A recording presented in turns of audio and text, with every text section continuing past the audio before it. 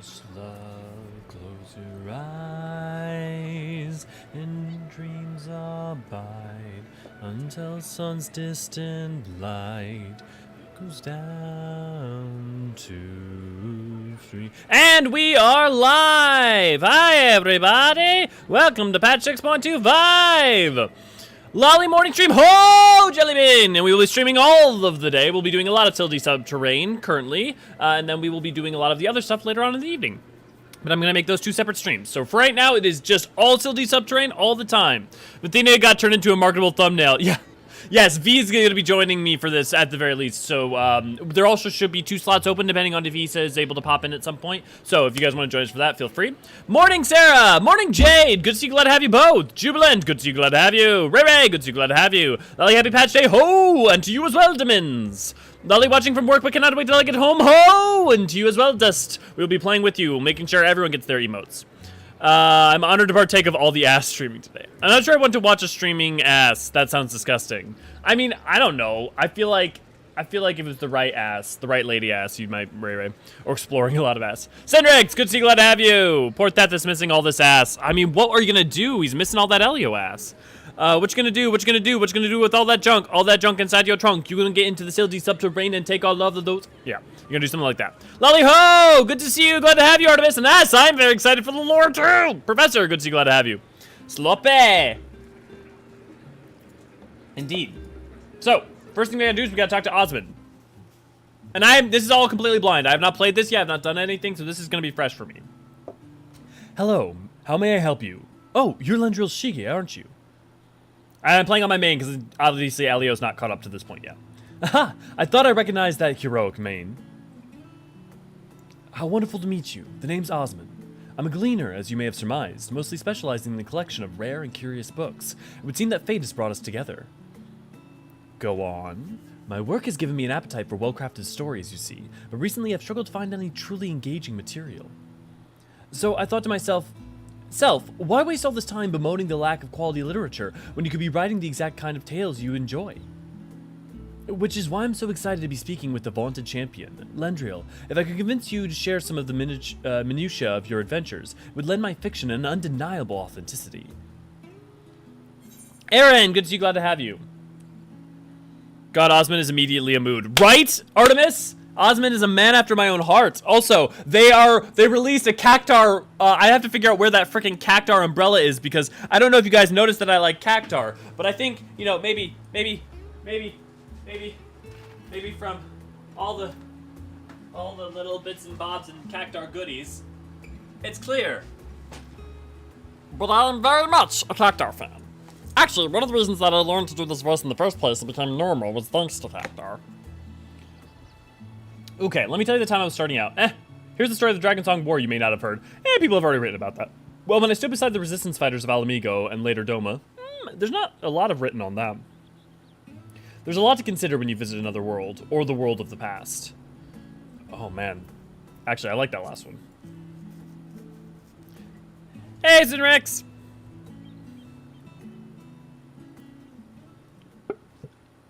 Since YouTube, we're contractually obligated to say like, share, and subscribe. It's true. Black Flame, good to see you. Glad to have you. Popping in to say hi, like, and support, but I'm a lurk because I'm on play too. No worries, Flame. I totally get it and appreciate you lurking all the same. Means a lot to me. Okay, we're just telling each other stories. Well, that was a complete waste of... Osmond, are you actually chatting? Scholars above, it's a miracle. And here I thought you capable of little more than grunts and sighs. Oh, a female... Seawolf. Okay. May I introduce you to Shallowmore, my colleague and eternal tormentor. Interesting.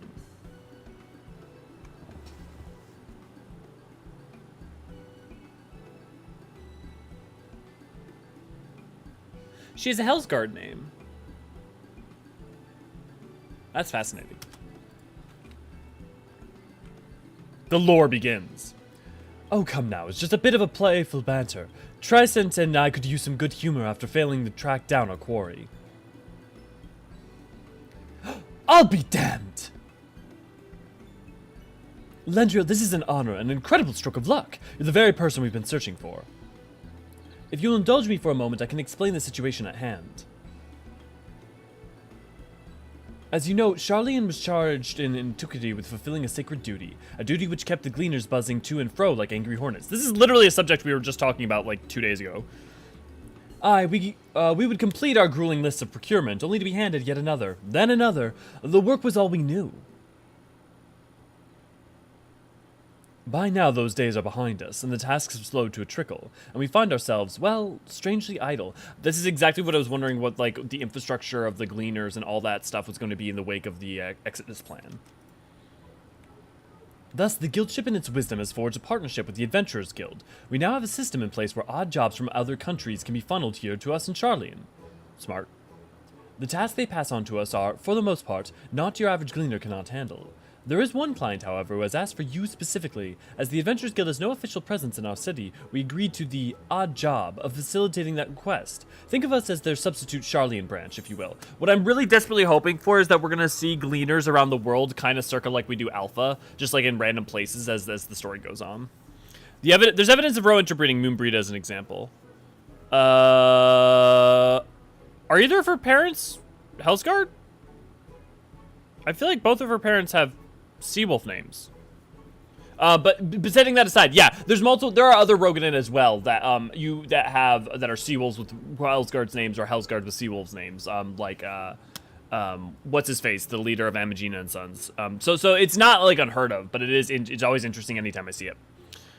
I love Osmond in record time, man, truly after my own heart. Oh, I love that parsnip. They're so smart. Yeah, no, inevitably something like that was going to happen, just even the way that Charlene was engaging with the rest of the world, and the Gleaners were going to have a new function and purpose. My hope is that we're going to see that broaden and widen. You'll see Gleaners and the like in places like Mericidia. Or even like the retainers we see from time to time. Yeah, exactly.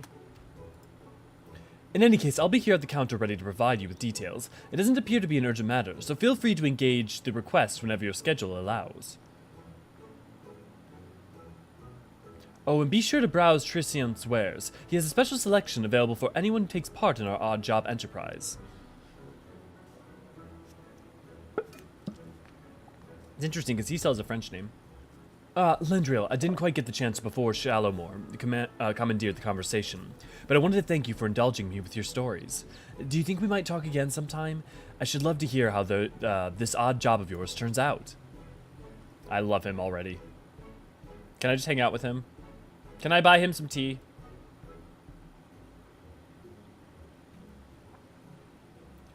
As a result of the partnership between Adventurers Guild and the Gleaners Guildship, you are now able to accept an odd job from Shallowmore at the Peristyle? Peristyle? I don't think I've seen that word before. I have a special range of goods on offer for our odd job contributors. The historic artifacts you are like to find are far more of interest to us than ordinary gil. Nothing worth sharing right now. Does that mean you'll be putting together a carefully curated account of exciting exploits to regale me with later? I can hardly wait to see.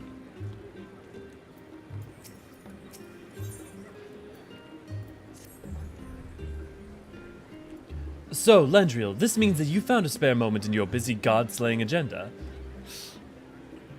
The Warrior of Light, the Godslayer. Wonderful. We've actually a letter addressed to you from Mistress Momodi. Go ahead and read through it, and I'll dig up the link pearl I'm used to convey your reply. T for the good boy, yep. Dear Lendriel, I hope this letter what was it? Was she Irish? Oi, something like that. I hope this letter finds you well and still taking guild jobs, because we've got one here with your name on it. Ordinarily, I wouldn't bother you with something like this, but the client is a personal attendant of Her Royal Majesty Nanamon Ul Namo, and I'm guessing that piqued your curiosity as much as it did mine. Let Shallowmore know if you can make it over to Ul'dah, and I'll let up a meeting with the lady in waiting. I'm told it's nothing urgent, so at your earliest convenience, Momodi.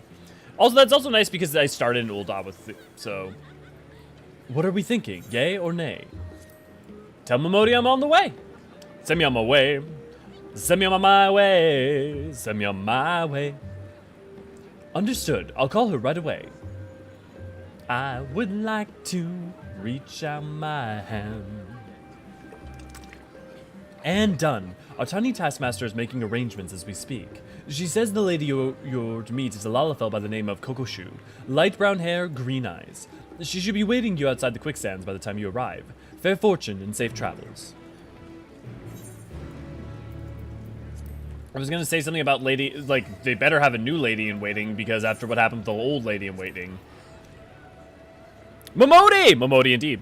Osman, I would let you be my biographer if you can handle the amount of Eldritch truth we learn in 4 expansions, and to say nothing of future ones besides.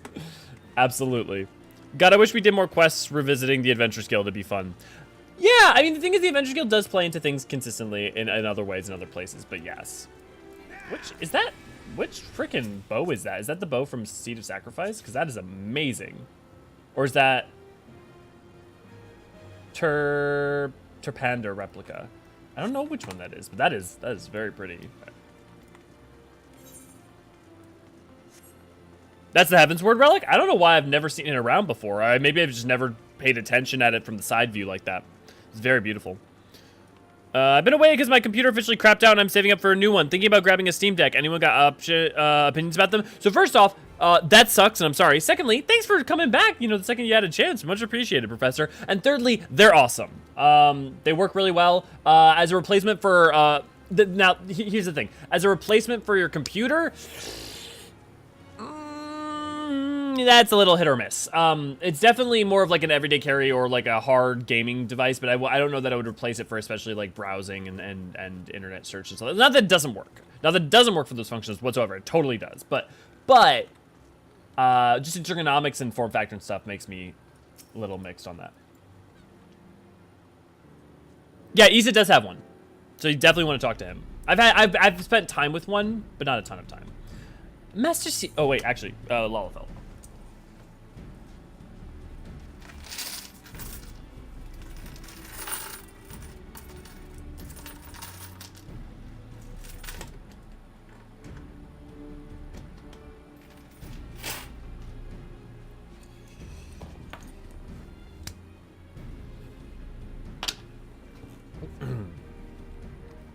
Tam, good to see you, glad to have you. Master Sil'dih, I presume. I am Kokoshu. But let us be clear from the outset, I am not your true client. The personage who wishes to engage your service is the Sultana, Nanamo ul Namo herself. Is she a descendant of Sil'dih? Of Sil'dihn royalty? Like, think about, like, Nanamo's line has the same hair color and the same eye color. Like, that's the whole thing. Like, her mother had the same color eyes as well. And I'm wondering if we're gonna end up where we're gonna find out that she's actually a split part of like part of the lost Sil'dihn line. We know that there's like the Thorn Dynasty remnants, which I mean is completely different, but that would be cool. Firstly, however, pray allow me to explain the request itself. Then you can decide whether or not you wish to proceed. I trust you recall the tunnels beneath the city of Ul'dah. Oh boy, do I!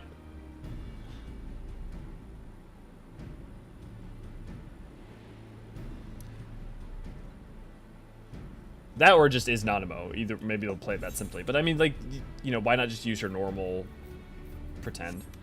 I speak, of course, of the Sil'dih Subterrane, the passageways and waterways through which you made your escape on the day of that ill-fated victory banquet. It seems that one of the tunnel sections collapsed during the commotion, and a crew comprised primarily of Immortal Flames has since been put to work on repairs. In the process of restoring the masonaries, however, they have come across an unexpected gate. Yeah, we always knew this was probably going to be how we got in. It was described as an antique in design, inscrutable in purpose, and sealed shut by some mystical force. The report appeared of a great interest to the Sultana, and she expressed a desire to investigate this strange portal firsthand. Furthermore, she feels that Master Tarupin and the like are overprotective and will prevent her from exploring to her heart's content. But are we then to send her Royal Majesty into potential peril without a trusted escort? You see my dilemma. As the proven champion of Eorzean and veteran of countless heroic endeavors, it is to you whom we would entrust the Sultana's safety, besides which she would have it no other way. I mean, why not just use Lilija? I mean, if this is just a new thing because Lilija is the Lilija is become too well known, then I mean I'm down for it. Thank you, Master Shige. It will mean a great deal to Her Majesty. Please wait here and I shall inform the Sultana of your decision. Elias, good to see you, glad to have you. Yeah, it's gorgeous bow. From what I've heard, it's a decent gaming portable. Yeah, it's a very, very good, it's very, very, very, very good gaming portable. Like, it's a fantastic device. But as your, like, primary means of, for your, like, primary computer replacement. Lendriel, thank you for coming. I greatly appreciate you indulging this selfish request of mine. I should hope for the sake of your adventurous spirit, however, the mystery at hand proves more intriguing than odious. Lady, good to see you, glad to have you. Kokoshu spoke broadly of what to expect, yes? Then allow me to add a few details to the story. Man, why do you look like Nanamo in makeup? According to the report, the gates bear an intricate flower design. The flames were unable to ascertain the origins of significance, but I've seen such a motif before.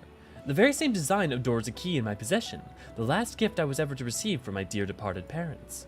I recall the ceremony with which it was presented, and their promises to take me to the place the key unlocked once I had come of age.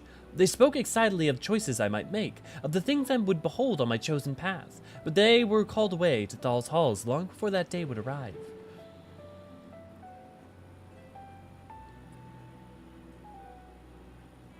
With mother and father gone, I despaired of ever learning the key's purpose, and now this portal is found. Surely you understand why I cannot leave it unopened.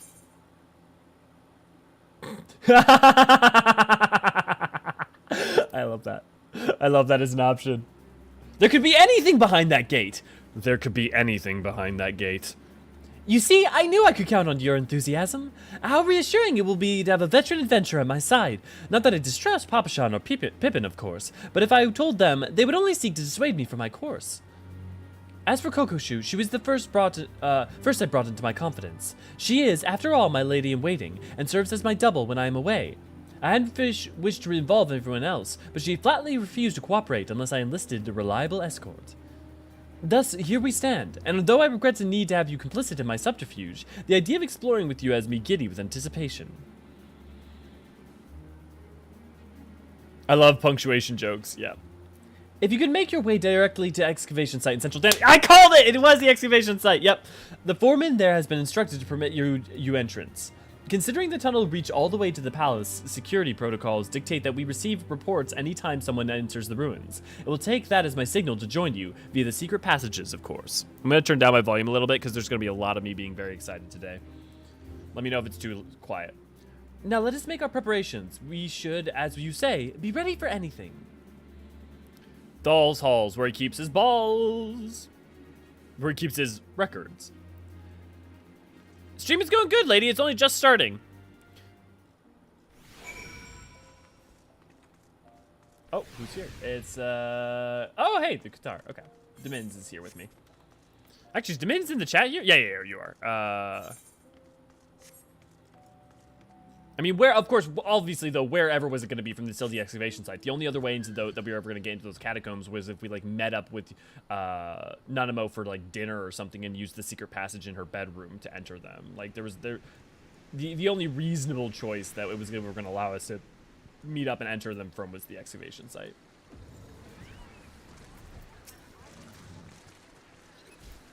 Master Shige, Lady Kokoshu, says you are here to have unrestricted access to the ruins for some manner of confidential assignment. I wonder, does this have anything to do with what they found in the collapsed section, or... Actually, never mind. I'm not meant to ask any questions. The rebels have been mostly cleared away, but please, do watch your footing down there. Wouldn't want you tripping over a loose rock in the gloom. VNC Dungeon Finder unlocked. What's the VNC? Okay, C is for Criterion, but what's the V stand for? Variant Dungeon. Oh, right, Variant and Criterion, duh. Are unique types of duty featuring branching packs based. I forgot that they split the names again. Gradually reveal new elements, unlocking certain branches may require some blah blah blah blah blah. The ability of Variant is adjusted to provide a challenge for you. You can regroup with friends. Yeah, we'll play with friends. Yeah, I know about Variant actions. Enter the dungeon. Yeah, okay. It does make me sad that they didn't remove the rubble for people to, like, actually walk into it if you, like, got to this point in the story. Okay. I am going to, Jubilance. Let's all meet up here. Is there, like, a tree anywhere nearby? No, there's not.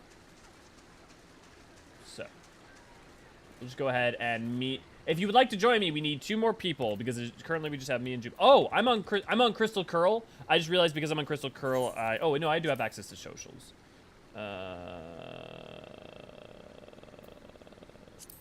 Invite to party. We like to party. We like to party. Oh boy, PC enjoys that place. Yeah. Yeah, there's gonna be some drops and dipping in frame rates for the conceivable future because of popularity. T-Rock. Yeah, the T-Rock. Demins, are you planning to join us? Jade. Okay, Jade's joining us.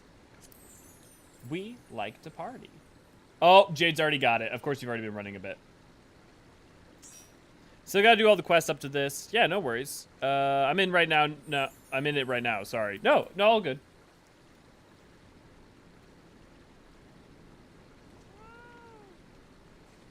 Okay, we got Jubilant, we got Jade. I think we've got some Mikote representation going on. So we just gotta get one more person.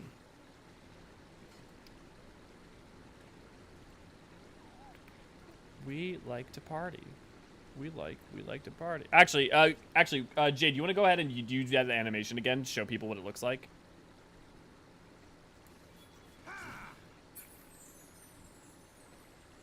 Literally the Graha emote. All the more relevant at this point. I'd like to join. Okay, yeah, Sarah, definitely. It's gonna probably for the most part be first come first serve, but you know, as people fade out, feel free to also join in as well. So, whoever makes it here first. Hey yo. Okay, cool. Hey, look at that. We actually have a team too. Duty. VNC Dungeon Finder. I need to set my things. Set actions. Okay. Action 1. Are we even gonna need a raise? I feel like I'm gonna eat my words. I mean, I don't need a heal because we already have. Place yourself at the top of the nearby enemy list. Increase. I don't need that because I'm already tanking. Deal damage over time to target and all enemies. I kind of like that.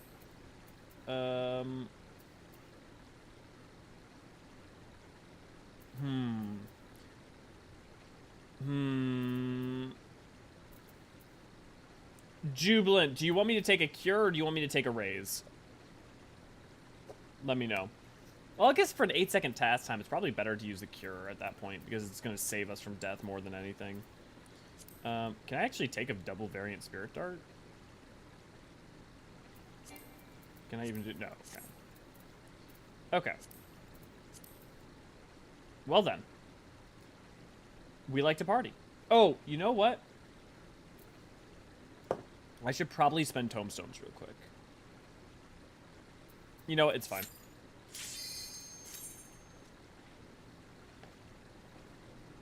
We have no second raise, but backup heals drug. Yeah, I think this will probably be fine. We'll find out though. I'm doing a solo run right now, but after I can hop over the curl and join the future run. Well, yeah, I mean we got 4, so if it depends on if people drop out now. It'll sink you to 630 anyways. Yeah, but that's enough. It's more thinking about strategizing. Is this? Oh my god, is this like a somber version of the Hydaelyn theme? Oh, I love it. Oh my god, I love it. I mean, or maybe it's just the piano version, but it is like somber. Is there any reason to do solo runs other than, like, I'm assuming you probably get like an achievement or something, but other than that, is there any reason to do it that other for the sake of it? So I was trying to get him run before y'all got in, but I was about halfway through the last boss on my run. No, you're good, Demits. I thought you were nearby. That was, I saw the wrong character. Okay, guys, we have a choice to make.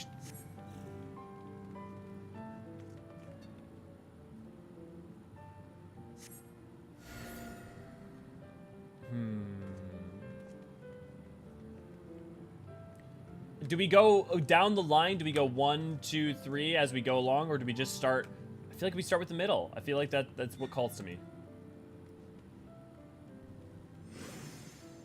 Nah, just for the sake of it. The main reason is that you can take your time. Okay. Oh, that's a smart reason, Tim. Oh, we picked the same gate. Who knows what we shall find? Oh, it's like to the sun to get filtered all through via Purifico. Yeah, exactly. That's exactly what I was thinking, Artemis. Yeah. It is to be expected that the aqueducts would have their share of vermin. If you might play the role of exterminator.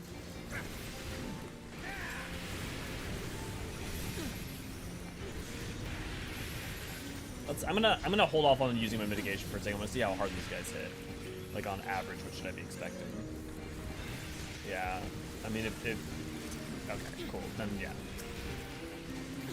I can optimize them from that. And in mere moments, the way is clear. Hardly an inconvenience for a mighty champion. I go where Nanamo asks. That's good general life advice. Well, actually, wait. That's interesting. These waterworks and aqueduct systems are, when you think about the King of Springs, are they a byproduct of that? You think about, right, the only other place you see such mechanisms really are places like Nim. But it's interesting, right, because you think about the fact that Sil'dih would have had to diverted the waterways of Ul'dah, yet has so much infrastructure built around this, unless the waters from beforehand also were a fundamental import. Okay, guys. Which spoils? Oh, it's all person spoils. Okay. There will be a lot of stopping and starting for lore, so just be forewarned. Surely you do not expect me to cross that rickety thing. Slowly then, and no rocking the bridge.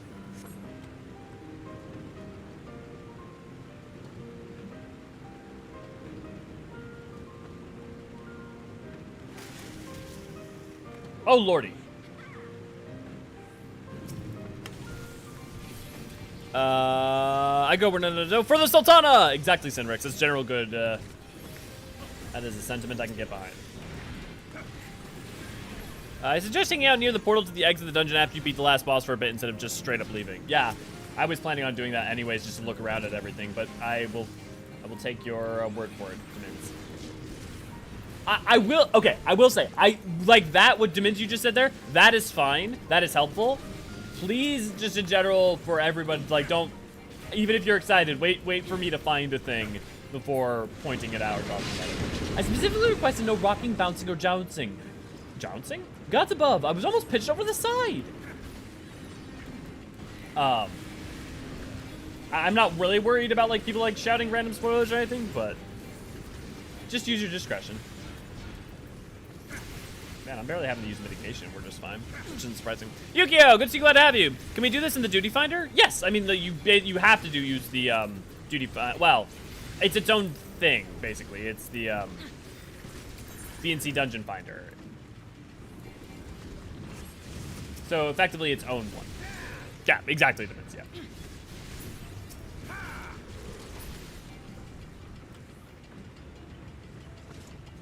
I mean, no one's surprised, right, that the exploration version of this is particularly easy. I'm going to be fascinated to see how it goes as we get into the actual challenging stuff. The cave looks awfully heavy. Let us try the handle and hope these gears and chains do the most of the lifting. A bulkhead. Okay, guys, which way? Stand either left or right. Stand on left or right based on what you think we should do. Right? Left? We got two on left. Left it is. Oh, it opened. I worried it may have rusted shut. Great. Okay, wait. Don't walk in.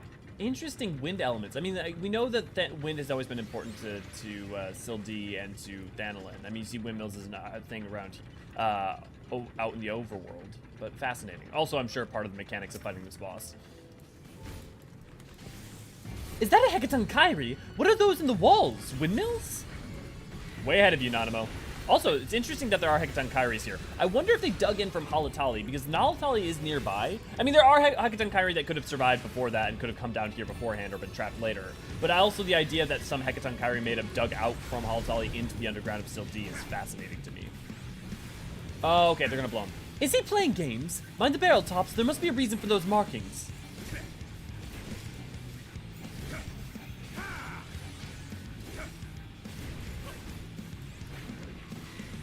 Okay, blue is donut.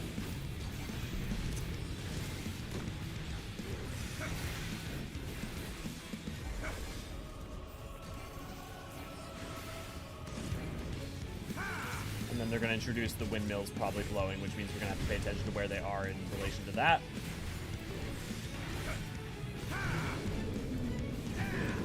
Subterrane's red wide. Yep, okay, so that's pushing.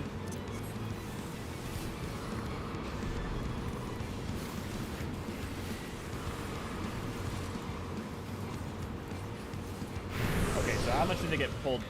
Okay, they get pulled in, we don't. Easy enough.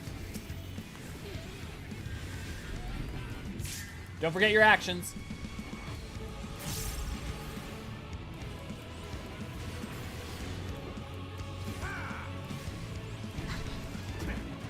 Oh, flip. Okay, Colossal Launch flips them.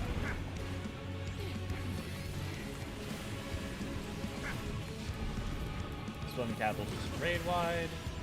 Okay. What we get?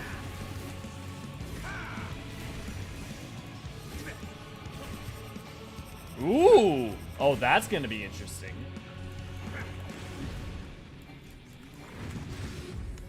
Is it a full 180? Oh, no, it is a full rotation. Okay.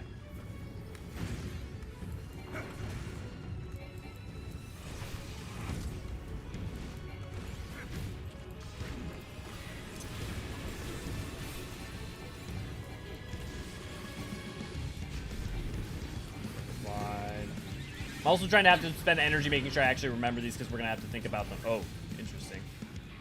Oh, interesting. Oh. Okay, he charges. What was the deflection on the side? Yeah.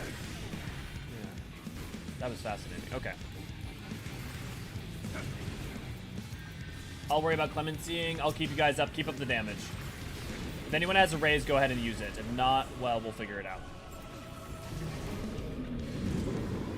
Okay, oh, that's just an AoE. That's what that is. Okay, that's kind of useless. A raise would have been more helpful. Okay, this is going to pull, but it doesn't matter if it pulls us right now. Okay, there we go. Yeah.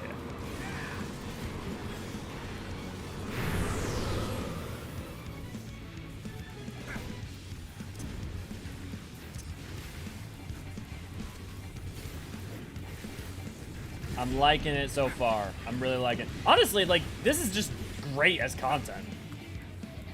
Like, obviously it's the first time through, and the first time through on most things is fun, but, like, I'm already a big fan. Okay, you flipping? No, we're just playing it normal.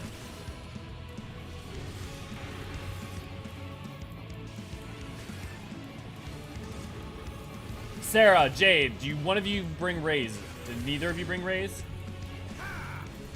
Because if you, I need one of you guys to cast Raise if you got it. I can maintain, but only for a certain amount of time.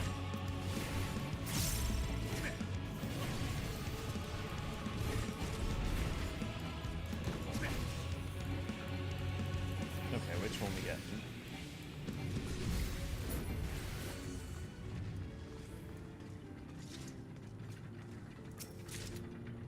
Did no one bring it? Okay, next time I'm gonna bring the Raise. I'll swap it out for Variant Spirit Dart, because I didn't realize that Variant Spirit Dart was, I mean, just basically an instant, just a recast. Potency, damage over time. Okay, it's a dot you can apply. Okay, so it's a dot you can keep up. Well, I mean, that is kind of useful, but I'd rather one of us have it. Just switch it in? Okay. The size of your opponent matters not, it seems. A reassuring thought as we delve further into the unknown. Also, what do we see what we get yet? Sil'dih pot shard. Okay, it is pot shards. Ooh, okay. We've wandered into some antiquated antique dining hall. A rich setting indeed, one might even say palatial. Oh, this is fascinating. Okay. Sorry guys, you're gonna have to suffer being around me for a bit. Well, that also explains the tables and chairs and stuff.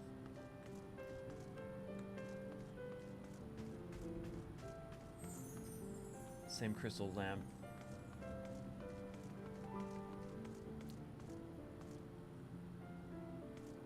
Yeah, the message is all the imagery that we would have thought to know, but okay. Tablecloth, anything of interest on the plates themselves? No, not particularly. They got them grape juice. They got that grape juice. Okay, let's catch up on you guys real quick.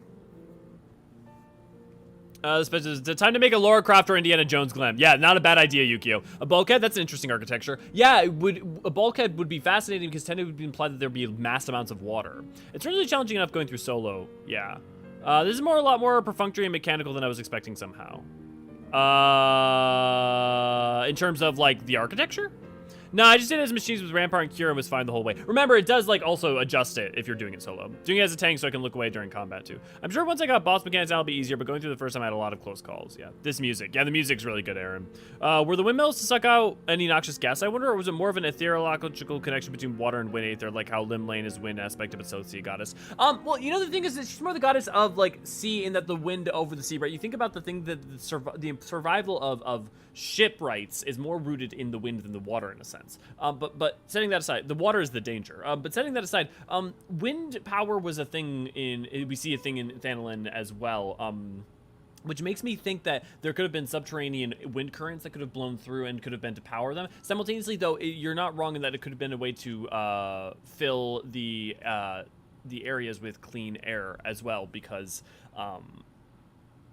especially if you think about the final fate of Sil'dih, though, that plays an interesting role and is also about trying to need clean air. Silver Gogaku, good to see you, glad to have you. Had to refresh like 4 times, but finally got to chat to load. Sweet! Good to see you. Glad to have you. You can swap mid-dungeon. It's so blue. Is that lighting, or did Sil'dih really like blue? No. If anything, they like purple more than blue. The reason it's blue is because there's no regular flames. Only crystal lights are all that's around right now. Remember, all of this has been underground, cut off from the world for the better part of 500 years. No, Thorn Dynasty. Yeah, well, 969, roughly. So between 500 and 600 years, roughly. So, you think about that, and you realize that, like, okay, there's no light, there's nothing. The same way that you go into Karn, and some places in Karn have only this kind of blue light as well, for similar reasons. Blue and purple, very royal colors, unsurprisingly, but very noticeable. Well, the purple is also very interesting as well, because the purple is tied to the grapes, that they are the fruits of knowledge, that they were part of their culture and society. Still can't believe Nanamo is a monk? Huh? What do you mean? Amber, good to see you, glad to have you. Hi, can't stick around because spoilers, but a happy patch day all. Hope you enjoy. Yeah, thanks, Amber. Hope you get to patch when you can and enjoy it. Okay. Thank you for humoring my fellow ladies. Shall we then? Praise the grapes! Dude, they've been praising the grapes. They were praising the grapes before any of us were born. Okay, what's over here? Anything over here behind the anything? No? Of course, this is Sil'dih Royal Palace. Look at the banners by the door here. Yeah, you can see, for instance, the symbol of the grapes, the fruits of knowledge. Think about the history of Pugilist and Monk. I mean, like, it wouldn't really make sense for her to be a paladin. It wouldn't really make sense for her to be a black mage. She's displayed no, like, capacity for the arcane. It really makes the most logical sense, I think, if you look at the jobs we have on the hand as options. Here, the throne of Sil'dih. How unfortunate we have to have made such a historic discovery.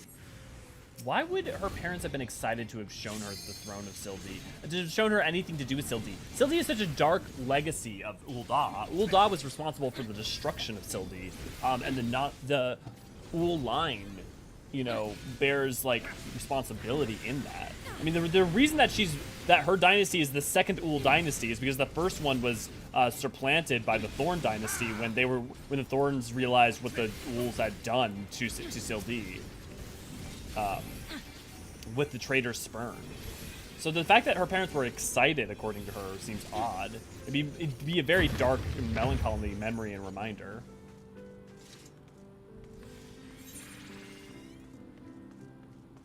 What's over here? Interesting. I wonder. I've seen a contrivance before. We must balance the scales ere we proceed. Simply a matter of selecting the correct weights. Surely you recognize one of these two symbols, yes? Yes, I do. Theirs was the fruits? Nope.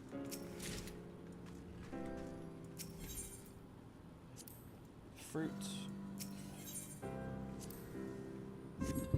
And if I'm not mistaken... Oh man, this is why I should have reread my own notes. Because it's the flame and...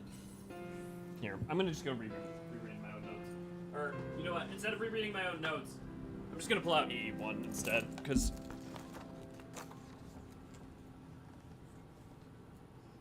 Oh no, what happened?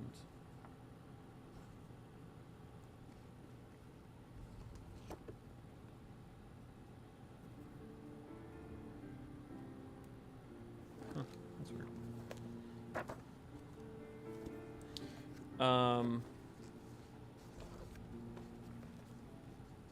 Oh no, this would be E2. Because, well, let me think. Because the flame was the Ool line. The gem of prosperity. Fuck. There's the helm of might. Here, I'm just gonna go back and look because I know there'll be context clues showing this. Because it probably even would be on here, yeah. Because you got the grapes here. I'm not looking at chat in case someone said it for a second. The second symbol, where is it?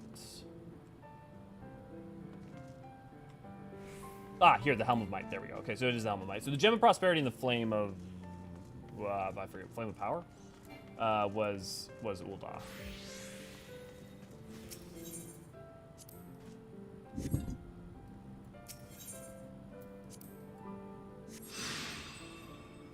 Aha! That lit up the teleporter. Come along. Nothing ventured, nothing gained. I knew there was detail about Sil'dih that I was forgetting that tied it to the color. Totally forgot the fruits were grapes. Yeah. Oh boy, I think I found a secret boss trademark and was rough even as a tank. Leveling roulette DPS icon. What is this? Maybe a context we're missing. Cheating. They say as if they didn't look up something in another place. Helm of might, flame of magic, fruit of knowledge. Yeah. It was the scales, right? Ul'dah was flame and Sil'dih was scales. No. The scales as an idea were important to both groups, not just Sil'dih. Antique teleporter. Fascinating. It was the scale, right? Ul'dah, or was it the other way around? Ul'dah was the gem and the royal treasury. A puzzle solved, leading to riches untold, just like the stories. Okay, we're taking a second on this, but no. The flame and the gem were Ul'dah. But look at these scattered coins. Has a burglar broken in here before us, perchance? Oh boy. I wonder if you get that puzzle wrong, does it send you down a different path?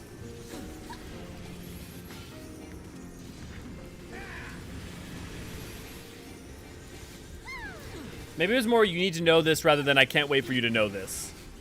Well, I think that was my hope, Demins, but the way she framed it did not give that impression, right? I'm not crazy. Hello, Nald and Thal statues. I know, right? And interestingly, not just a hello, Nald and Thal, but Nald and Thal statues with the urn and the ewer and the sword aglow in symbols of sun and moon, which is fascinating. The door is opened, but not so the way. Mayhap salvation lies with Nald or Thal. A slip of parchment lies abandoned on the ground. The notes of an inspiring burglar, perhaps?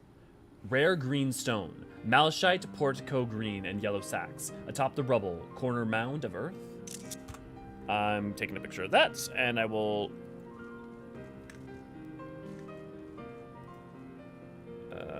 I'm just gonna send it to V. So that's where I'm storing my stuff. Let me think on that real quick. A slip of parchment, blah, blah, blah, blah. Rare green stone, malachite, portico green, and yellow sacks. Atop the rubble, corner mound of earth.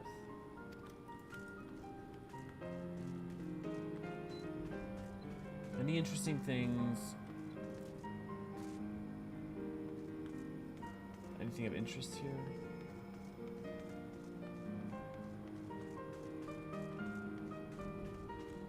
Not particularly, just riches. Okay. Any thoughts, Nanima? Okay, guys. Do we want Nald or do we want Thal? Are we more curious about the riches or death?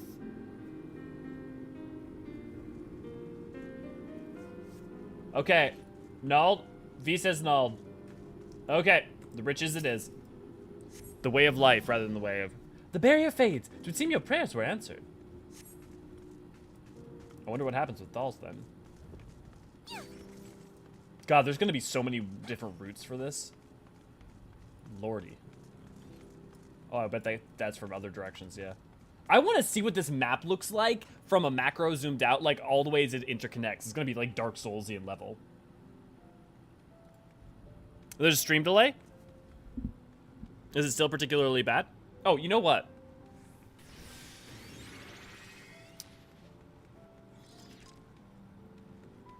I am gonna go into raid PvP party for V, Sarah, and Jade if you want to hang out in there. So that way we can actually communicate. I would beg that you not leave the stream and just mute me instead, though.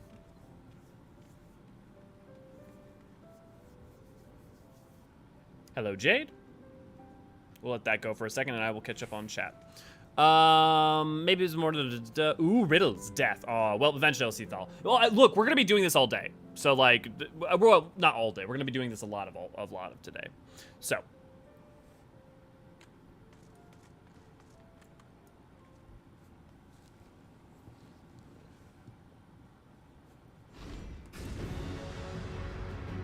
Hello. Lifeless Legacy, Gladiator of Sil'dih. Fascinating. I just reached level 88-6 Astrologian. So close. Nice, Yukio. So yeah, Artemis, if you stick around, you'll see Thal. Because we'll do...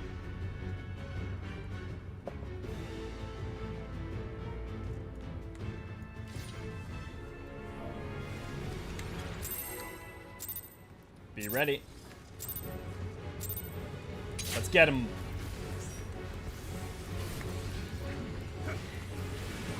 The grape embossed helm. 'Tis the mark of Sil'dih forged gladiator. If you look at his weapons and his stance and stuff, it's very much in that Carnian tradition as well. So it's, you see the Soulkin legacy. Oh, hello. Ring of Might. He seems awfully wrathful.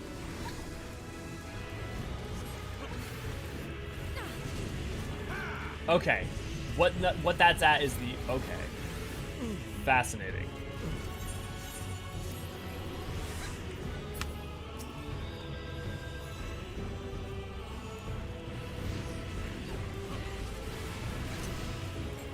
Actually gonna need some mitigation now. Okay. So that's just inside. Okay. Then he seemed to do something secondly after that. So let's... There, okay. So it's always out, so you need to make sure to be ready to dive in afterwards. That's what's up. Hateful Visage. Gather the host.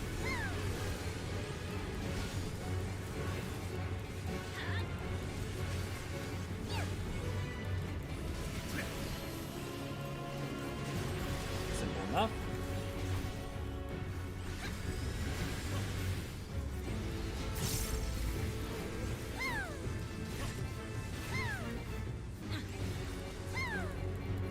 Come on, buddy.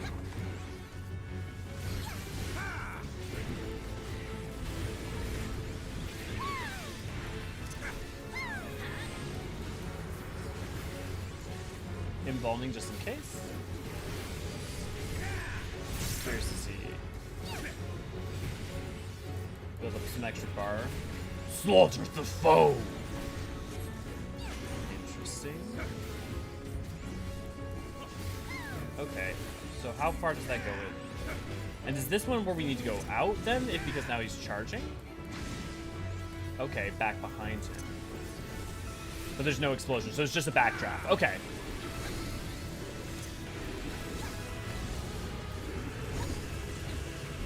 I'm assuming straight lines.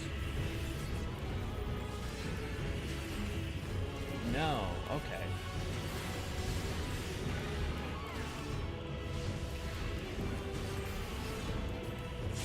Okay, then he's gonna do line number 2. He's gonna go... Okay, so on me, he's gonna strike in front of that, and then we gotta move past it. Oh, that was not far enough away. I thought that was much closer than that.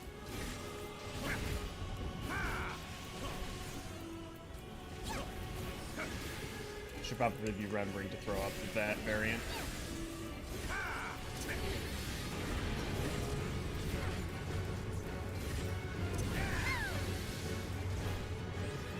Feel free to limit break at will. This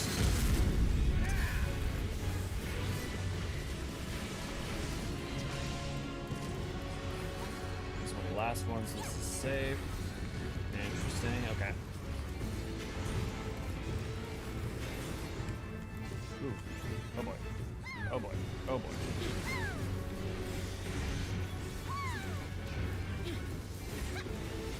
Yeah. Okay. So it's a positive negative, and it's just like the backdraft.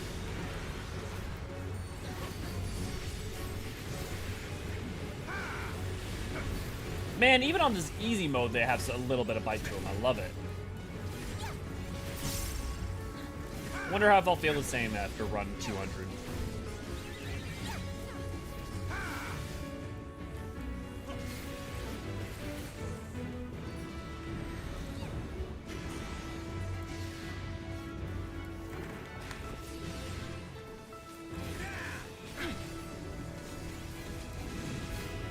And away.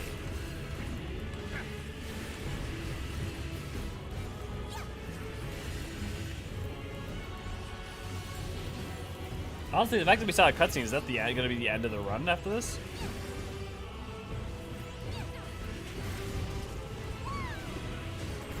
If so, that was far quicker than I was expecting. But I mean, that makes sense. You know, there's all bunch of different, you know, directions.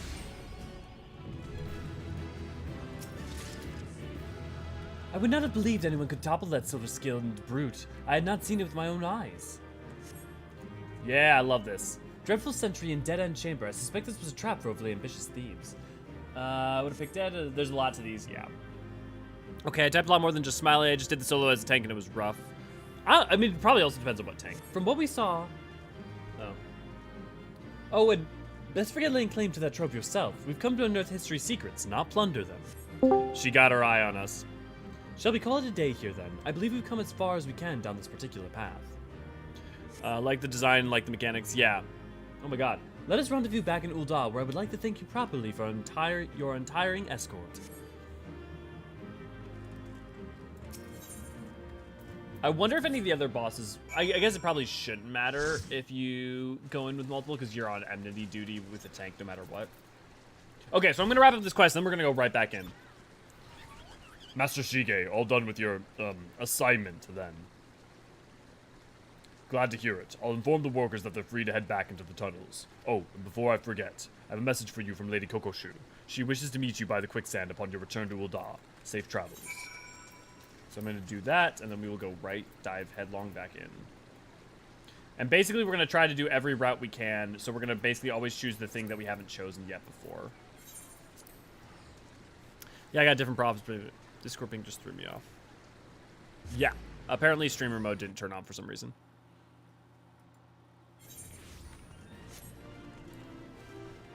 Oh, you know what? You know what might solve that.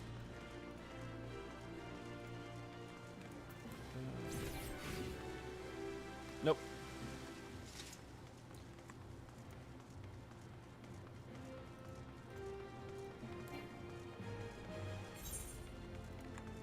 I probably could have just teleported, but that would make life too easy.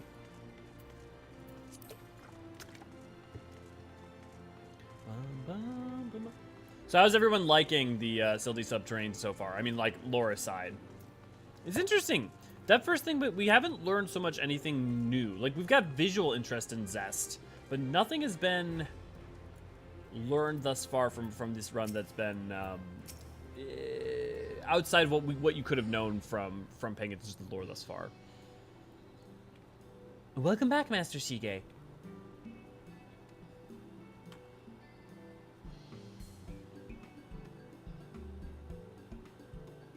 As Kokoshu might say, "'Tis I, Nanamo. Did I fool you?" So yeah, they just got rid of Lilija for some reason. My lady-in-waiting yet plays the role of Sultana, but as we reasoned it odd if Kokoshu were to enter my chambers and never emerge. Thus, the disguise it also affords me a way to speak with you without the usual royal fanfare. As for our expedition, that was rather more taxing than I had anticipated, and what I had planned as simple saving of curiosity has given me much to consider.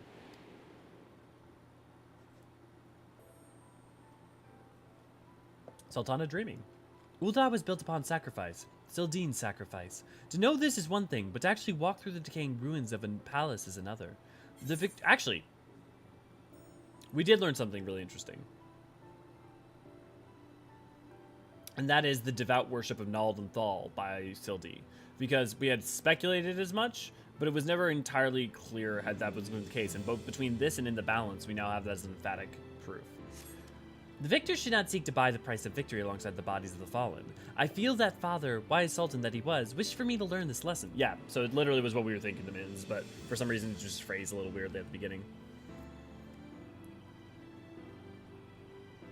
She really is, Artemis. She really is.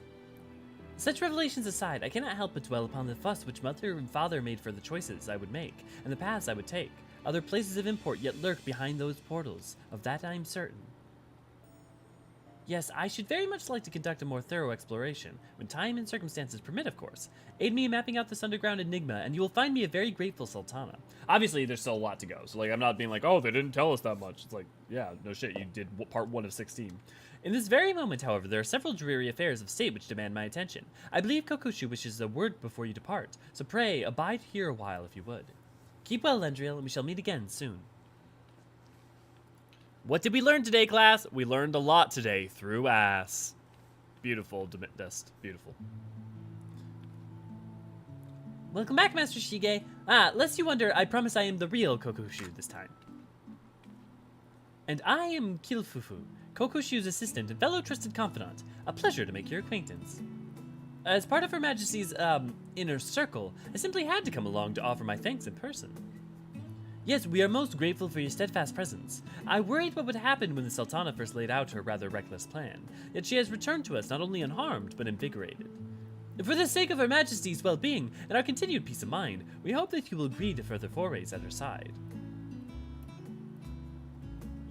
We are also informed by Mistress Momodi and the Gleaner's Guild ship was instrumental in facilitating our request. When next you visit Charlian, please do pass our warmest regards to Shalomore. God, I love this song.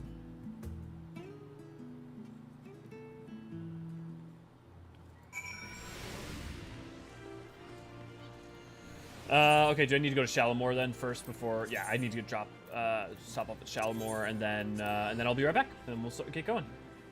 We unlocked ass! Beautiful. The hard mode's ass.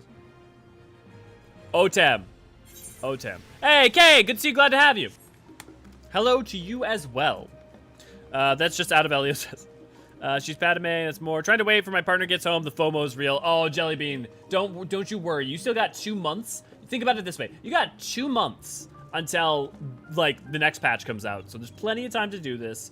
You can either live vicariously through me, or you can, and you'll also be able to play with us. There's also a good chance we're going to be doing this for community stream on Saturday because, like, a lot of people, I think, want the emotes and other rewards and stuff. So forming parties for people to be able to do speed clears or be able to get all the routes that they haven't gotten yet, I think is going to be a big thing.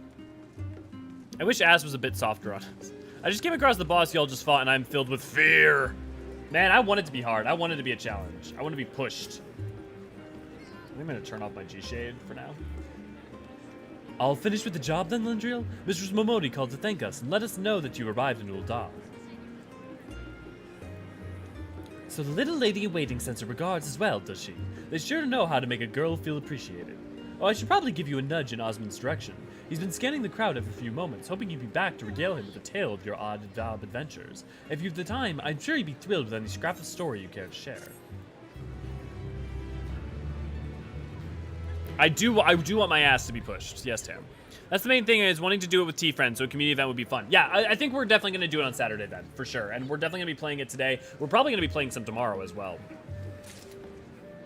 So don't you worry your little head, Jellybean. We'll get you in. Sil'dih earring. Ooh. Is it just this? Oh, it's just the symbols. I bet you it's the, yeah, it's the helm and the grapes. Noir shoes. Okay, that's where you get the Noir zone. Ample appreciation. That's interesting that the this is the only rewards for it. I'm surprised a little. I mean, I'm sure there's the other rewards once you get ass and ass savage and stuff, but Lendriel, how fare your adventures? You wouldn't happen to have any like to share, would you?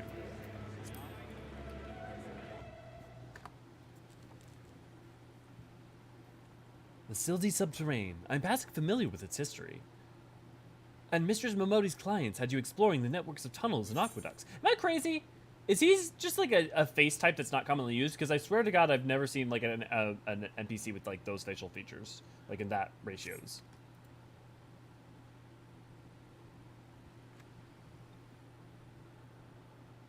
No one's cleared Savage yet. Interesting. Fascinating. By your description, the mysterious gate's florals motif sounds very much like Gerbera, or daisies, as some prefer to call it. Yes, would love to on Saturday. Okay, yeah, we'll definitely do that then. Also, Shalimore is precious and I love her. I mean, she's a female, bro. How can we not love her? Jolly, good to see you. Glad to have you. Shalimore is our resident botanical expert, so I can only tell you what she's told me. The Graberas are a common sight in Ul'dah, having adapted to thrive in Danilin's arid climate. I've also read that the Royal House of Thorn had something of a special relationship with these blossoms. I was wondering when the House of Thorn would come up. And was it not during the Thorn Dynasty that the Sil'dihn waterways were purged of zombies? Yes. With the help of the Amalja. Curious, the thorn shadow flickers ever present at the edges of your tale. I understand you are not at liberty to tell me everything, but even the abridged account has been absolutely captivating. A sealed gate, the hidden paths which lie beyond, the kind of perilous locales a poor combatant such as myself would read about, but never hope or wish to visit. Deep beneath Ul'dah do mighty guardians dwell, but what have they been placed to protect? It practically bleeds intrigue. Yes, I'm ready to write my adventuring epic. It'll be set in the dark passageways of the Sil'dih Subterrane. But then, let me think a moment. Anything lurking in a moldy aqueduct for an extended length of time would surely deteriorate as rust or decay set in. Putting aside the question of how long they've been down there, is it not reasonable to expect the inhabitants were once far stronger? Perhaps strong enough to challenge even the indomitable Lendriel, eh? With you as my muse, the book will all but write itself. Excitable Femro. Don't we all wish for such things? Check your inventory. I'm not sure if it was specific for that route. I did the same one just now, but I got a Cactar Parasol. Don't tease me like that!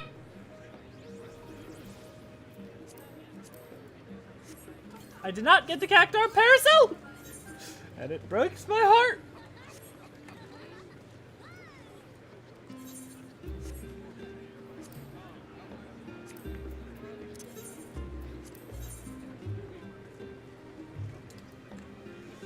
Okay, let's check up with you guys. Okay, I think it's unique, maybe that, or really rare. I also feel like I've never seen his face before. Yeah, I've seen that face combo. Not seen that face combo before. Excitable Femro, no Parasol for me. Maybe it's just random. There's a few items I can drop from chests. I've gotten a minion from them. Probably like Heaven on High and such. I'm sorry, but if you don't do enough, you should. Yeah, except for I think we all know my luck when it comes to rolls. So why'd you have to put it in my mind? Damn. Has anyone ever looked at their level bar and pray that roulette XP will be enough? I mean, I feel like that's common for most people who are trying to level. Also, don't forget Yukio. If you don't like, if you instead of doing like roulettes and stuff, certain roulettes are really good. But after a certain point, honestly, just doing the matched level dungeon. So if you're at 86, doing what, Venispati? Catesis. Yeah, Venispati would be your best bet. Okay. Oh, actually, is there tab? No. I'd hoped, but no, it makes sense that's separate. Oh, actually, you know what? I am gonna go ahead and, no, it really doesn't matter, actually. Oh, set match, but I'd rather DPS. Actually, I would rather have res on me. And I am gonna keep dark because I can go ahead and I can heal myself with clemency. Okay. We're gonna do a couple more routes of normal first, so that way we're familiar with everything down there. The direction doing Venispati is my dread dungeon alongside the Tower of Zot. The direction mechanic kills me every time. I kind of like those.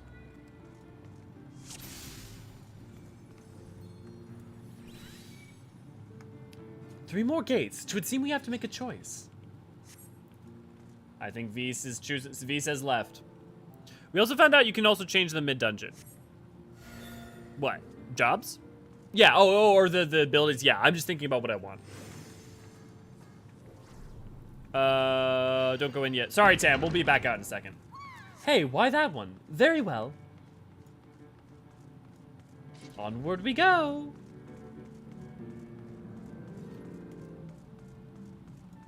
Interesting. These creatures look distinctly unfriendly. If you would be so kind.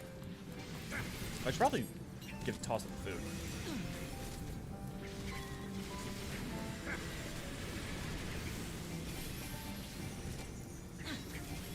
Yeah, these huge pipes for carrying large amounts of water are fascinating. Like, I mean, like, literally, he was not Sasafu, but the King of Springs. Maybe it was Sasafu, the King of Springs. I mean, like, this makes it, being the King of Springs, brings a whole new context to that. Oh! Barely a test of your mettle. I will see. Well done.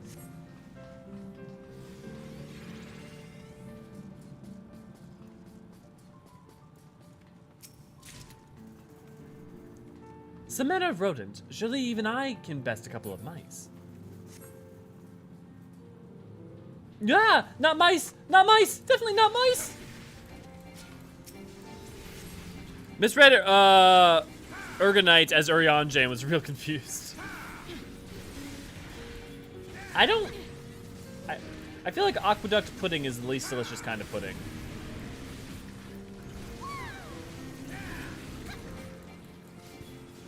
Actually, we can probably pull on. Actually, I wonder if it'll stop us. What about aqueduct pudding? These are what the enemies are called. They're called aqueduct puddings. Adequate? Do they say adequate pudding? No, they say aqueduct. It was a joke. Oh my god. I don't know! I don't know! Text does not convey tone. What do you expect of me?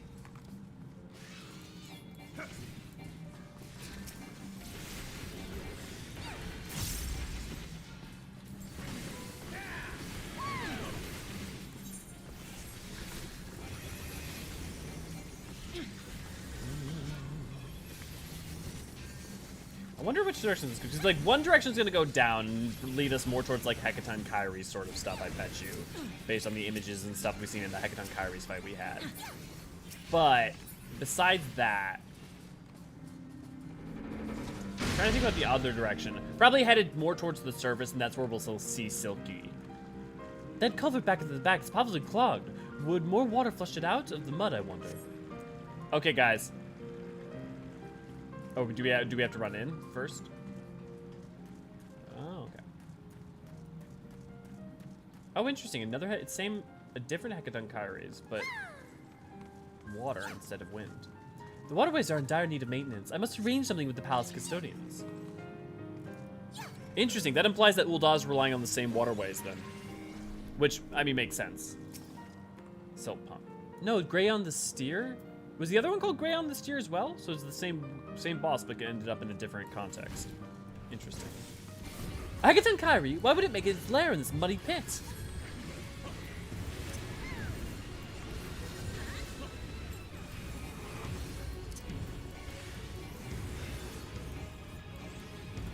Subterrane shutter.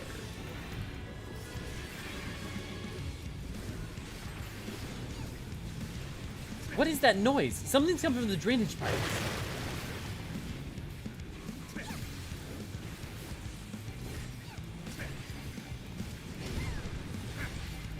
Okay, can't be arms.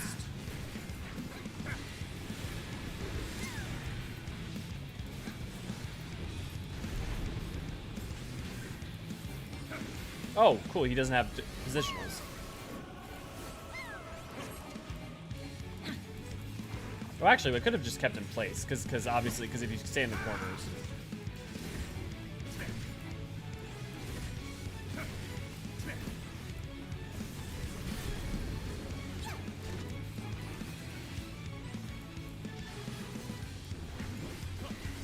I'm good. Everything is okay.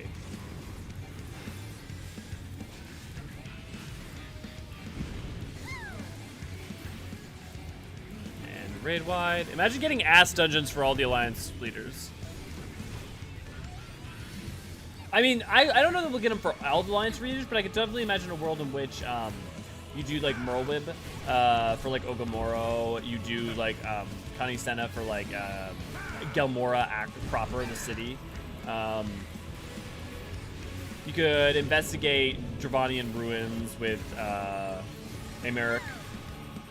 Alamigo, there's like a bunch of different things you could choose to check out. Oh, this is gonna suck.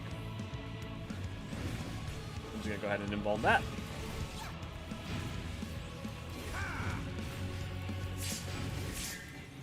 Fuck you in doing mechanics properly.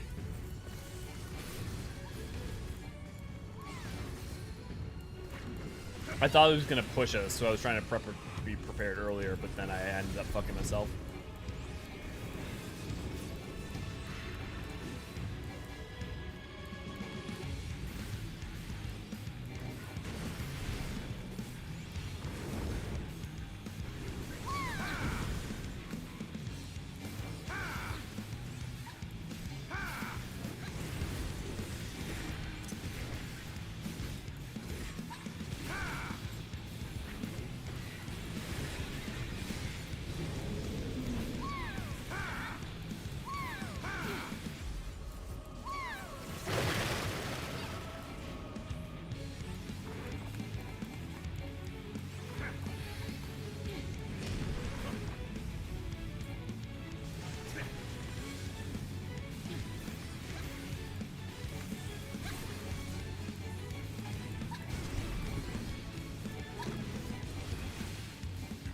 You gonna flip him? Ooh.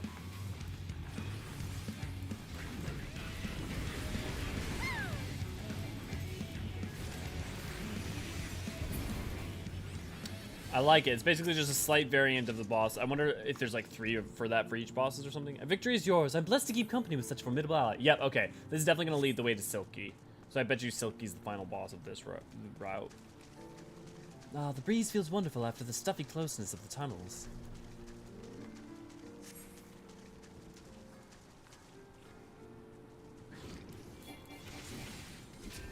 The fuck is an Odaquan?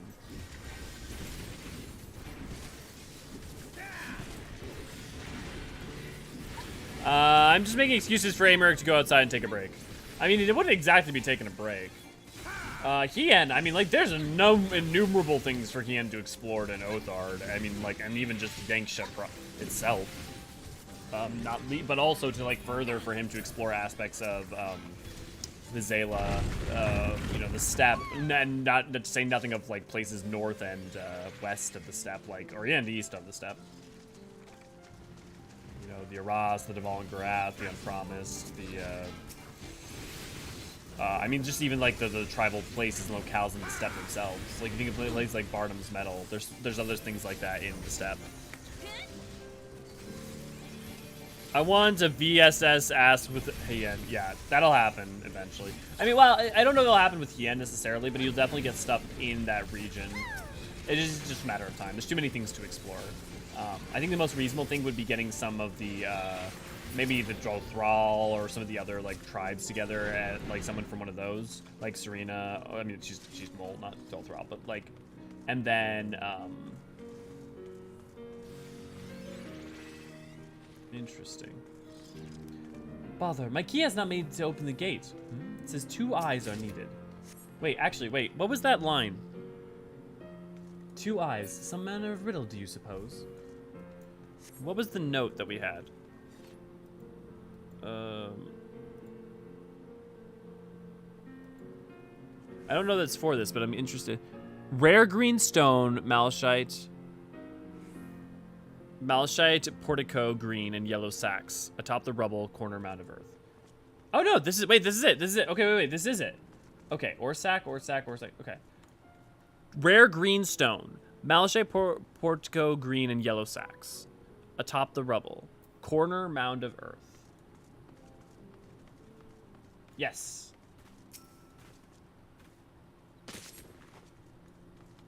But the question is, which ore do we take? Or is it just a random item? Because that's corner mound of earth atop the rubble. That gives us that, but that doesn't solve which ore. I guess I'm just gonna take some more sacks, see what pops up.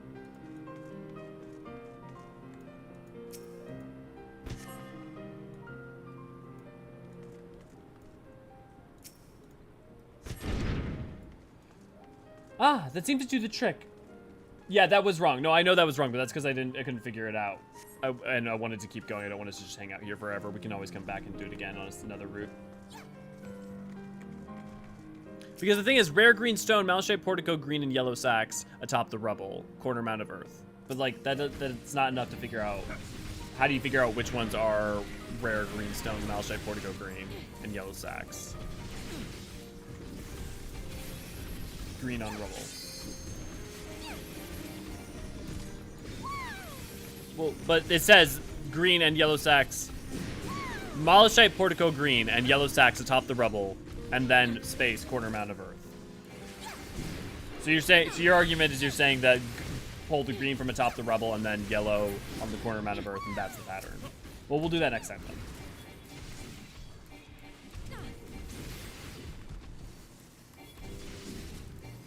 Right, but my point is more like what's attributed to what being descriptive.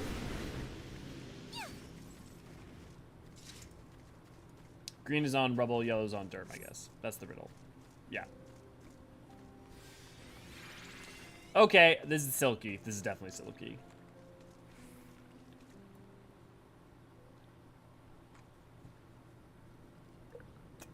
Seeing as it ends with Sil'dih, we're definitely going to come back and do it. It will do it again. Soapy sidekick Silky.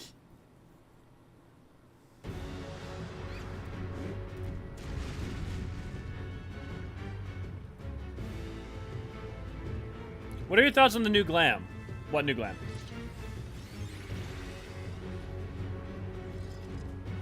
Fastest Link. I think Tully Puzzle gets you the rare green stone. I think you're probably that would make sense. We'll try it a second time. Okay, so that thing's adorable. Let's kill it.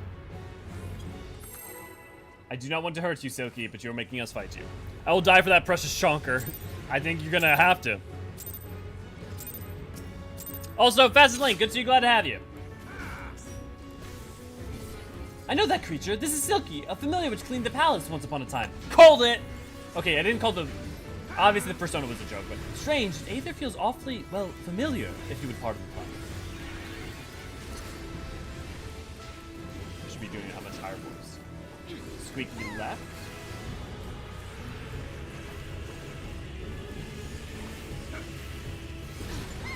Oh! Okay. Fascinating.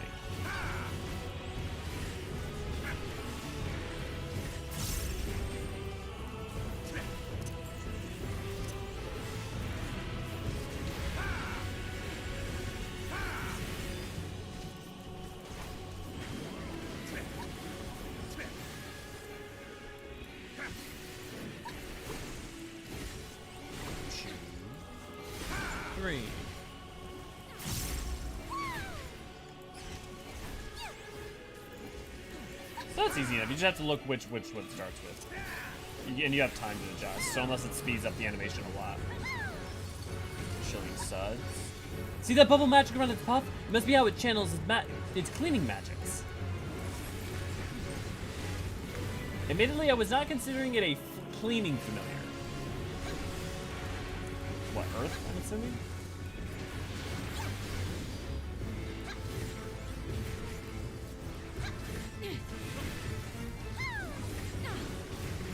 Okay, wind is an AoE. Or wind is not AoE. Everywhere but itself around it. Okay. Wind is wind again.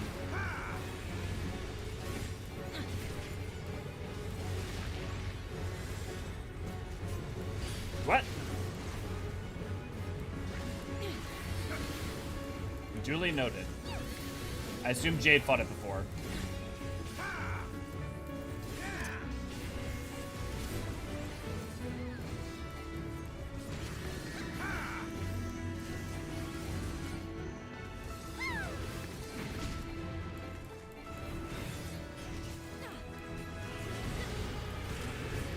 Oh, memorizing his attacks is going to be fascinating. What was the wording of the note again? Just one moment.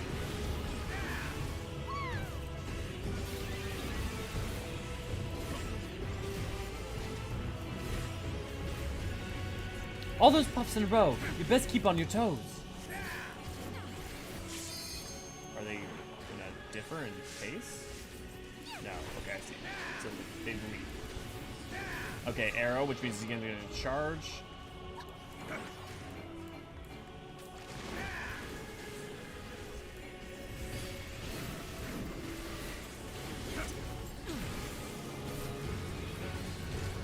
Limit break at will.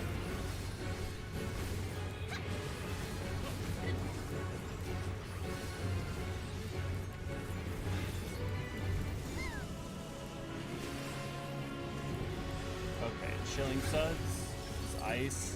What was ice last time? Left.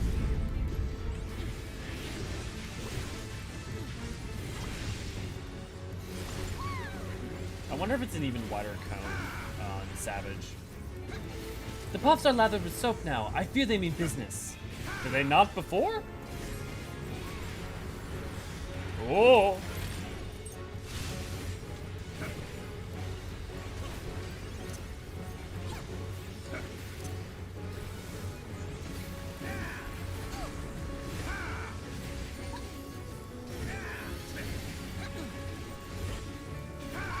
Man, this is such a great format for them in the future.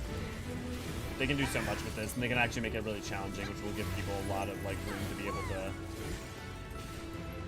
Do we try to pick this one up as well? Or does it, well, because it would be ice, so, yeah, ice is a cross, so you avoid, yeah. Because it's only arrow that does that. But we haven't seen lightning. I thought there was a lightning as well. Does lightning not come in on this? I wonder.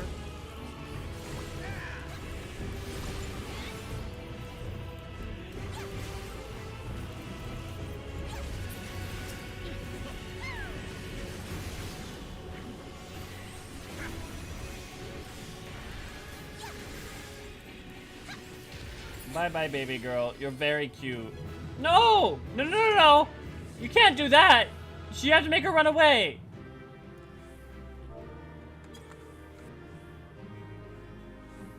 I really didn't think they were gonna have us kill her.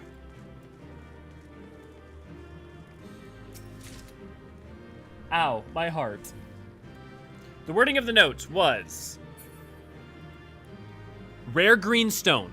Malachite portico green and yellow sacks. Atop the rubble, corner mound of earth. So I think V is right. I think it's the green atop the rubble and the yellow in the corner mound. You monster. Silky's Aether. It had the exact same feel as my mother's.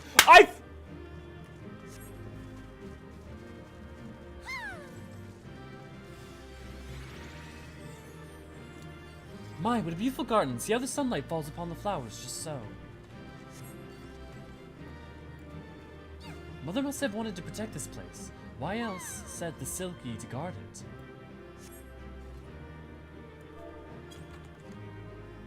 Imagine her coming here with father to simply sit and enjoy the tranquility. I wonder if these are the flowers from which the trader's sperm was crafted. A shelf full of cutlery and a table made for two. This is a haven of joyful memories. Mother, father, I will do all in my power to see this sanctuary remains unspoiled.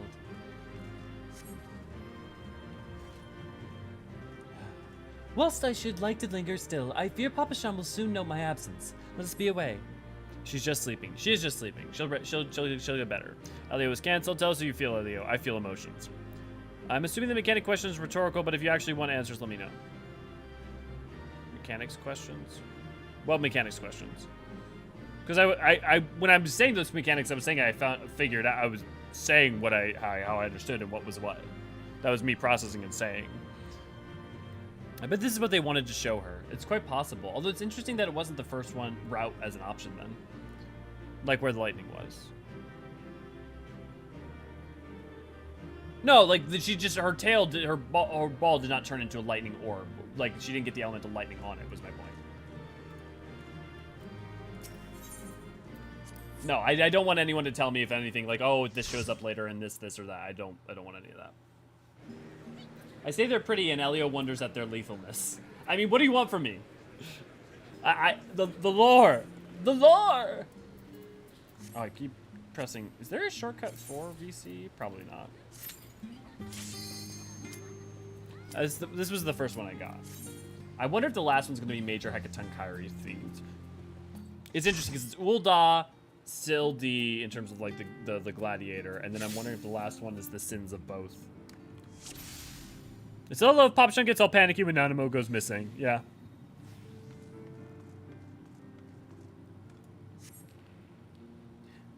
I wonder if the door itself. So does the left always lead to the same boss? That's exactly what I was wondering, V. I was about to ask, like, I wonder if the door will always pick the same final boss, and the choices are variants of the bosses, make the bosses along the way of, like, a slight variant. The same way that we did with the Hecaton Kyrie.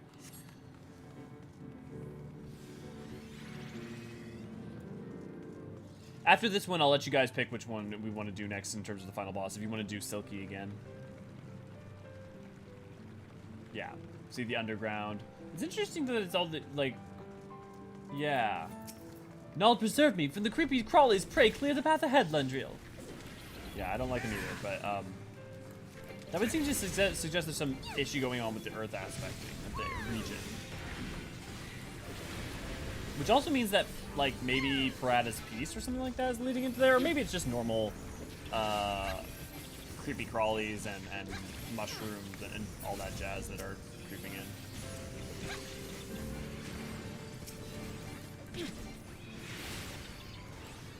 I definitely read that as Aqueduct Goofus. What do they feed on down here? Each other? And why must it smell so positively putrid? Blame the aspecting.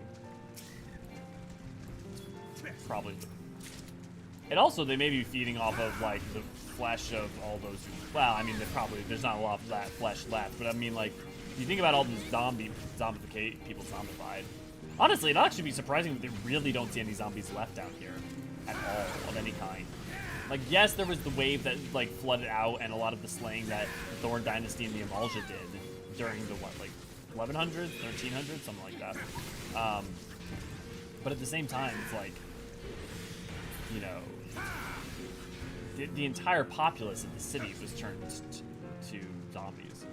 Even empty of pests, this place is dank and mold-ridden nightmare. How long has it lain untended? How many of the shards do you get per run? It was 3 the first runs. Yeah, it looks like 3. Is adventuring always this disgusting? Yes. Yes, it is.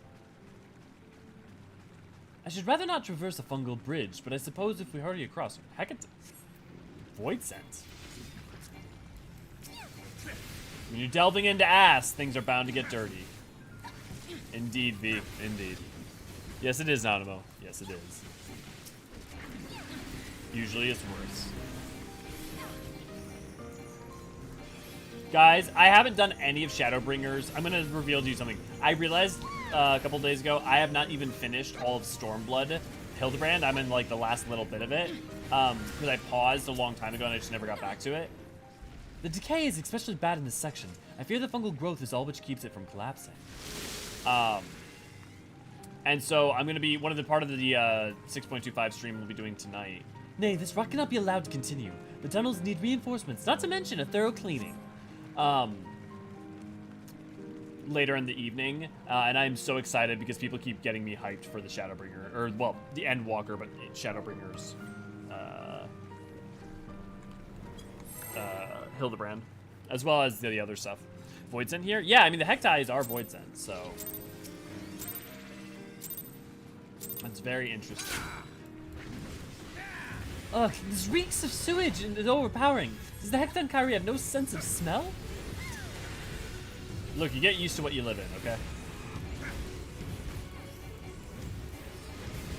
Okay, obviously things are going to be coming from below on this one, but...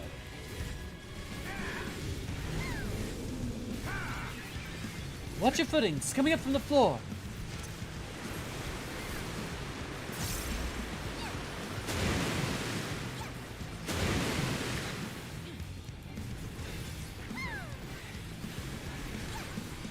Exploding catapult. Typhoon boom. Win. Is he playing games? Mind the barrel tops. There must be reasons for those markings. I mean, honestly, you could have just gone for the air. It's fine.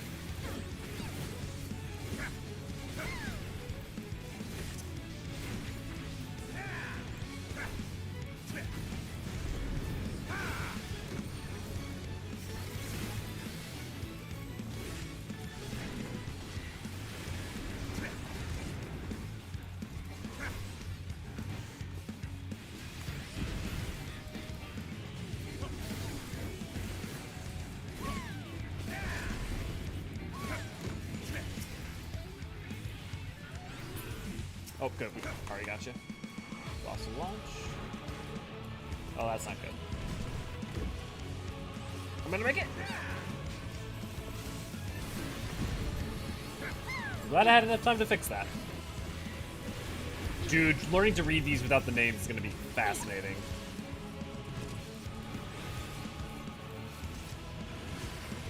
There are gonna be some wipes as we get it down. That's for sure.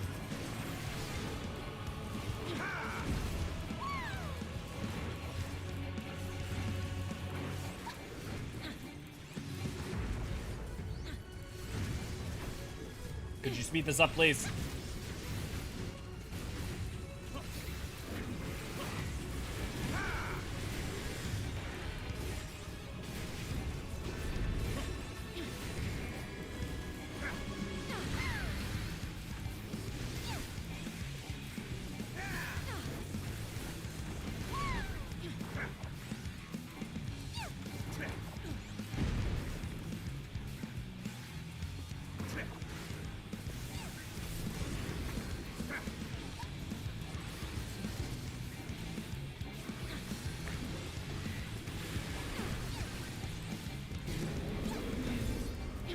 Thank you for keeping us alive, Jubilant.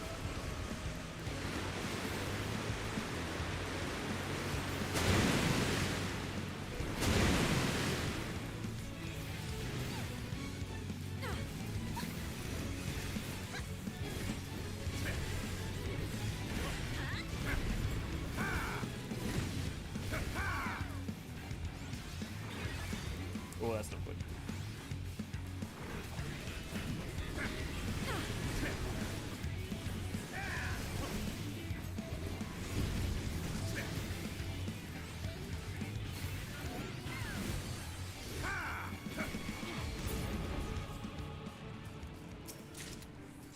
I love my no pie gear.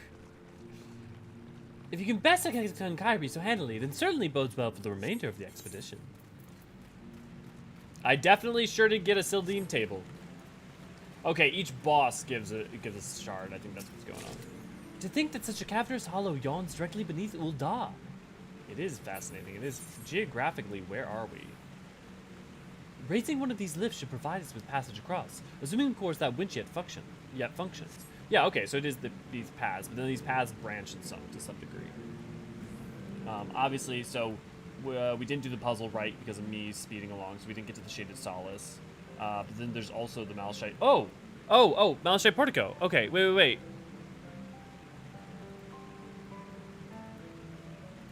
The Malachite Portico, green and yellow sacks atop the rubble. Now I understand that. I didn't realize that region was called the Malachite Portico. Now it all makes sense.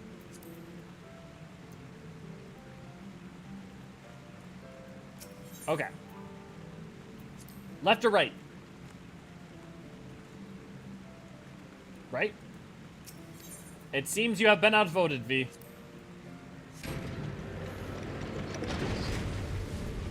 Interesting. The lift appears of Ul'dah design, albeit an old one, but everything else screams Amalja. Yes, it does, which is fascinating. This must be from the Thorn Dynasty then. That's the only way to make sense of this. Which also would explain the Hekaton Kyries. Of course! Of course! They didn't break in from the time of Thorn. Thorn brought them in when they were fucking dealing with the zombies. God damn it, Thorn. Baldiff, why you gotta be a dick?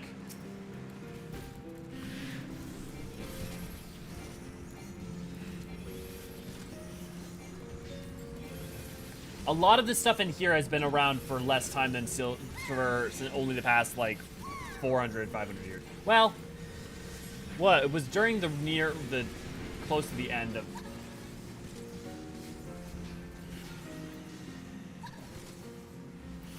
You look to circa...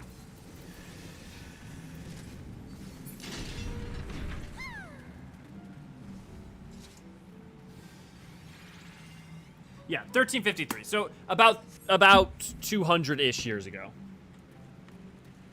Oh boy. If you count me, a notable voice and your super loyal familiar, who would it be? Drake's just the one of the Amalja Tane. If you count make a notable void sent your super loyal familiar, who would it be? I'm sorry, Yukio, I'm not sure I fully understand what the question was.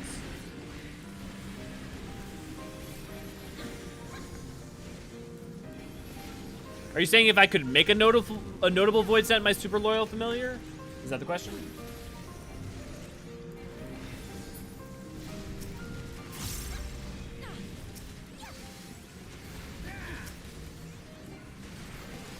And do you mean like your pact familiar with like the Reaper pact? I wonder if someone could make a Reaper pact with a prince. Cause this can't be from the time of the zombie purge. Was father hoping I would see this one day? Yeah. Okay. So yeah, Dimin's your point even further. Our points are even further aligned, right? This was about teaching her about the legacy of her crown and the importance of the legacy that, you know, what the Ul and Thorn have, you know, pushed onto others. Are we still live? Yeah. Am I crazy? Are we not live? Did I miss something?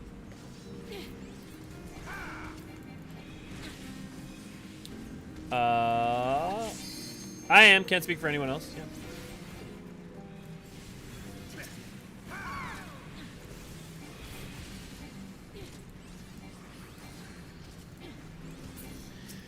Cool. Did you know that Ul'dah and Amalj'aa once fought side by side? Yes, I did. You bet I fucking did. You bet, motherfucker, that if there's one thing I do know, it is about this law. A door of solid iron, and no sign of my key will open it. Do you see any handy levers or the like? Oh no, but I see Eorzean script. Or actually, it's not Eorzean script, it's ancient script. A message engraved in the common tongue, yeah. In the beginning, the Lord of the Inferno shared with us his flame. Speak the name of the gift he bestowed upon our bloodline. Actually,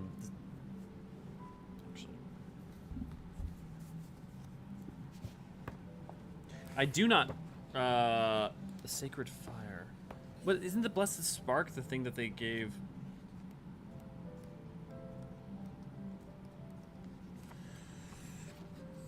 The creation myth of the Amalj'aa holds that in the beginning, there was only Ifrit. This would be spawned. The world he spawned was filled with something, beasts bereft of reason or intelligence, each fighting an endless, mindless battle for survival. But there was one race of great lizards whose ferocity he placed. So pleased the Lord of the Inferno that he bequeathed unto them flickering motes shared from his own primordial flame. This sacred fire took the okay, yeah, sacred fire. They're impressive. A lifetime of adventures teaches one man more than just battlecraft, I see. Yes, that or he knows where to look in his books, basically. 'Tis so stately that the subdued in here I remained in the Rigil's burial chamber. I do not feel bad using EE1 if I know where the thing is. If I had to go searching for it, I would not use it, but because I know, like, I've read the thing enough that I know exactly where that information is. In the back part of certain, there's always sometimes like some like written script and handwritten, like handwritten scrawl, and I remember that the creation myth was in there. And I do not. Fallen hero sarcophagus.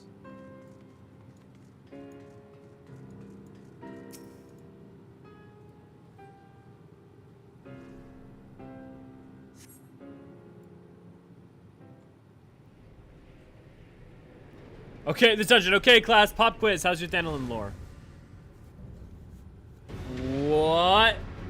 Oh, Jesus Christ. Oh, no, no, no, no, no, no, no. The traitor spurn got used on an Amalj'aa. Well, welcome home, Tam.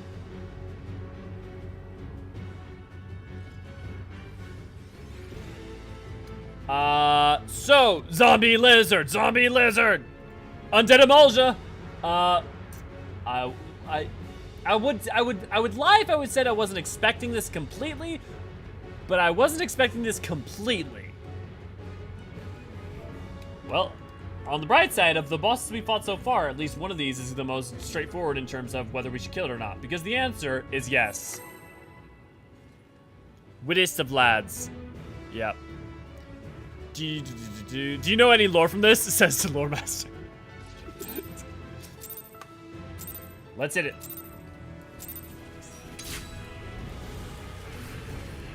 I am vigilance unceasing for final death unto the zombie horde. A zombie horde? Could this warrior have endured silence since the Thorn Dynasty? But that was centuries ago. Yeah, but if he was affected by the traitor's spurn. My wolves will incinerate your undead flesh. Interesting that he's mindlessly attacking, even though he's a mindless undead. Carried his last will with him, I suppose.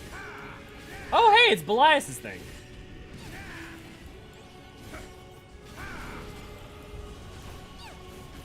Oh, there's one over by next. I didn't realize. Oh. This is why I keep things zoomed out.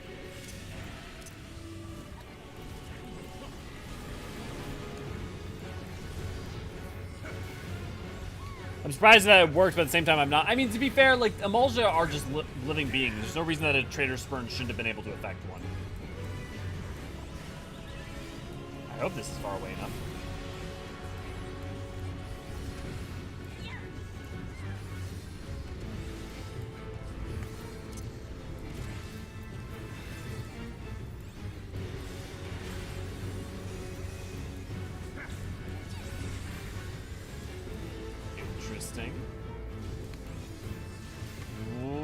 What is this order of operations going on? Oh! I like it.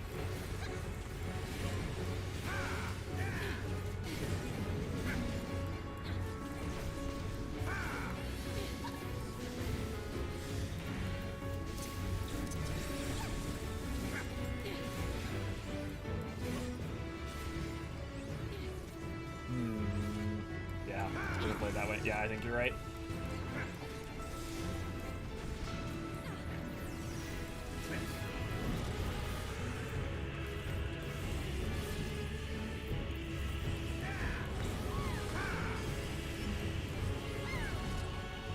Ooh. See, this is the design I love. They introduce an idea, then they introduce a second idea, then they introduce the idea, those two ideas layered. I love that shit. And then they introduce another idea. Now they add that idea into the layers of ideas.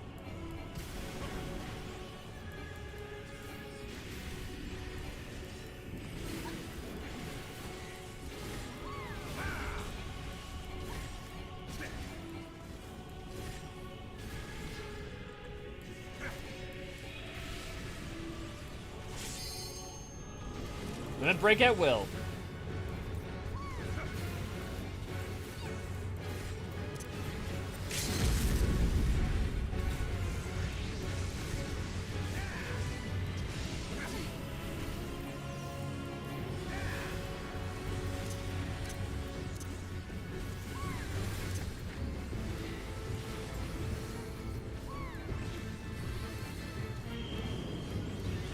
Ooh, interesting.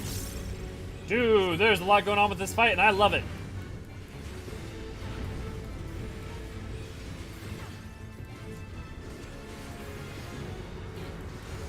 And still you shamble on. How hot must the flames burn to undo your foolish animations? My heart weeps that we must fell such a fierce ally of Ul'dah.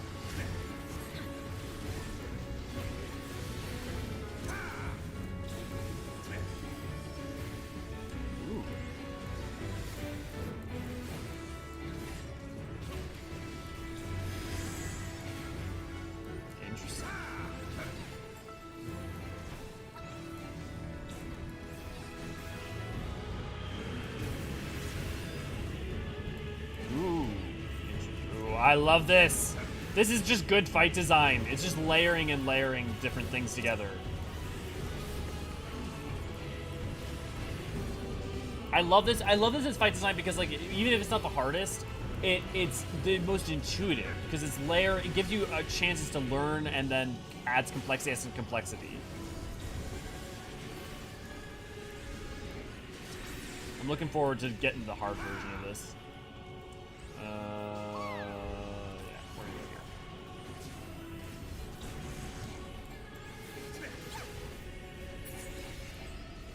Well done. A tragic end to a valiant warrior. Here at least he seemed unaware of his affliction. And yet to abhorrent was the zombie curse, even a hero of his obvious stature was sealed behind an iron door. If only that powder had never been concocted. Heavy do I feel the burden of my ancestors' sins this day. Shall we make our return then, Lendriel? There seems to be a little reason to linger here. Yeah, I don't see any particularly hefty lore info.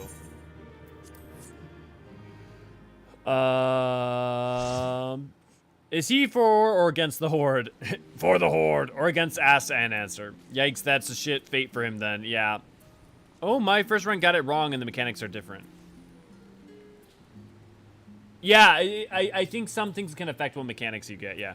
A Revenant perhaps, an Undead with a purpose, or just lingering will. I think more likely that the Traitor's Spurn can affect people in weird ways. It may be that it affects Malja particularly.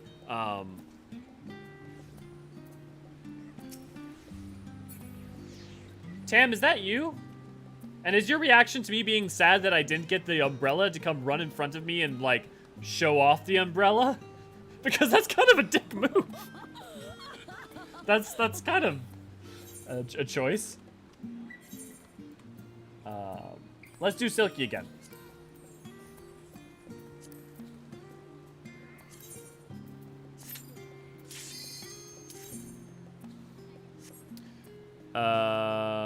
Me sees 2 ads on the enemy list, looks at screen, sees 1 square. Oh, he's going to get hit by it. What? Same, Nanamo, same. Yeah. I wonder if the Criterion dungeon has all 3 of the regular end bosses as the 3 bosses. I don't know. We're going to find out when we do it later. But first, I at least want to do the stone correctly once.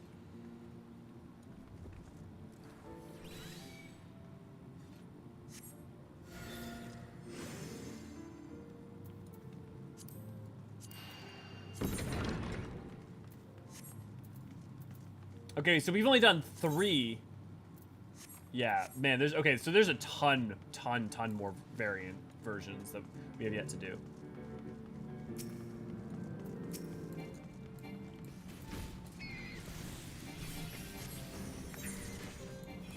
Okay, where's our first point of contention in terms of changing our outcome?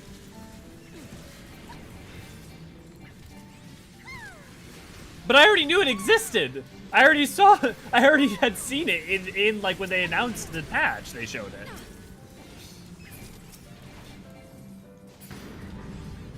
And seeing someone else have the thing that I want to get that I have no ability to control getting faster, it's not exciting. It's more like, fuck! Now I just want it to drop. Appreciated though. The sentiments is appreciated. Appreciate what you were trying to do.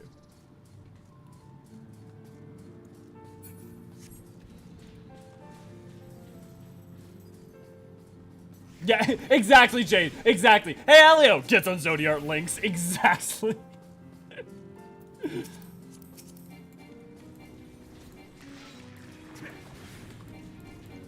What rewards have you been getting? So far, I have gotten a table. I hate housing.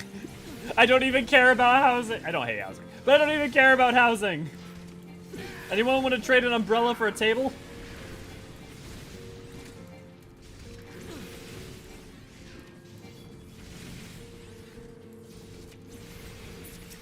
Y'all just love fucking diving on me, don't you?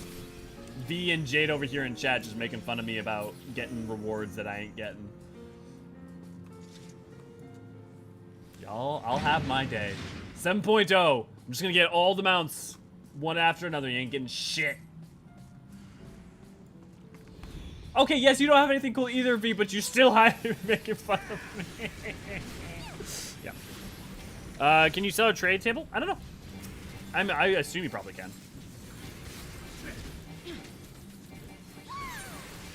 Can I decent it? No. I should see if it is worth anything, but I bet you it's already not worth anything because I bet you like no one's like, I super wanted the Sil'dihn table for my house.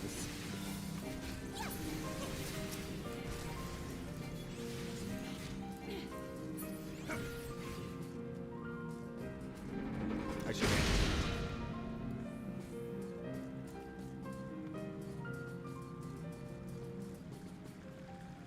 We didn't do the culvert switch last time, right? Or did we? Yeah.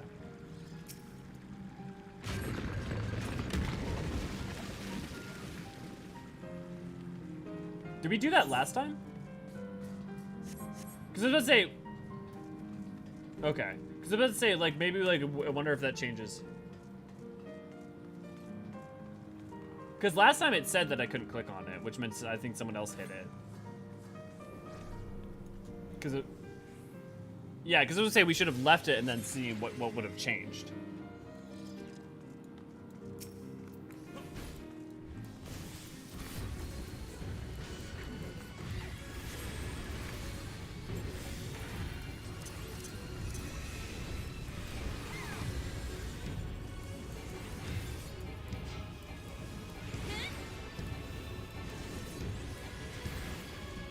Actually, I know we're in the middle of this, but I have to know, because I thought I saw some lore stuff. Oh! Oh, yes! Oh!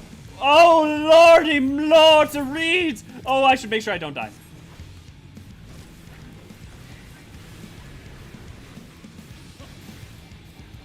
You did leave it and made the mud spill mechanic happen. Okay, cool. Thanks, Fastest.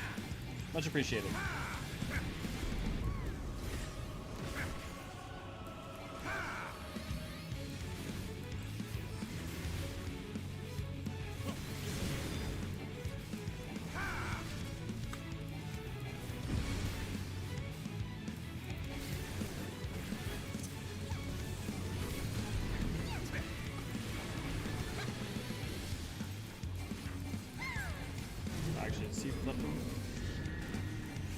Oh, that's okay. This is yep.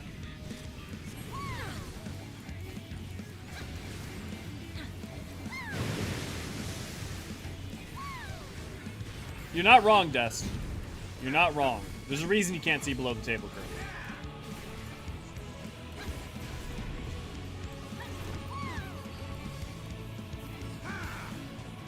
he's gonna flip them.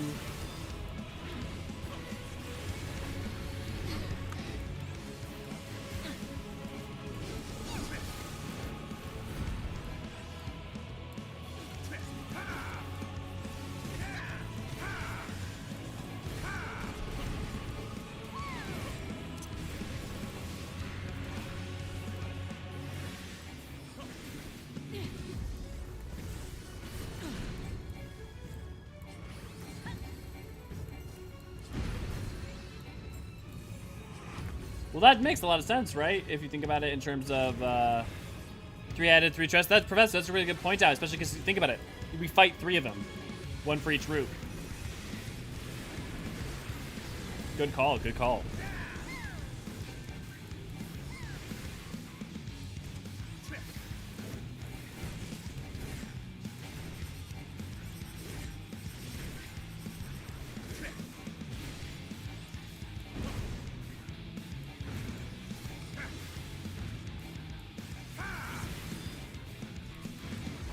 Lordy, is that so slow.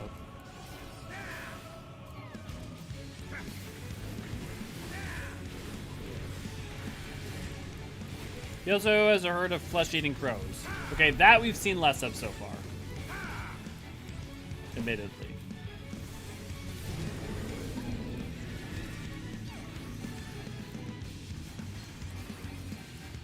Actually, I'm curious. Okay, yeah, arm's length will work. 3 heads, 3 chests, 6 arms, 6 legs. Are we certain it wasn't actually 3 different giants? We are not.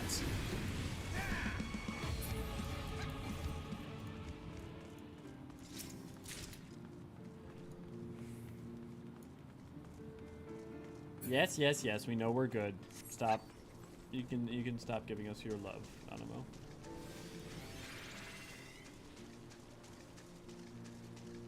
Demins, did you just want us to stop to have Nanamo do the voice line she does about when you get to the picnic table? Was that the main thing you were talking about? Yeah, it's just their shadows being cast on a wall, Tam. They're all just standing in a row and someone's looking at them straight on.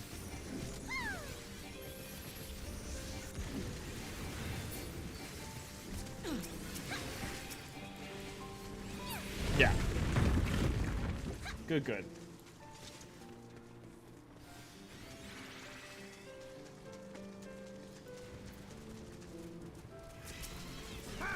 Let me pull them at my own pace. Damn it, Nanamo.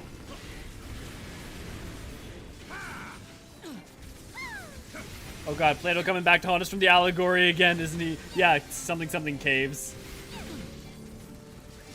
I mean, hey, the Hecaton Kyrie were shoved underground.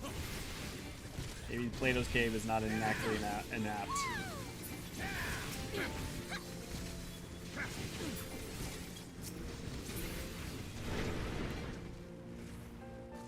Okay, so yellow sack in the corner.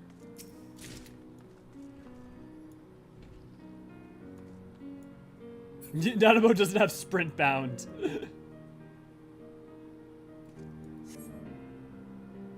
Okay, don't pick up the green one yet. I want to make sure. I want to see which one it is, just so I know for the future. Because we know it's yellow in the corner from the dirt. And then, yeah, that's the only green one on. Yep, you're totally right. Yep. You suppose which order matters at all? I'm just gonna go with it. So, I hope it doesn't matter. Hey!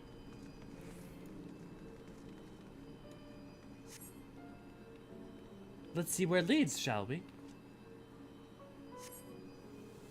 Are good at riddles. Yeah, the thing that threw me off was not realizing that the first thing was referencing the place because it was talking about malachite, which is also a green gem. And I was like, green gem, green gem? I was like, what? I was very confused by that.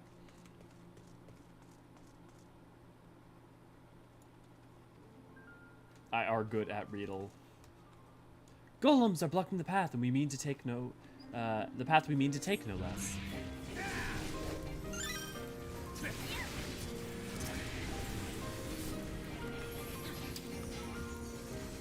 I also think that just confirms it doesn't matter what order you pick them up or put them down because I did the opposite order open. Yeah. And also like the order that we put it that we put it yellow green is like the inverse of the pattern from the poem if we went by that.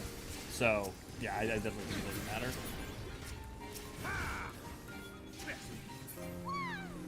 It's interesting because so far, yeah, I don't think they'd be that mean. Yeah, it's interesting though so far because think about it though. This is the first one we've had where the answer would have abandoned their cleaning gear here. This is the first one we've had where the answer to it was on another route. Why do I feel I've seen these particular brushes before?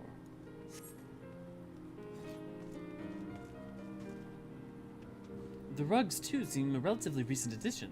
See how the stone beneath it is cracked and worn. 'Tis doubtful some thief had sudden fit of decorating, but we shall leave it for now. Other mysteries abound. Or we could investigate. Yeah.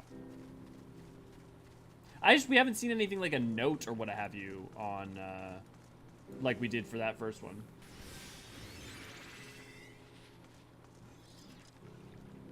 Like, the fact that we had a note for this one. Well, but it wasn't even a shortcut. I think it was more about lore. Is that with him?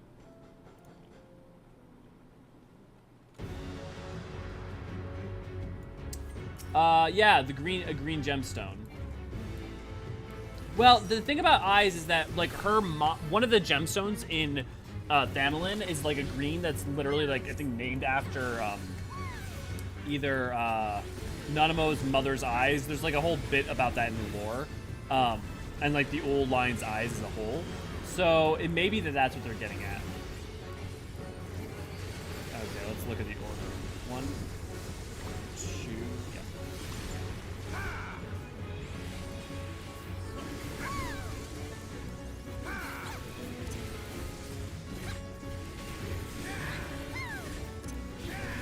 It's fun to try and think and figure out. I've never been particularly good at riddles. I don't know why. I think there's something about my mind that gets too analytical when I need to be thinking too broadly.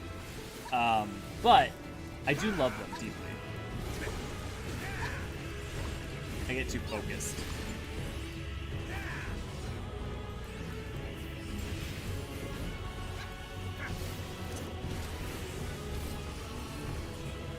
Interesting, no directionals on the boss. No, none of them have directionals. I think that's partly because of the mechanics that they're making for them. The mechanics are such that, like, directionals would be a nightmare, I think is part of it. And, like, literally would prevent you from bringing certain jobs. Well, not prevent you, but would reward other jobs so much more. But maybe not. Maybe we'll see directionals in, when we see, when we go into Criterion and Ass Savage. But you might also have melee DPS taking the boss. Yeah, that's another good point. That's a really, really good point. I hadn't even considered that.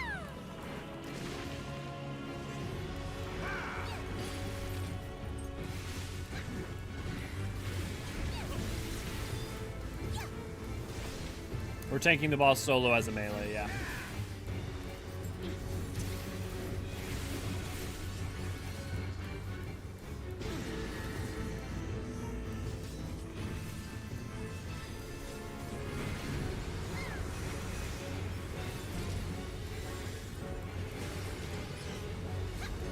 It's nice not to have to worry about where I'm facing the boss. And just kind of being pretty lax about it as a tank for once.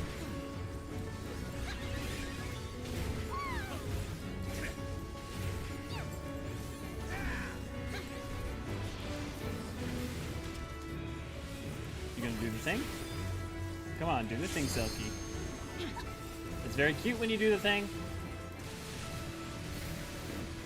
Oh, hello.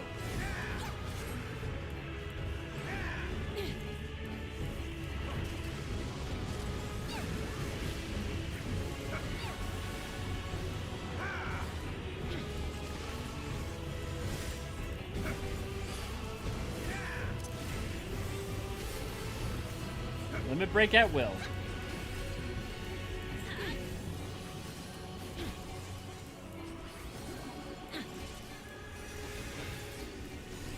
Which element are you gonna give them? Gray, ice.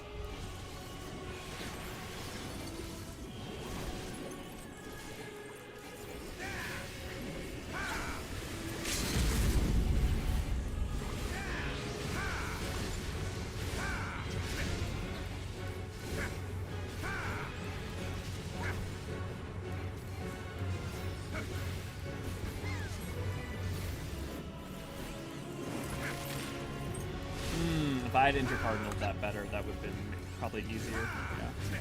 But I was worried about being in line with the normal pop. I'm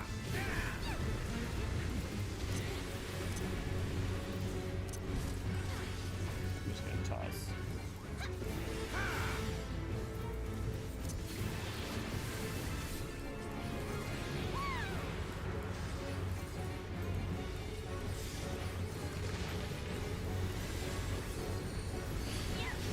And pot shards, I love Deep Dungeon Cousin. Yeah, and it kind of is in some ways a spiritual successor to the Deep Dungeon. It's almost interesting that they're just not letting it be the successor alone.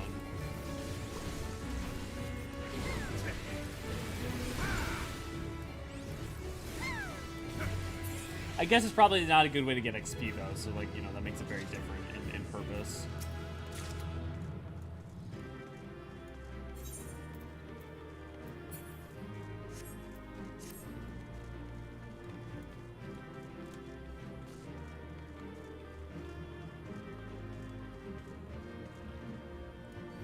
God, I love her animations. The animations on Endwalker Boss in particular just look so good to me. Yeah, they definitely do a good job with animations.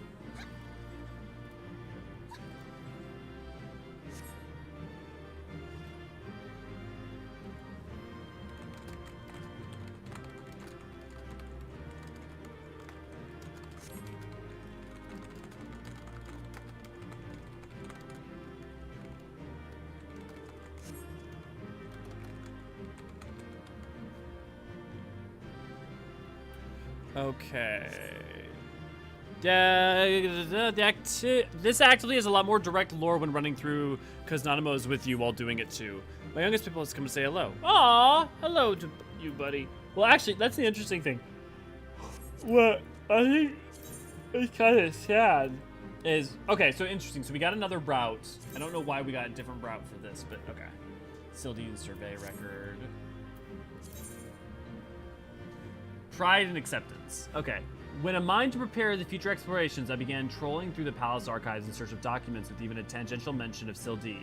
For the most part, however, the shelves held little in the way of new information. The only account to snare my attention was that of an Ul'dah soldier who had written of his experience fighting alongside the Amalja during the zombie purge. His reports touched upon the different approach his new allies took to warfare, and how those differences impeded their cooperative efforts. It was said that the undead which flooded the waterways were beyond counting, and varied wildly in individual strength. The most effective strategy, or so the soldier believed, was to focus their efforts on the weaker zombies, and thus whittle the horde down to more manageable sizes. Not so the Amalja. When presented with the choice, the proud warriors would always seek to slay the mightiest enemies first. This display of superiority, they explained to the exasperated Uldans, was the best way to wage war. To do otherwise, to begin an engagement with lesser foe, would cast doubt upon one's martial prowess. It would seem that they learned to respect each other's reasonings, yet ultimately fought their battles as their people preferred. The Ul'dah soldiers returned to his former tactic, targeting the weakest undead for his initial assaults. An interesting point of culture, mayhap, but a helpful one? That remains to be seen. So this is the good shit. This is the good shit.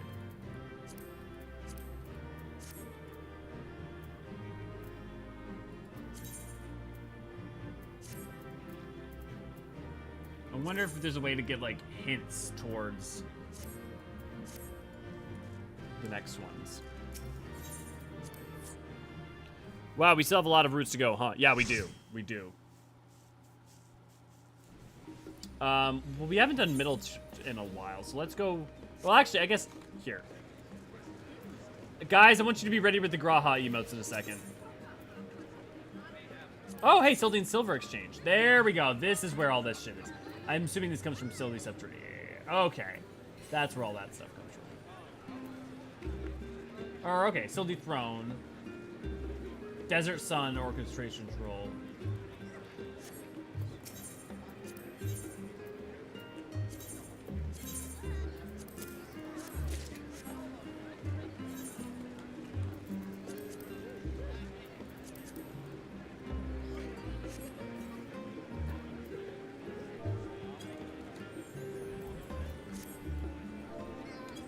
Oh lordy, it's beautiful.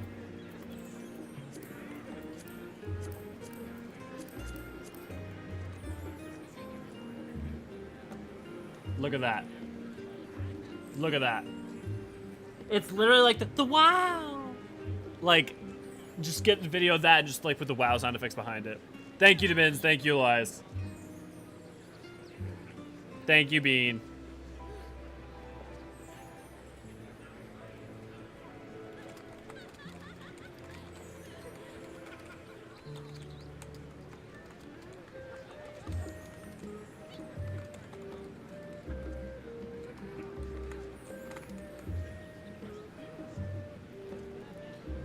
Okay, thank you, Aaron.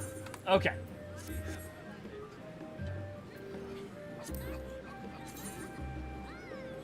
Oh, those are sweet. Oh, those are dope. Okay, but what dies when you die then? That's the question. Yeah, that's what I'm looking for. Yeah, good shit. Good, I can make a glam off of that. Perfect. Sadly, like I said, because I'd been lax on doing Manderville, I actually need to go do that. So we'll be doing that later tonight. Hey, there's Will!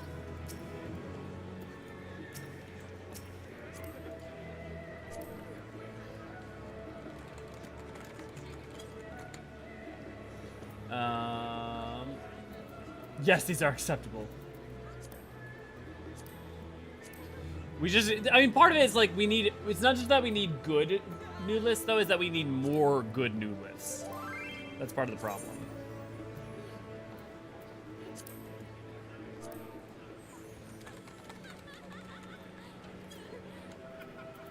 Okay. The sun's distant light. Hey guys, since I'm gonna be streaming all day, I gotta figure out what am I ordering for food. Anyone got any opinions?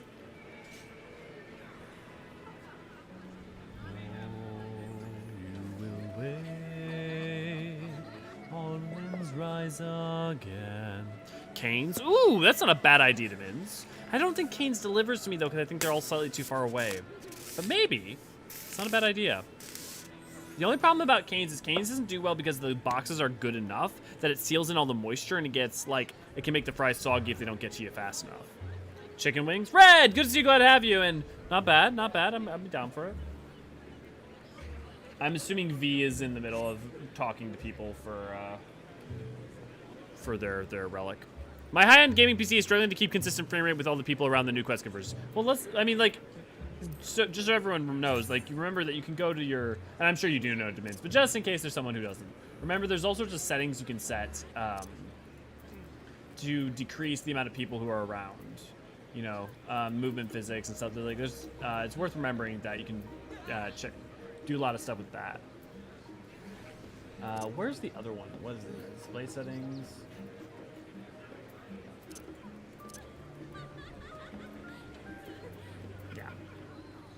Yeah, I'm getting 40 FPS.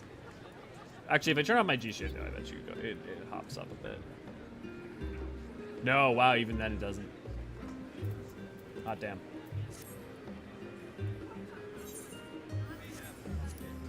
Okay.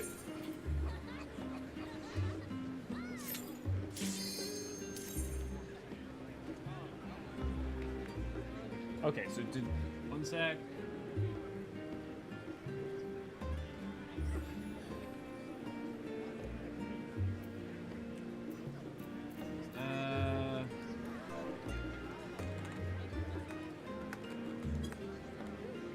Nope.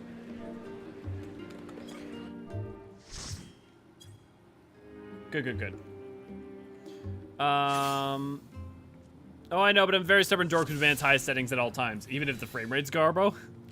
Spaghetti. I'm not ordering spaghetti. Lots of spaghetti. I'm gonna go get that /wow emote one day and constantly type Graha by accident because that's all I can think of when I see it. Artemis, if you want help, we'll gladly help you. Oh, she's the hint. She's the hint for different routes.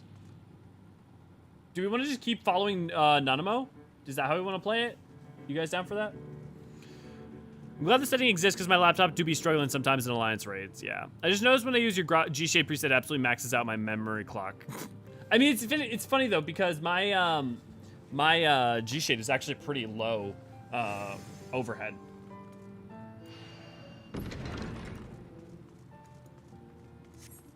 Compared to a lot of G-shades, because most G-shades are made for like pictures and stuff rather than 60 FPS. Okay, but what's different left to be different for us? Because like,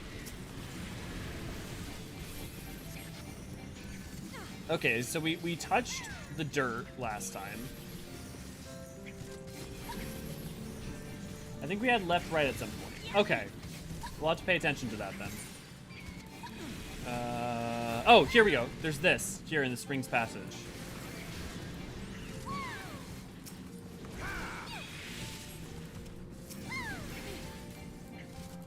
I use the crystal G-shape recently. I hardly knows the difference.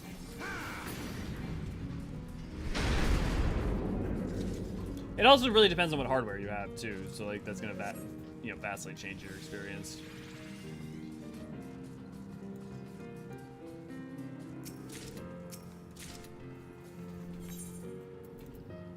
Still just the table.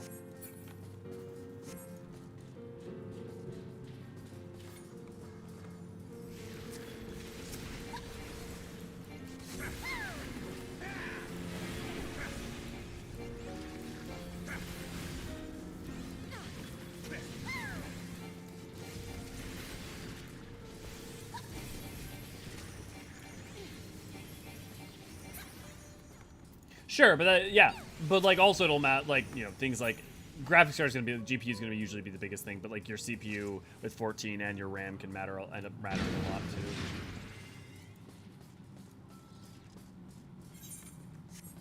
Nope, still no split.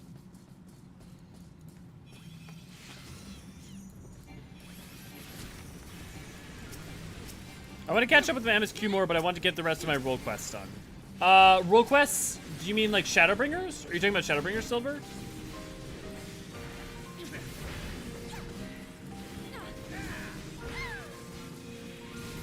I would highly recommend doing all the role quests. Because if you're talking about, I don't know if you're talking about job quests or role quests. Because role quests are a specific thing that had started in Shadowbringers and are in Shadowbringers and Endwalker for your role. Yeah, I would definitely say take the time to do it. It's worth it. You can do it after the fact. I would say that it is a little more emotional if you do it now. Yeah, roll. Okay. Well, we did. Let's leave it because we did that last time. So that's an interesting thing. There's a straight ahead. I suppose we can probably come back, right? Yeah, we can always, I guess. Oh no, you can't turn it on once you go forward. Okay, that's what happened the first time. Yeah, so the thing is, doing the role quest will make the finale of Shadowbringers hit a little harder, but doing it retroactively also works really well. So like you won't be losing out, but there are some benefits to doing it ahead of time. The story of the Warriors of Darkness are more impactful and make more sense, or not make more sense, but are more emotional because you understand fully where they're coming, where they came from.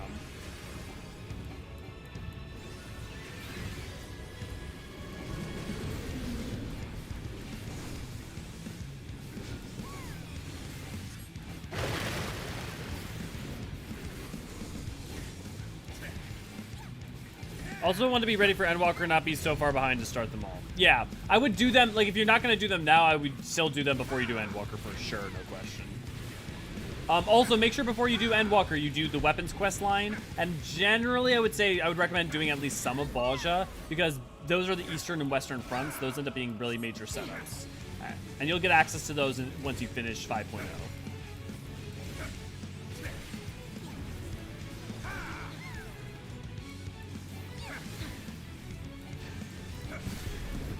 I mean, Nier you can skip. Nier is very, very, very optional. I like Nier. I think it's one of my favorite mechanically, but don't worry about it. It's story-wise, it's not relevant to 14 at all. But definitely do Eden. 100% you definitely should do Eden before carrying on Endwalker. It's not that it's hyper relevant to Endwalker in and of itself, but it's very hyper relevant to Endwalker's patch content. I should have been preemptively moving.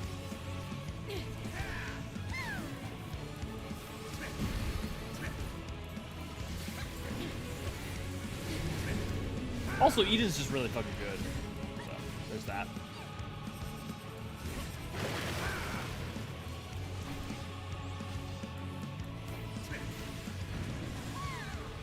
Fuck you, I don't do mechanics, I do what I want.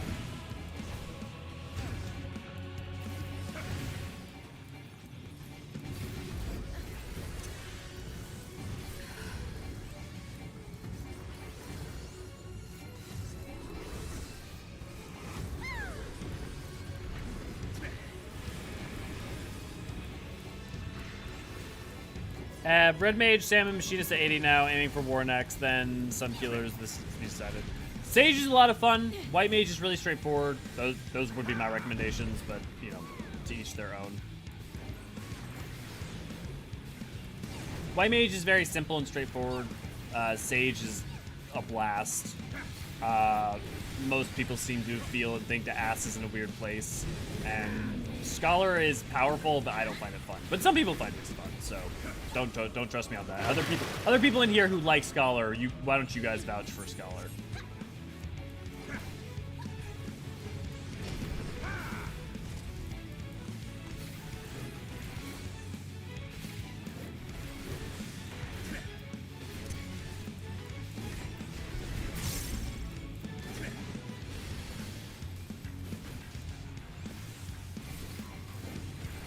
Scholar can do everything. I'm not sure in what way you mean that over other healers.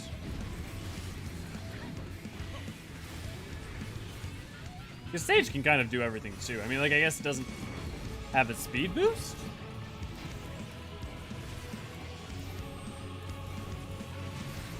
All healers can do everything, yeah. I mean, I guess the pure healers can't barrier near as well as... Like, I don't know. This is a field thing. Yeah, they do. No, I'm not saying they don't have barriers. I'm saying it doesn't feel like they can barrier as well as the other barrier, as the barrier healers. Ass has dumb good shields. So does White Mage. Okay. But do they have really good shields, or do they have the ability to upkeep good shields? Like, that's part of what I mean, is that they do have ready access to them.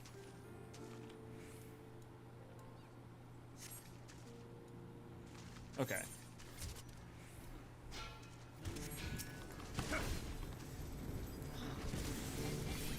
Who needs healers when you've got war? Tell that to yourself and Savage. How's it been? Took a short nap, make nuggies. We've been just doing stuff.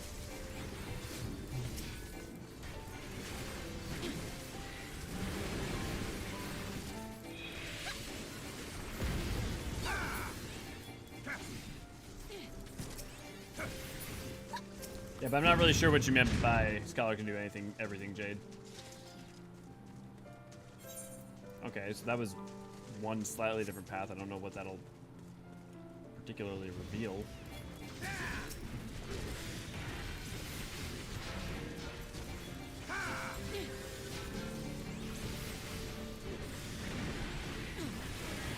I wonder if we take a different order of green and yellow things, does that unlock a different section, a different place?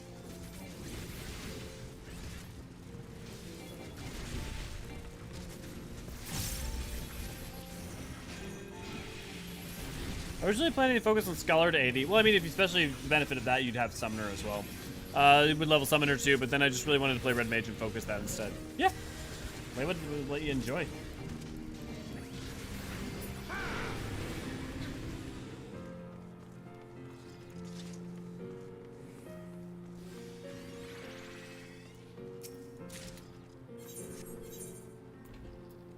Still just the table.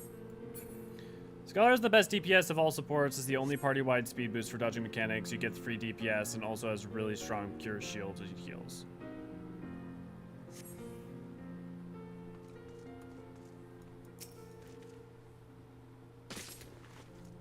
Am I crazy though? I feel like I've only ever seen Scholars do best DPS with people who really know what they're doing. I feel like on average I don't see Scholars doing that as that level of play.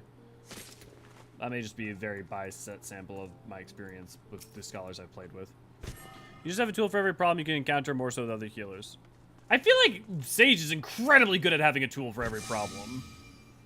Yeah, but you only get all that stuff with correct play, kit rotation, etc., which is basically the same with all of the healers. Yeah.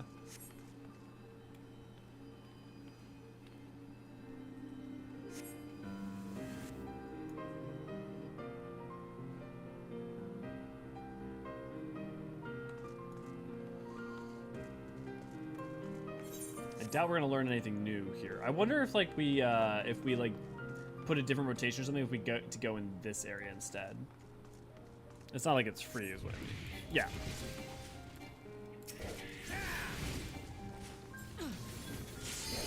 Yeah. I was just really appreciate the way you can express skill in Scholar compared to like White Mage, not to diminish. No, I mean like the thing is, I love Sage because Sage to me feels like far more skill expression. This is talking about experience, not about like facts, but just like for me, Sage just feels for how I think and play like that has the most skill expression.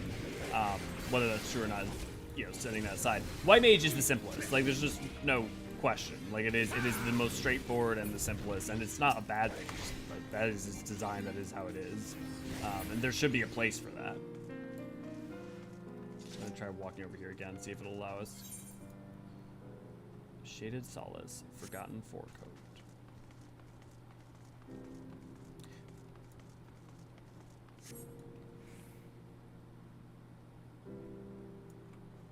Druid, good to see you, glad to have you. I like Sage, it has lasers.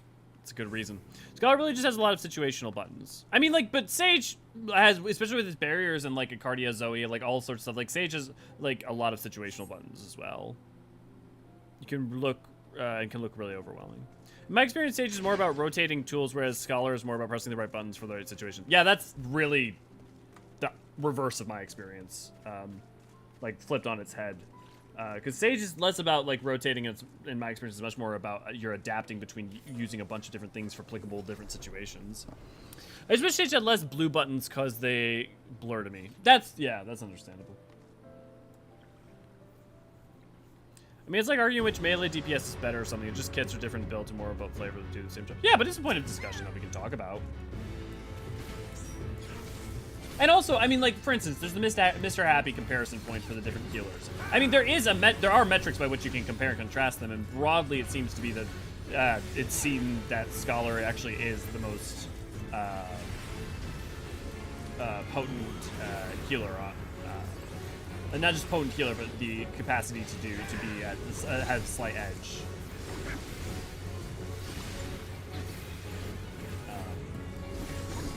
But I find just like, I think like there's also multiple discussions, right? Because there's discussion about whether something has at peak performance the best output versus on the average performance the best output. I think that's like another very interesting tough point of discussion as well. Fluffy. Yes, it is Silky. Quinn, good to see you, glad to have you. Why must you harm Hamtaro? Because Hamtaro attacked me first. I didn't start the war, I'm just ending it. I probably should have been looking.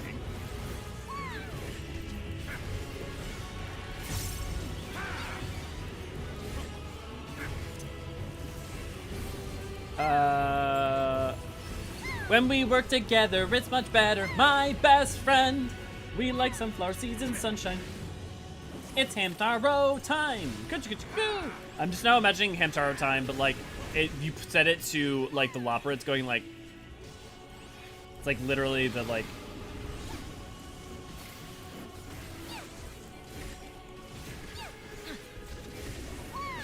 See, but the thing is, like, you can. So, like, I understand what you mean a lot, Elias, but, like, also at the same time, to me, you can do so much of that stuff with, like, Sage, with, like, healing quickly with your, with multiple different skills that, like, you know, like, you do a duo cast of certain things and you're gonna, like, you know, that are OGCDs and you're gonna get something back up immediately anyways. And then you, like, aren't then just stuck with a thing that's on cooldown for forever. But, yeah. I was about to say something, but it would be a spoiler for you.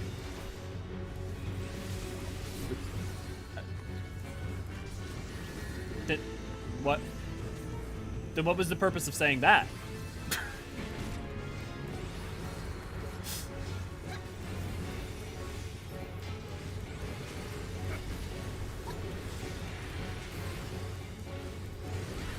Sage is a class that lets you hit and heal at the same time. Your pain heals me class.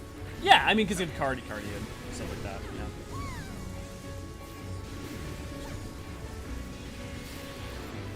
Because it feels weird. Okay.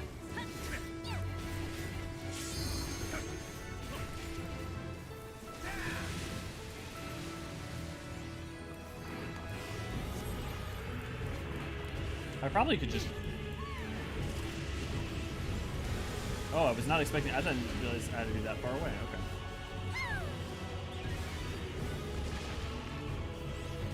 Right, but why would you announce it to me? That's what I don't understand. Like, if you're telling me I can't tell you a thing because we weren't talking, and then you message and you tell me I'm not going to tell you a thing because it would be a spoiler, all you're doing really then is lording knowledge, right? Because otherwise there's no point to say something.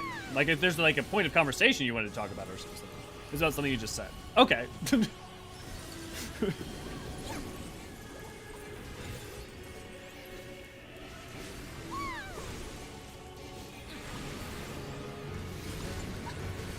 Like, yes, it does not matter how much someone might know about the lore or play the game. It's like points at which they have not played it yet.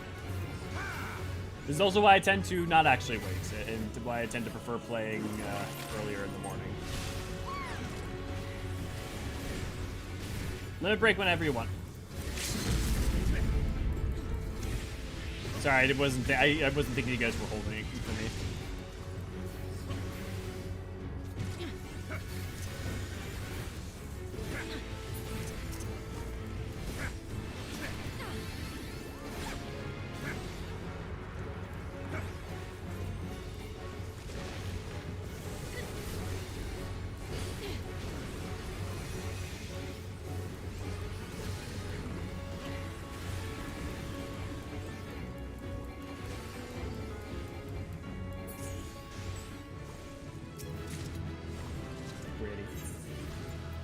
Nope. Still just a table. Okay, did we get anything new because of walking through that one slightly different side corridor? Doesn't seem like it. Weird. I will miss my brave ham friend. They will return.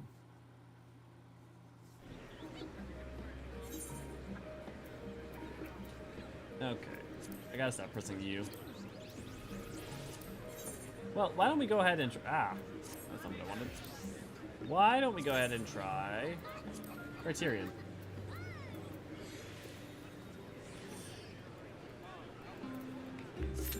So that way we can earn some coins. Guess we're gonna have to try a little more seriously. How's the new patch treating you so far? So far, so good. We've only done Sil'dih Subterrane. We'll be doing the rest of the stuff later tonight, but we're doing a lot of the Sil'dih stuff right now. Fluffy, good to see you. Glad to have you. And yes, we are currently in the midst of the Ask stream.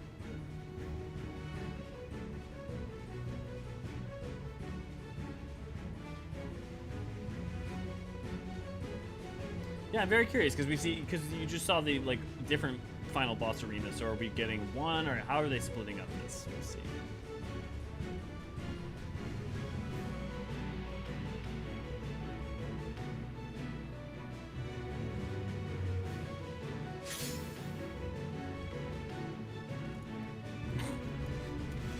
V just shouting ass and then doing the WoW emote. Okay. Let's see what the arena looks like. Okay, it just trialed knowledge. Okay, well, we'll start with that. Interesting.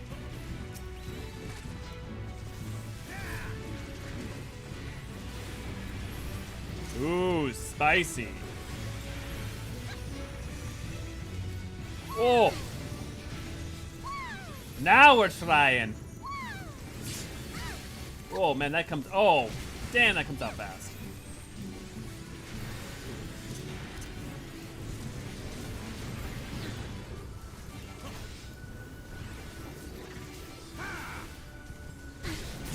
Okay, so the second he does that, you gotta just look at which side he's going for. Jesus. Jesus. Okay, giving you some breathing room. Okay, we gotta pick a foe to focus on, so I'm just gonna...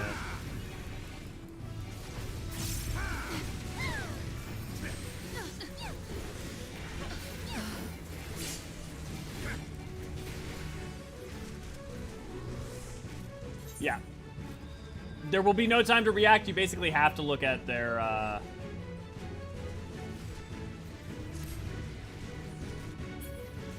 You basically have to look at their, what ability they're using in order to predict what their attack's gonna be.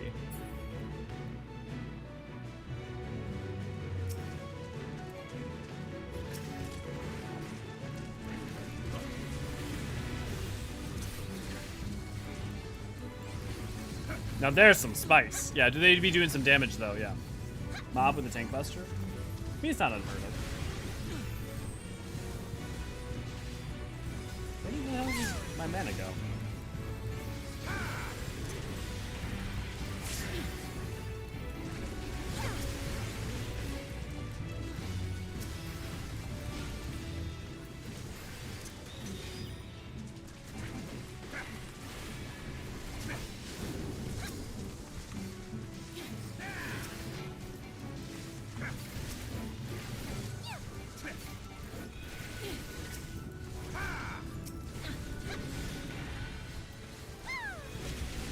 Hey, Catherine, good to see you. Glad to have you.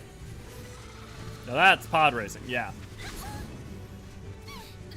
Okay, guys, you have to be locked onto Aqueducts. You will not have time to dodge his, like, cross attack. You have to look out for when his, for it'll say left or right sweep. Because otherwise, like, it'll hit you hard. Anyone got sleep? I don't know. All you need to know is that Hemtar was a boss. Yes.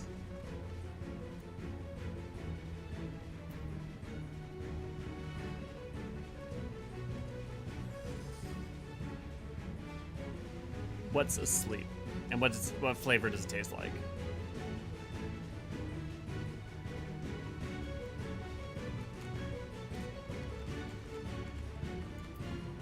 Yeah.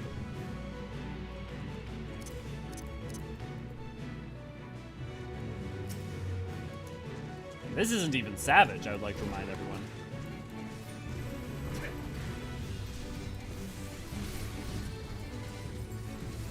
Oh, sweet.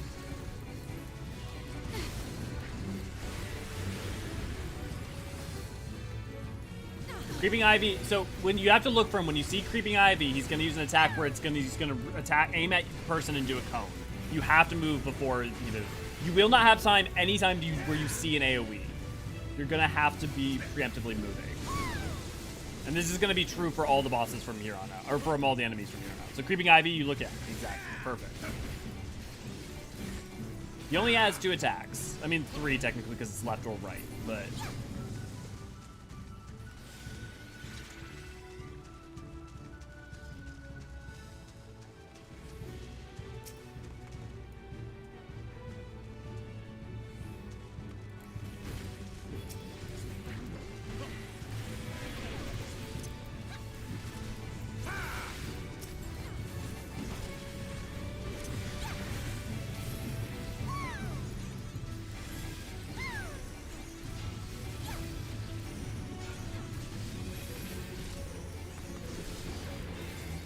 This sure is EX difficulty. I mean, honestly, there's not even really a decent thing to compare it to.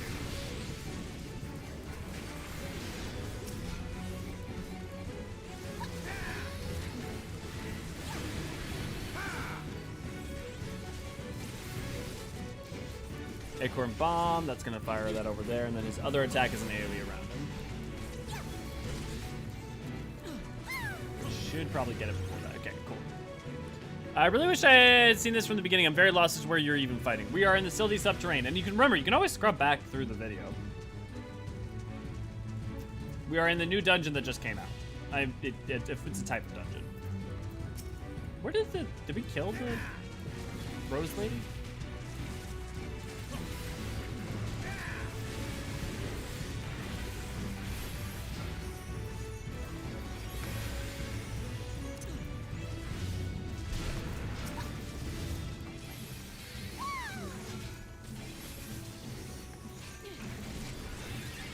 You guys may want to be behind him, because they're gonna try to cone ahead. But if you guys are moving around, it's hard to figure out where you guys want me to aim. Yeah. Okay, so it's based on the mouths. So you've got Honey left. I'll try to keep him static.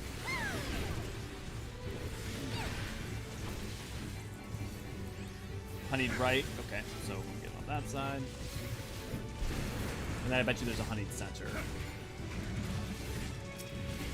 Try to focus the Aqueduct safer, the smaller guys first because they have less health. Like, yes, the big guys are more dangerous, but like the smaller guys seem to go down easier. That, or just let's decide to focus everything on the smaller guys, but splitting it's not a good idea. Because yeah. Time to get my kids from school. Happy Hildy Patch Day. Yeah, it's you too, Black Flame. Do you like what we do? Consider showing your support and sign up for our Patreon at www.patreon.com/Eorzean Archives. Thank you, Ray Ray. It goes a long way to supporting us. And make sure that we can have a whole thing. Oh my god. My brain. Let's do this. I'm assuming Silky's gonna come out fast and swinging just as well.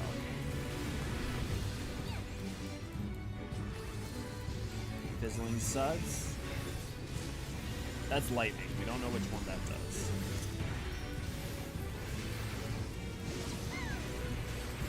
Okay, intercardinals. That's what lightning is.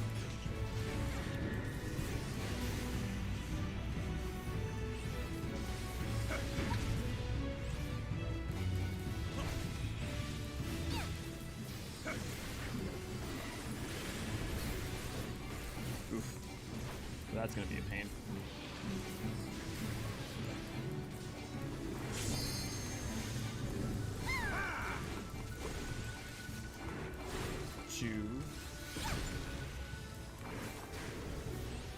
Oh, hey, these are arrow now. Ooh, wait, actually. Wait, how that's supposed to work? Oh boy.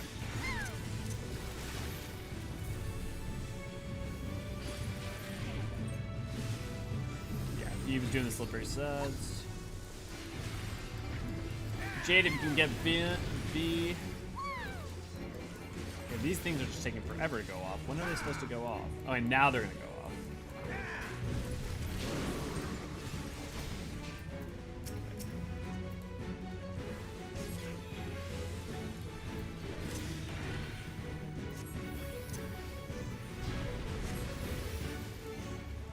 Sure.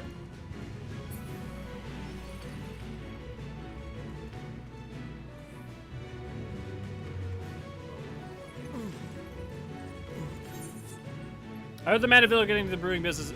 Don't, Hildebrand. Okay, no, you're just making a pun. He is fighting really fat rats. That's one way of putting it. We are fighting, Nanamo's Persona. Swish, swisharoo! Yeah, thank you, Demins.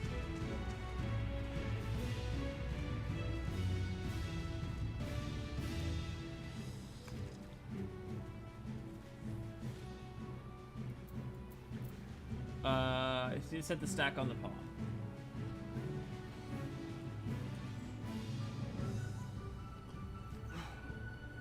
Do you mean that the whoever needs to stack on the palm? Because the problem there was like he had ice that went off that got you guys. I mean, got me too a little bit at the end, but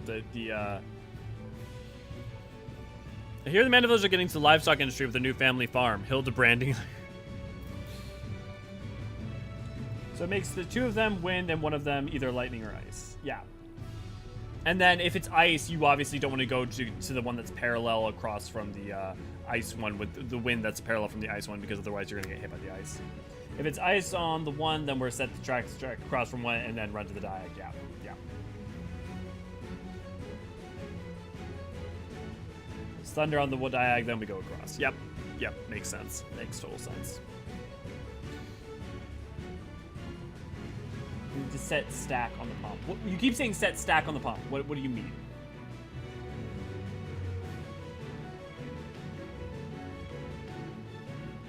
Are you talking about the like stack marker? What do you? Yeah.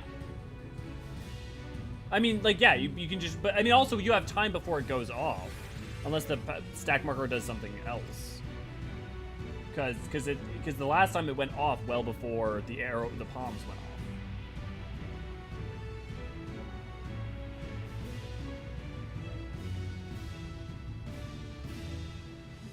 When do you think we'll get more Agalea? We'll give it 6.3.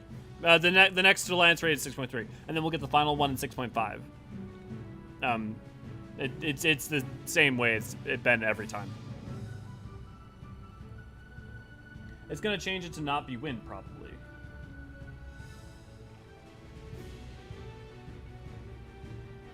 Will it? Okay, well, I mean, there's no way to... that was not my take on it, but we can find out.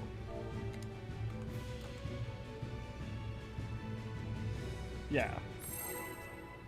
Yeah, but that was happening whether or not we were... Yeah, so I figured the sack would too.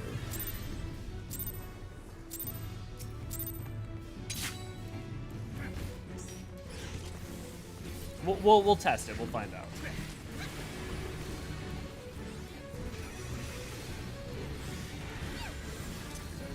Easily.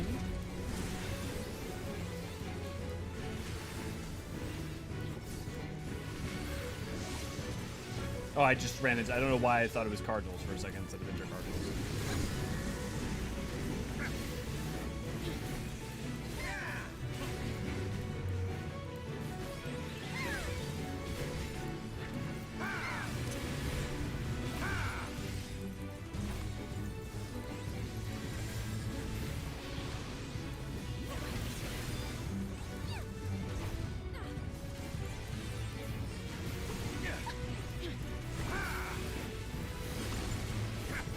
I was not even in that remotely.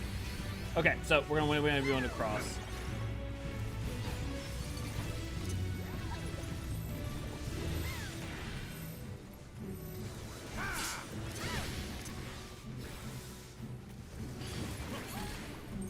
So the thing is, she's gonna do the slide, and then if she's got ice, she's gonna do the ice. You gotta, once she does it, once we do the sack and she hits us, then you gotta move out. Now I went the wrong way because I went cardinal to where she is, but if she's got ice, you gotta leave into the intercardinals after she hits all of us. So it doesn't change the element, it's just you need to deal with that mechanic in and of itself. Oh, so you stuck on the adorable thing as well? Well, we're doing Criterion, so I don't know. We're not really stuck, we only just started. I don't know the pattern. 6.2 was my first patch where I was following the cop story. Ah, yeah. Yeah, so no, it's always 6.0 raid, 6.1 alliance raid, 6.2 raid, 6.3 alliance raid, 6.4 raid, 6.5 alliance raid. So that's the order you'll get it in.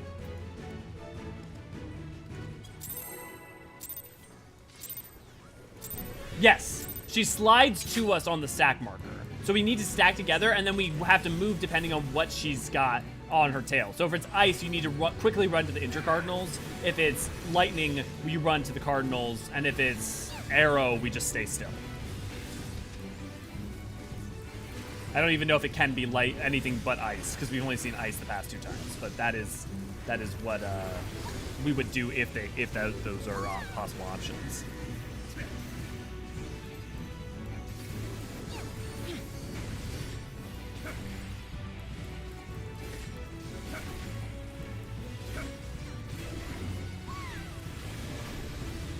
Yeah, Des, I'm glad that we can help inform you on that.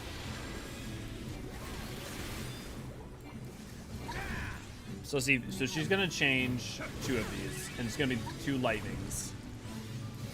Oh no, it's gonna be lightning's ice, okay. So now that means we're gonna go to the one that's the arrow across from the lightning. So chilling suds. So see, her tail's gonna become ice, then she's gonna, yeah, now she's gonna run to us. Be ready to run to the intercardinals.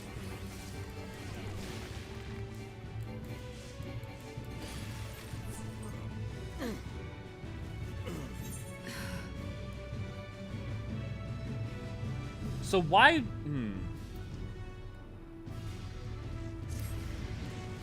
Okay, I didn't realize it froze because I never got froze the other 2 times.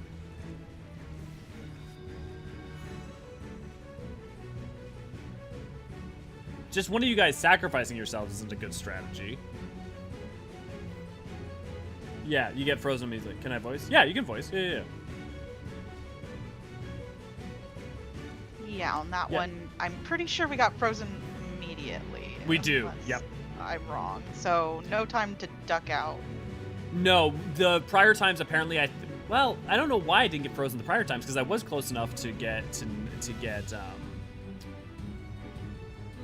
Well, so that's a beam. It's not a stack marker, it's a beam marker. So I wonder Yeah. if, you know, we need people to line up in the beam, but like not in the same spot. Well, I was gonna say instead, what if the one person who has it directed at them doesn't need to have have anyone else stack and just leads that in a direction away. That's also know. a good idea, Jade, to block it with the palm. Maybe block a beam with it. Yeah, I mean it's worth a shot. Is that how we want to try it first? I think we should do both. Have people stand in the beam, but like also block it. I don't know. Okay, I'm gonna try standing a little bit of ways and just see like how far away I need to stand to not get frozen as a test. Okay, let's do it. 6.0, 6.2, 6.4, 8 mans, 6.1, 6.3, 6.5. Yeah, we'll be 24 mans. Yep. We just got relics, and we'll get steps between now and 6.55-ish will be the highest ranks. Yeah, 6. It depends. Sometimes it can be broken up a little bit differently, but stand straight, you fucking furball.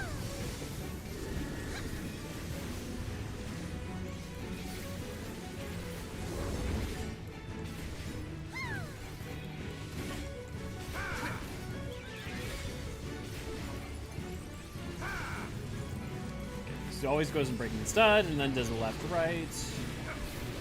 Yeah, there's a squeaky.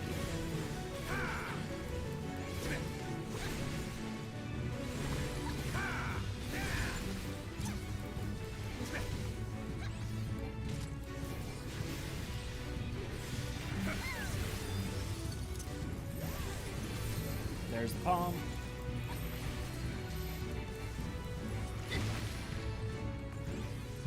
Okay, so Well, that didn't block it. definitely didn't block it. It did. Did it change the color of the palm? It did. That's cool.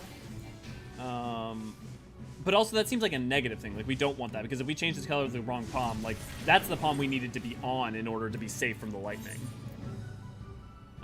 Well, so we would have to. Maybe if you duck behind one of the lightning ones would have been better. Well, yeah, you could duck behind the lightning one, but then also that changed which arrow palm we need to stand by.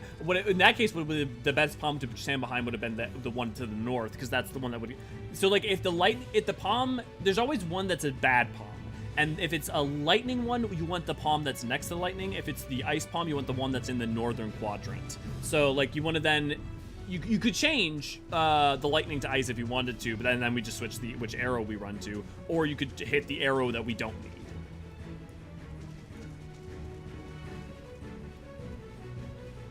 We take one no matter what if we have two air ones, I think. Yeah, that's a good point, Jade. So it must be that we want to change one of them. So it must be, so like you want to make sure that, so like if it's the northern quadrant that had the waymarks here, so let me say, if it was the northern quadrant one that was the arrow, let's say, and then it's this one that's the, let's say it's ice, right?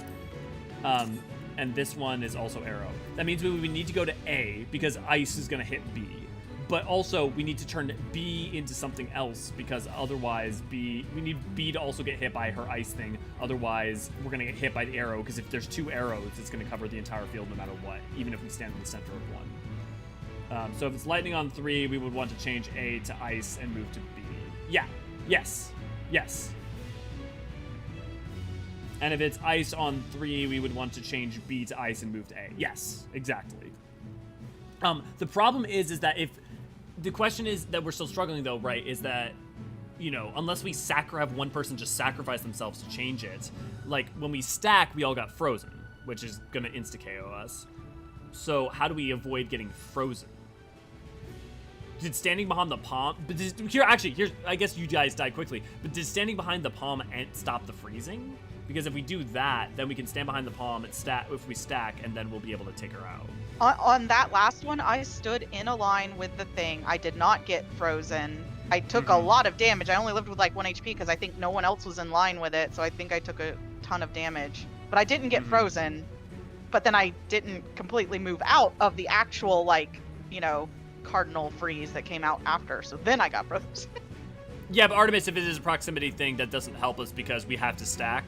and also the attack Well, moves basically I'm saying if instantly. we stack in a line, so like if just say Jade Yeah. got it right, if we were standing behind her, like so not right on top where the Yeah. squirrel stops, whatever creature. To prevent her from dying, but even if she still got, Yeah. totally. Further away doesn't get frozen. Right, but I get why that would be the case. Further away, yeah, good. Well, because the frozen counts, it's in the center where she lands is where the freezing attack attacks. It's not the like line of attack, Artemis. So, Yes. Okay, so we're gonna stack in. So because I'm gonna be the tank, that means I should be probably standing closest in line, and then you guys just want to like flex into. Basically, whoever has it should be standing on the palm, and the other two should be standing in between. Is that what we're thinking?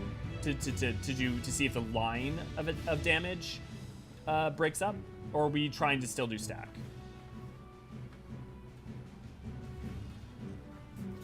Could maybe sacrifice uptime for passage as well. Yeah. Yes, for passage of arms, yeah. Not sure if I got frozen or not, if it happens so fast. Okay, so what we'll do is, let's try the line idea first, see how that goes. So, has anyone been getting it consistently, or is it different each time? For the stack marker, or the marker. It's been me once and Sarah once, okay. I'm gonna assume for now it's just the DPS. Whoever gets it, remember to then run to, here, why don't I switch the way markers real quick, so that they're not stupid.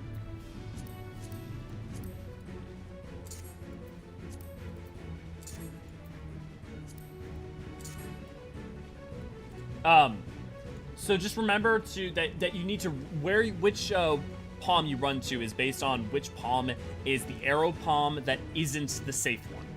So if the elements, let's say on C is lightning, just rehashing, that means that the arrow palm that is not safe is B. If the C was ice, the arrow palm that's not safe is A. Because you want to change the palm. You want to change one of the arrow palms to ice, because it's always ice that Sil'dih uses. I'll defend the fat rat with my life. All hail Sil'dih. Okay, everyone good?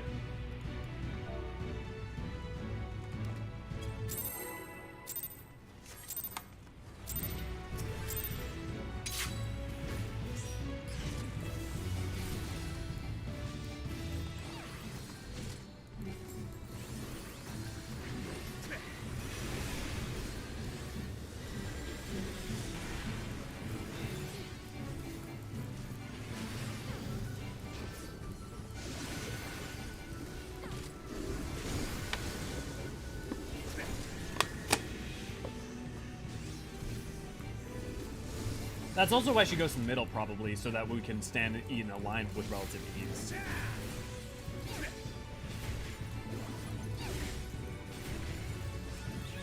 Okay, and then she's gonna move Suds.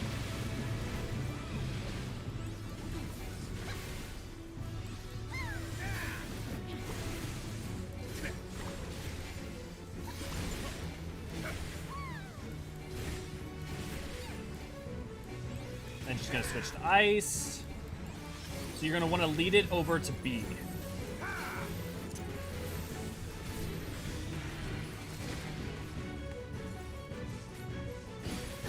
Okay, so why did I get frozen but you guys didn't? Any thought? Were you guys moving? Was that maybe part of it? Because the DPS didn't get frozen that time. Okay, V, you were definitely frozen. But I was also the marker, right? I was point blank, but didn't get it. Well, were you point blank in like ahead of time? Because it may snapshot way ahead of time. Okay, cool. Any debuff tips we're missing? Not that I saw.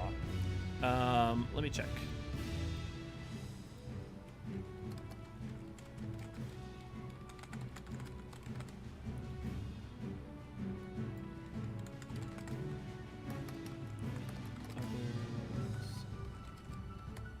Let me see if I can find what abilities she uses.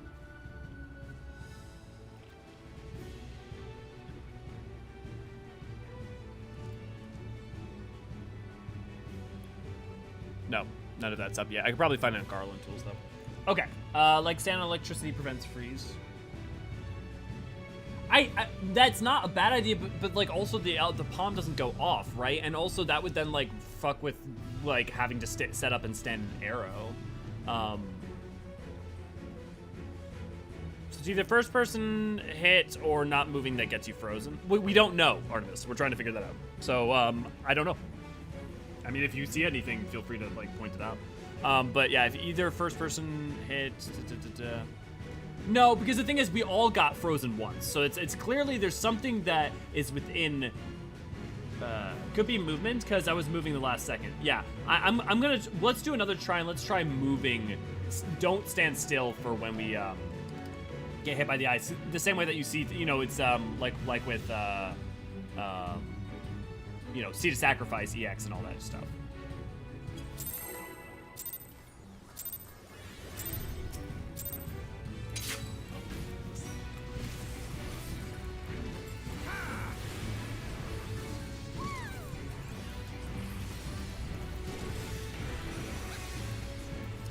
Luckily, it's like this first phase is very consistent, so this is easy to figure out.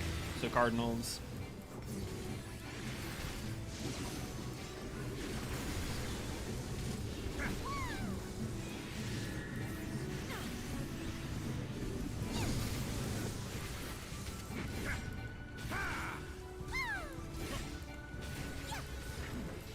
So remember, we have time to figure out which one's safe, because she's going to summon Puffs.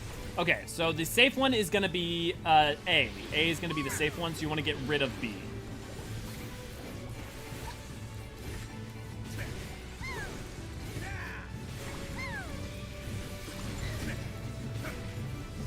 Oh, make sure to try to heal up before that. So get ready to go to B, whoever has stack marker.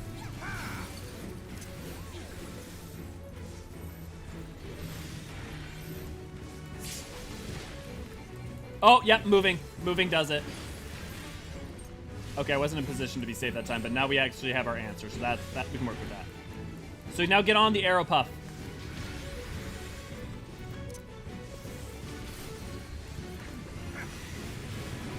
Oh, we died to ice. Oh yeah, because we didn't set up the right ones because they got swapped. Wait, when did A become ice? Well, okay, that's fine. Let's play it out for a little bit, see what happens. But yeah. We can handle survive and ice, so it's if we have to get hit by something, it's better to do that than wind.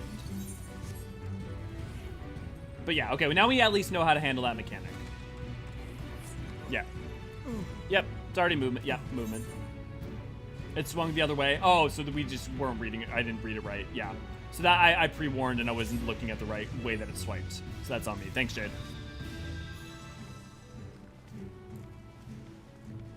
I looked for the lightning before I looked for the swipe.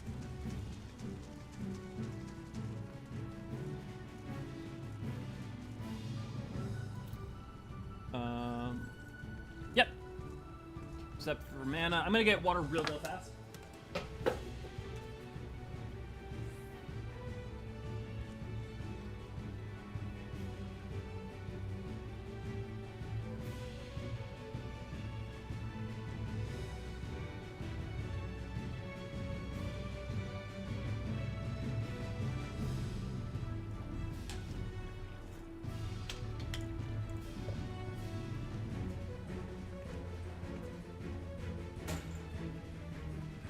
I'm very lucky. One of my partners, who loves me very much, got hot chocolate for me this morning.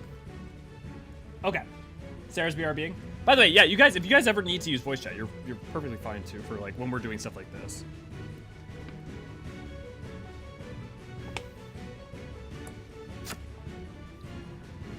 Why don't they rest you with full mana?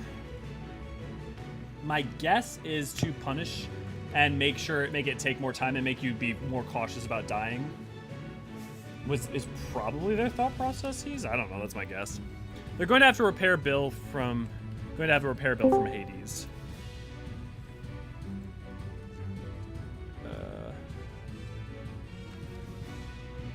Cool. Had me some hot chocolate mixed with spiced rum last night. Nice.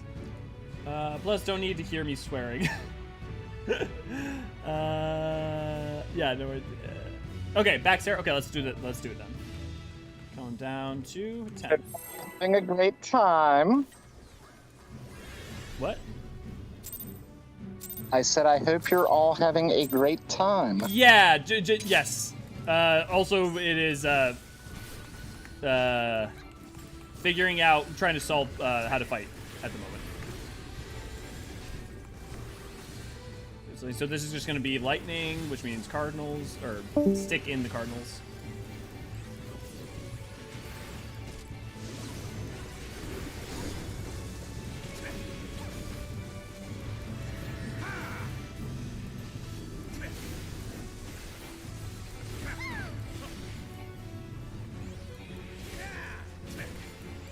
Sorry, Issa, thanks for popping by. I was just focused on the fight.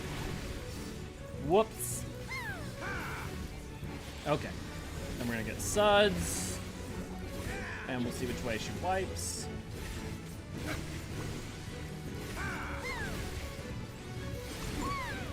Okay, stack is on C. You want to stack, you want to take to C.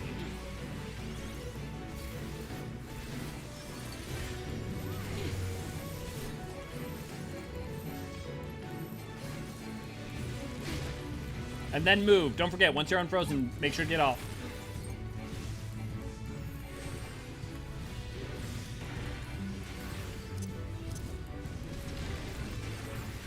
Because you cast an ice after. Yep. Popping res.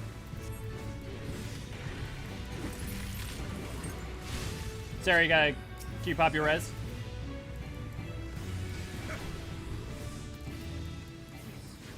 Oh, that's not good. Oh, that's not gonna work well. Yeah, that's gonna be a raid wide. Yeah. Okay, just reset. Yeah. So remember that after she throws the she does the ice attack, you're gonna have about 1.5 seconds, and then you actually have the ice go off based on the direction in which she charged. So you want to make sure to go intercardinal from wherever you were standing effectively, right after she jumps to her target. I got sniped from super far. Yeah. And then shortly after, there's gonna be a raid wide. So yeah. Not sure how to move with the marker on. I guess just back and forth, IDK. Yeah, so one thing you could do, V, since you're a sage, if it's you. Old Bolt, you could use your movement. Sarah, you could use your dash, and V, you could always use your dash to one of us. I just mash AD. Yeah, so basically, you can. There's a couple ways you can do it. So like I do it where I move my camera around and just move in a tight circle. Because you can still cast spells and whatnot, and then the second it's up, you can move to the intercardinals from where the strike is going.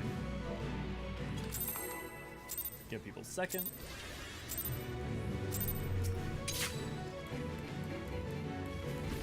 Yes. As long as camera doesn't move if your body's not moving, but you can definitely move in the circle. So if you're just moving your camera, that does not count alone. I do not believe. I think your character actually has to be moving.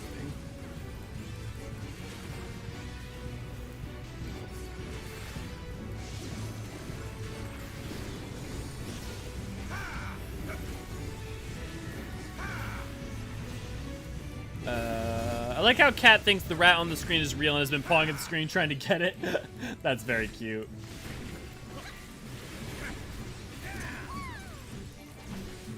Okay. Let's see which one hits the Suds.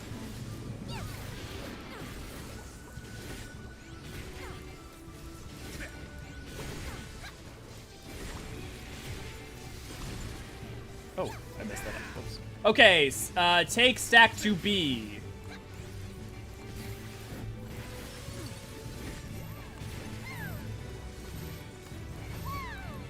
Remember to move off into the intercardinals after it goes off. Now.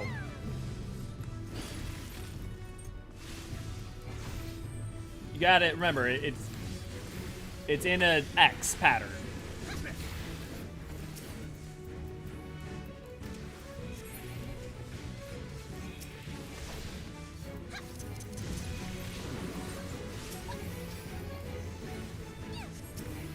I'll try to get some clemencies off. Sarah, Jade or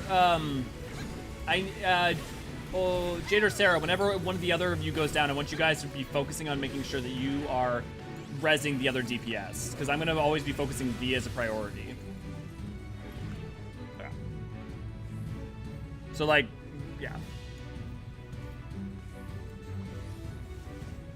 Is anyone uncertain of what to do for the charge? Because you want to make sure it's an ice. So if she charges north, you want to go intercardinal to the southwest, southeast, right? If she goes, if she charges to the southeast to like C, you want to make sure you're standing in, north and slightly to the east, effectively, because it's going to be that's where the X is going to be. Shot the tubers further back. Yeah, no worries. So if like she charges right where she's at now, obviously you want to then, basically not be where we were standing. Okay. Oh, actually, sorry, ignore that, belay that. I didn't realize mana's still low. Food check.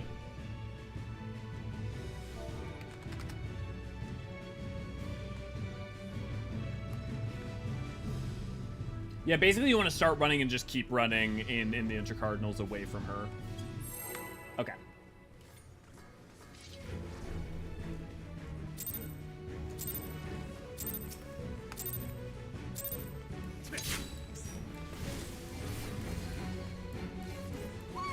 She'll go lightning, and then she'll pop back.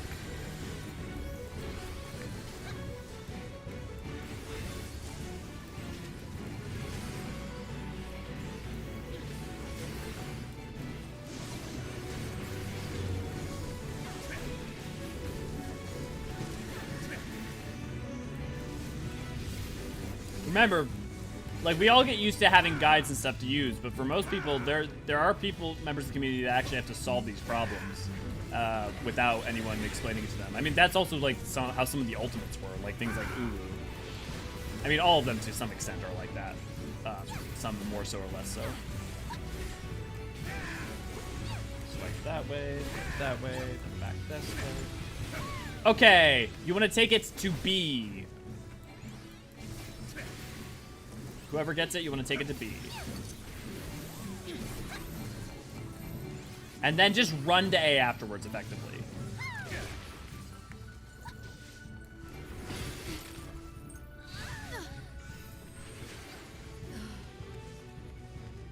Okie doke.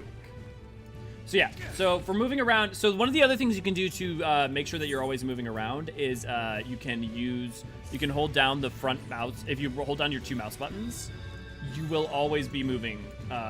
You'll always move you forward. So you can just like do that in circle or whatever works for you. Oh, you're struggling. Yeah. Yeah. When mouses are being fucky. But yeah, you can just literally just like do anything, and like you can take a second to do downtime, right? Because you don't have to worry too much about healing until even after the attack goes off. But so yeah, if it goes straight in B, right, you basically can just start running towards A, and that'll make you safe.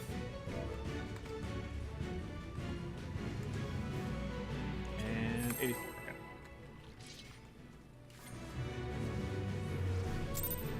But yeah, the second they passes through you should start to be running already away, because you don't have very long until it goes off.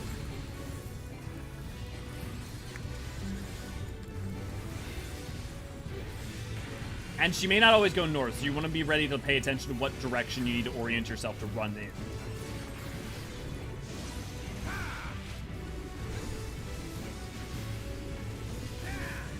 No, not the peripheral mouse, the boss. I don't know, I'm kind of enjoying this fight.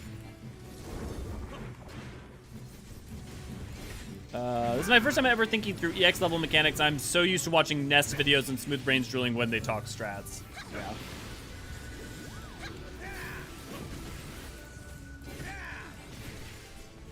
Oh, I should be this way. Yeah, okay. Okay, you're going to be bringing it to A. A is where you want to bring the ice. You can also pre-position yourself over here rather than having to wait for it to go.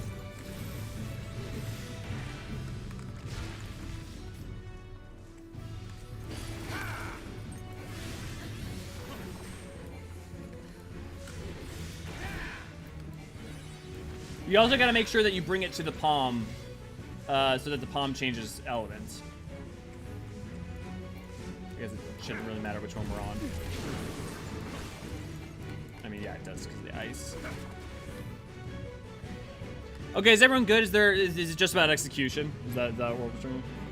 My internet gigadite? Yeah, no worries. Look, I'll take the time to figure this out with you guys. I don't mind. I got Pokeballed. Yeah. Remember though that like once I call out the place you can go to, you can immediately go there because there's nothing stopping you.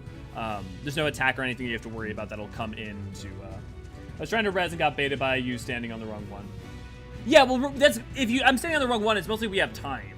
So the reason I went to stand on A wasn't because I didn't go to stand on A because of that was the right one to stand on for safety. I stood on that one mostly because I was just getting out of the path of the ice, and I knew that we had a little bit extra time for before we go to the next one. I trusted you. Yeah, no, I led you astray. It's my bad. But yes, basically you just Well, I will not take those extra liberties again. I will assume that everyone's following me instead of.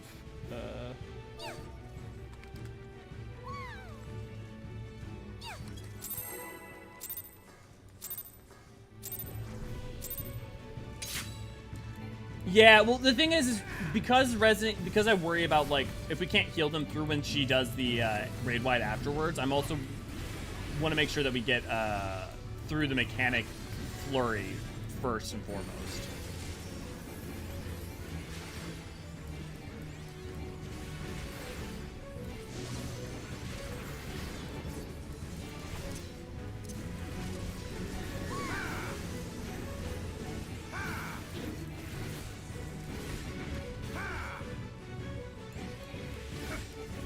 Fresh pop.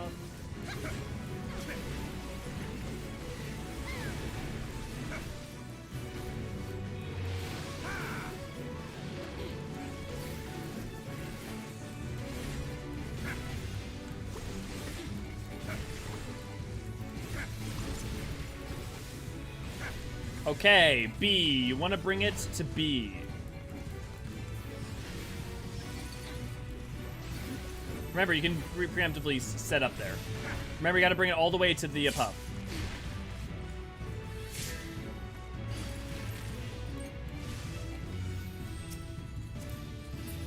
Okay. We may have to swap out Jade if Jade's having some internet issues.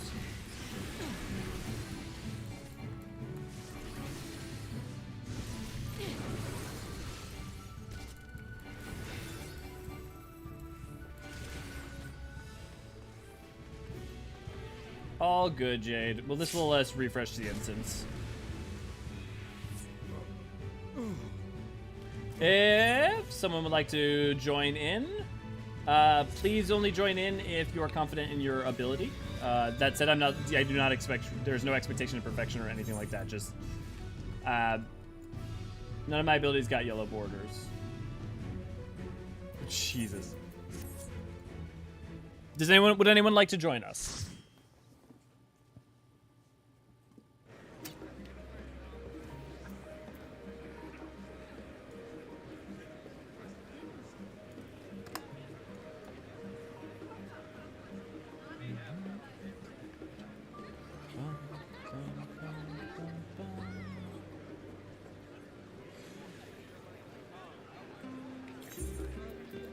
Ooh, you know what? I'll take this time a second to just go check out the Sil'dihn side table.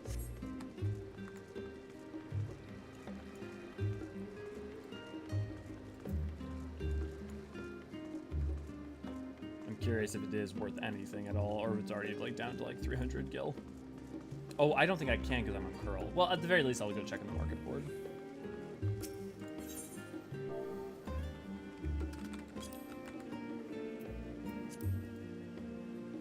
Oh, well, that's nice. I bet no one's buying them though. I have 2 volunteers. I'll drop. I'm not confident in my abilities. I mean, you're doing fine, sir.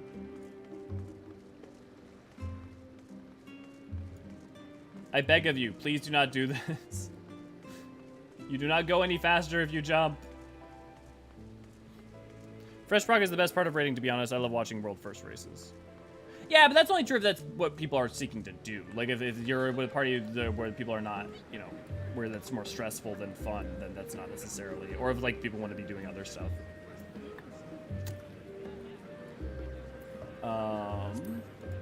Okay, I'm gonna kick Jade for now. Let's see if anyone's on. 'Cause I'd rather not do randos. Jade, if your internet comes back, just let us know and we'll put you back in.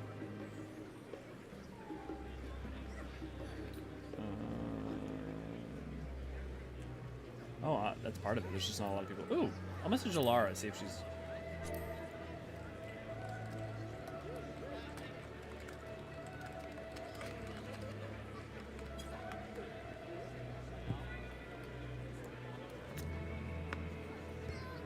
Oh, but Jade, you are also in a group, so you like that, so...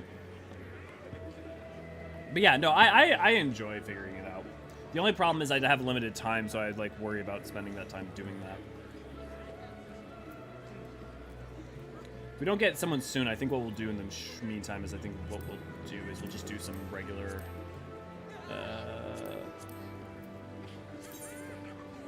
dungeon finder or variant dungeon.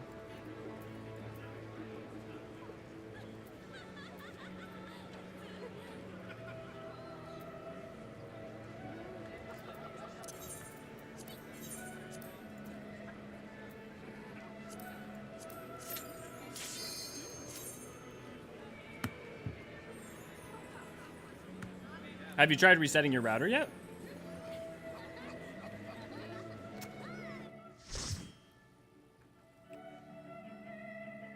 I mean, not to be the have you tried turning it off and on again guy, but just out of curiosity.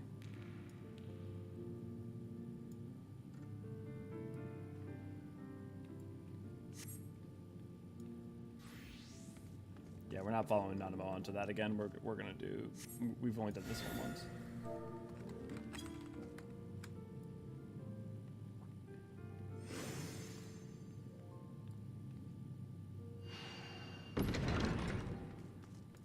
I wonder what we need to do different for that one, because we were trying some stuff.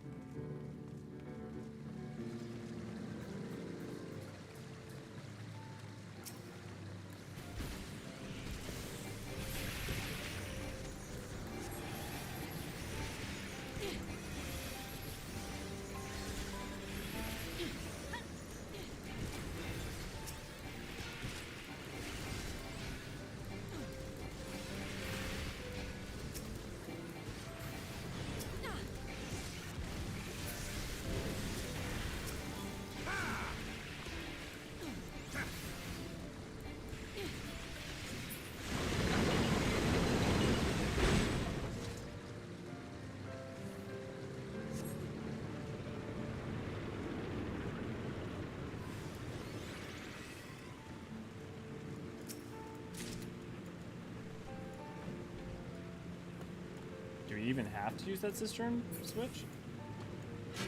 It seems odd that they like...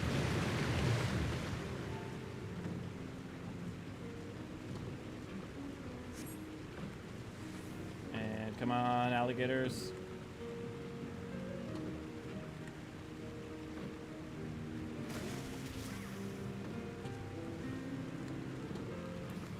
Now I'm like wondering what triggers things, like... You know, is everything semi-fixed, or is like weird things gonna cause stuff? If it's gonna have a Kojima moment, am I gonna like, if I actually do jump across the bridge and jostle it, do I get a completely different ending? Who can say?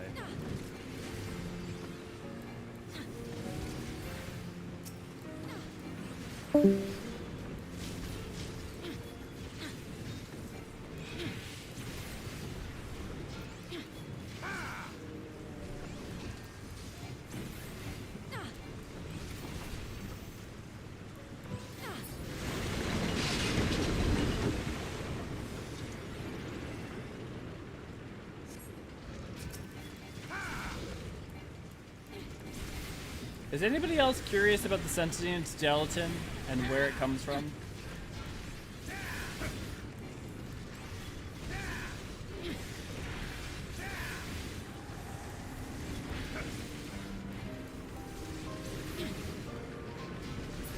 It's moments like this that I miss having the Dragoon backflip.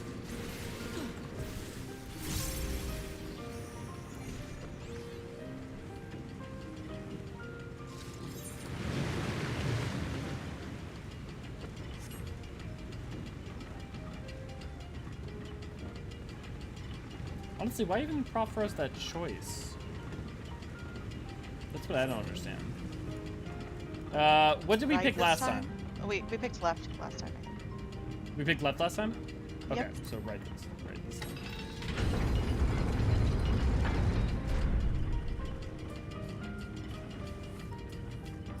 Welcome home, Misa! Would you like to join us? Ah, perfect, we have our fourth. Yay. Maybe the jelly is animated snail slime. That's a theory.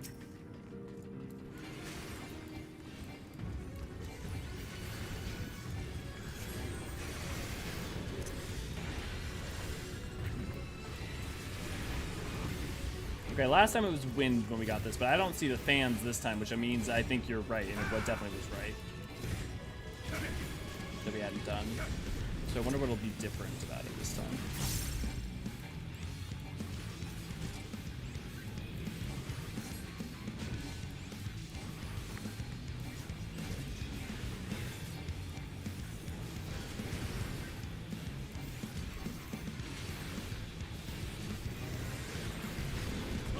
Kojima voice, now if you open up your menu and navigate to the fourth climate plate, you'll find the essential item.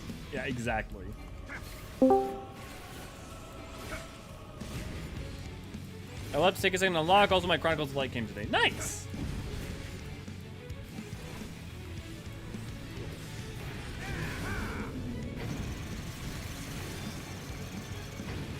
Ooh!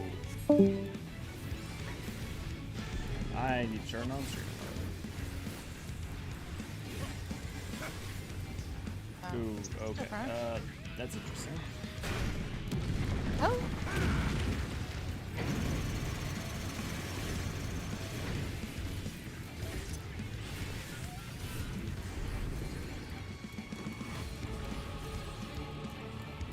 Oh, he's gonna flip him.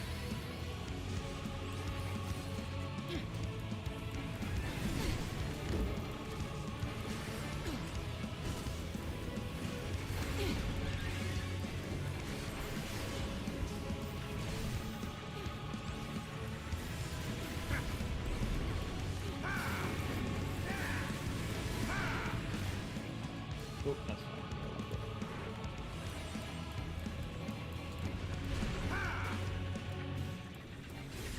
Oh, I was too early. Oh, I don't know why I made that. I should not have been allowed to have made that.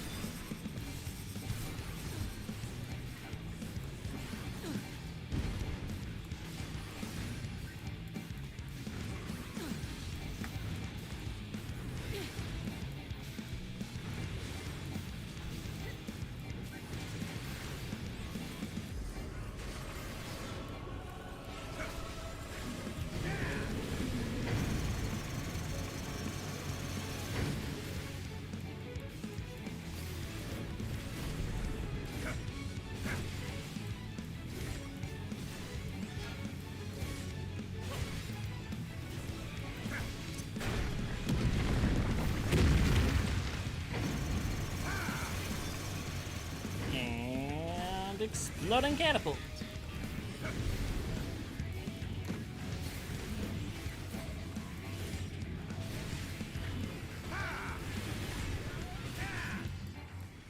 Oh yeah, that was not me thinking very much.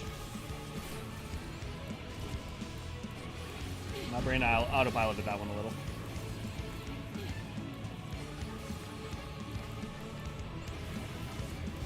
It seemed weirdly low because it shouldn't be though. I mean, I guess. Well, no, because Bard Black Mage shouldn't be a problem whatsoever.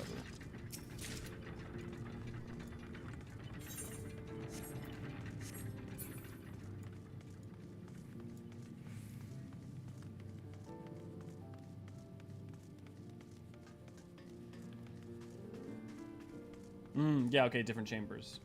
I'm putting my mind to my own chambers. Secret passageways and all, I wonder.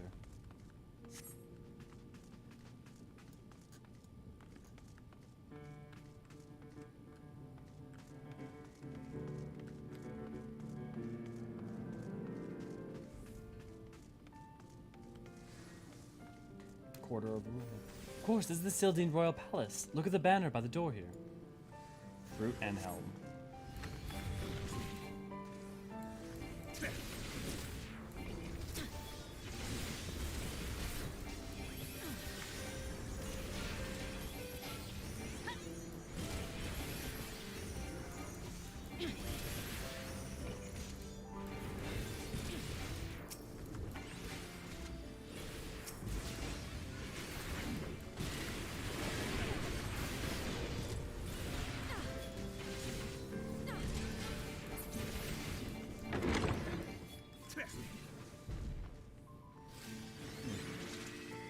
Seems odd that they would let us.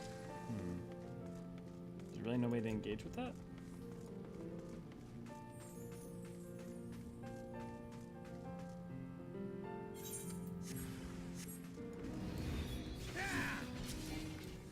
It's funny, they do like really like entryways behind thrones. I mean, they just did the same thing with Troya as well.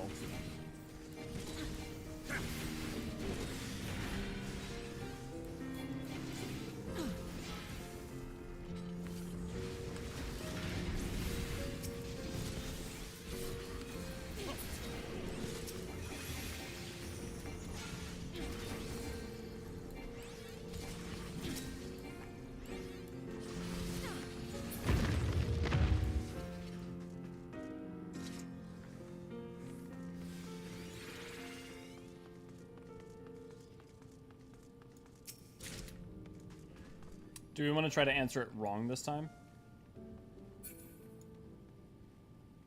Probably. Okay, don't know. we'll try the exact wrong ones then. Leave it empty. I don't think that's an option. Nope.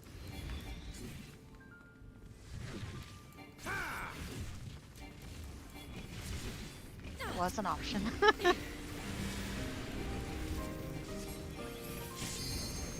Well, I think they were. Oh, I see what you're saying. I thought you had to put them in before it would react. I thought they were responding to the fact that I just put slotted in the gem. Bum ba-dum, bum bum ba-dum.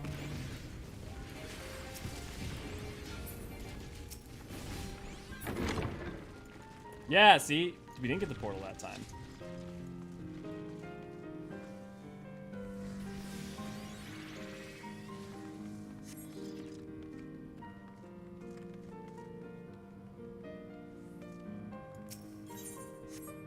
Ooh, left or right? Let's do right. Oh, you do left? Left? Okay, we're doing left first then.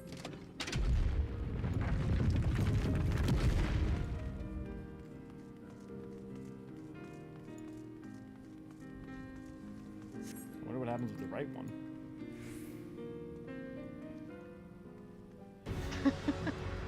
Just toss her. Just toss her across. Pull a Gimli.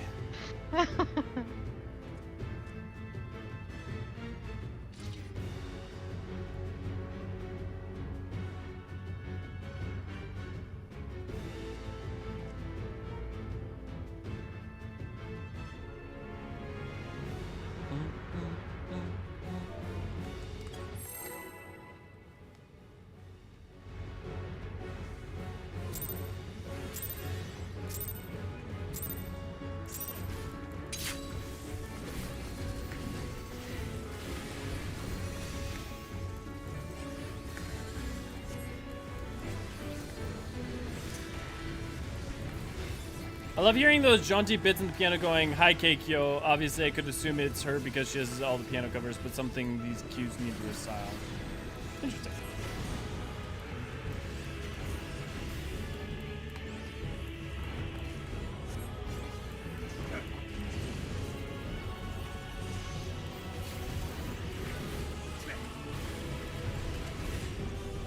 I like this idea with the bar. I hope they use it more in the future.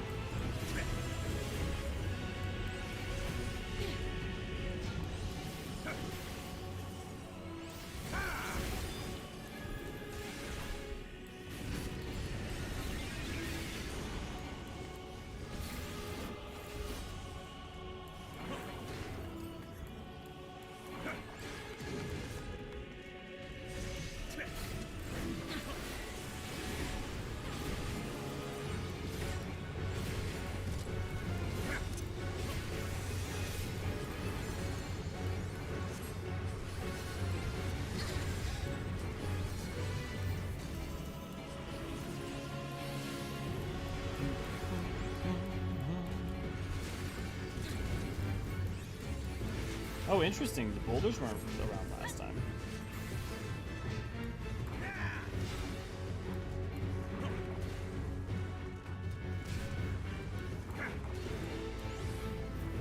Oh boy.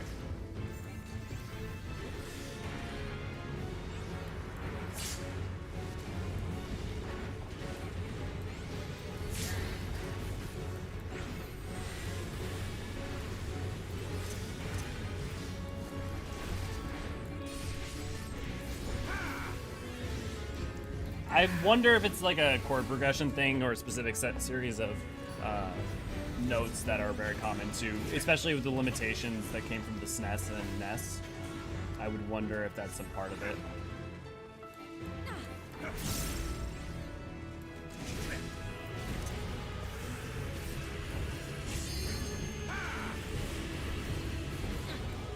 Also, clock between best way burrows is retro despite not being familiar with Fort Sound. I mean, there's also simplicity to their like progression. I'm assuming, or due to the chiptune era. I think it's something in the melodies. Yeah, probably how simple the melodies are.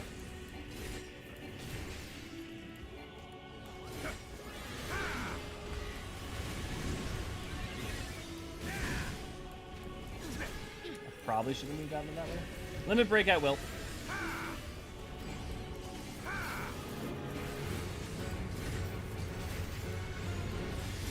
There's no melee DPS, so Sarah, that can be you.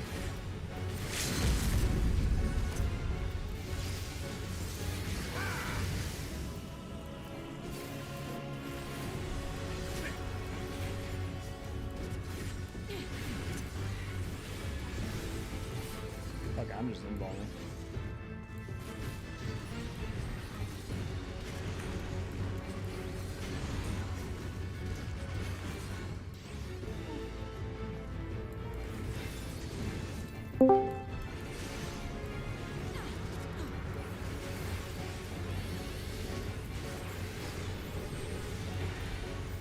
Are we doing some slow damage? I was just wondering that. Like, why do we have no DPS?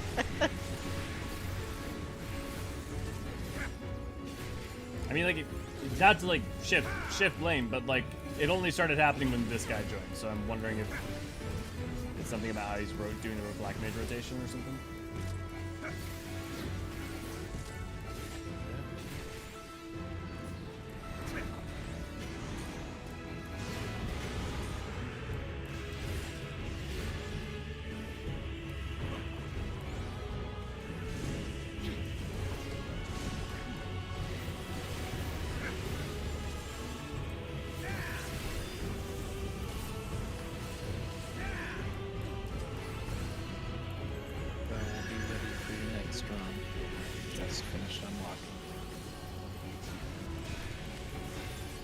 My plan is to do Criterion after this because I want to get a Criterion run in and finish before I take my break and then go switch, get food, and then start doing the rest of the content for today.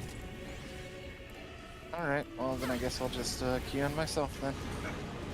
I mean, you should be able to. Oh no, you have to do a run, don't you? Okay, yeah. So no, we can definitely do it. I thought that was me saying like, let's do Criterion. That was not me saying don't join in because we can just do the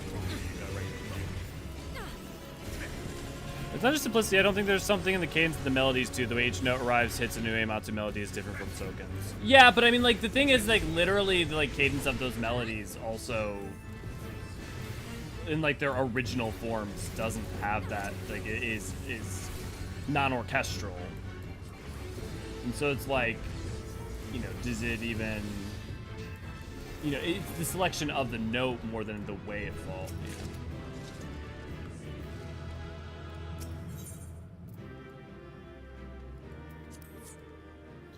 I wish I had more music theory knowledge to probably dig in the the way each note arrives in Uematsu melody is different from Soken's. Because the thing is, if you listen to Uematsu's like current music in contrast to like things that existed from PS1 and earlier, you know, there's even a very stark difference there. Okay, Issa, inviting you.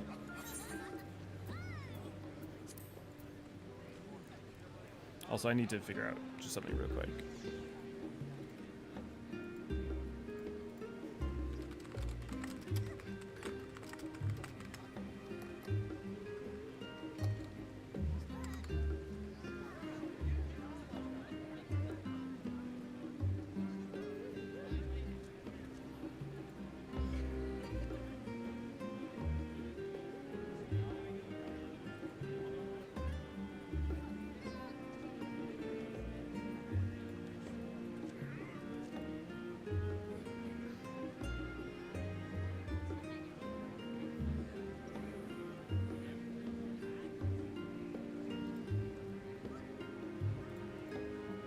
There we go. Okay, much better. It's throwing me all the way off hearing people come into the Discord channel.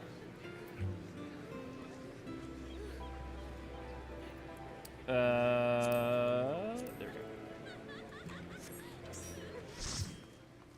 Okay.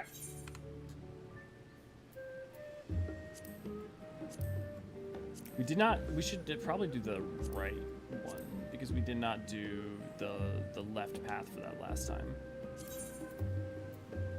Oh, good. We did get a new path info from doing that. Yeah, because the Sil'dihn banner. Interesting.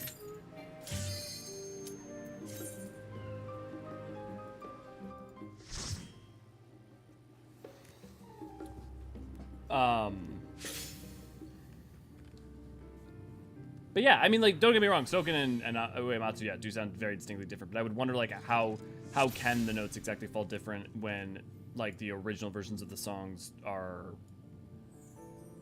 you know, unable to, they don't necessarily have variants.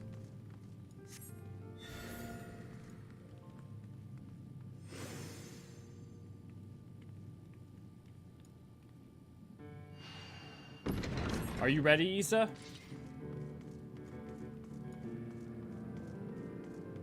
Let's go!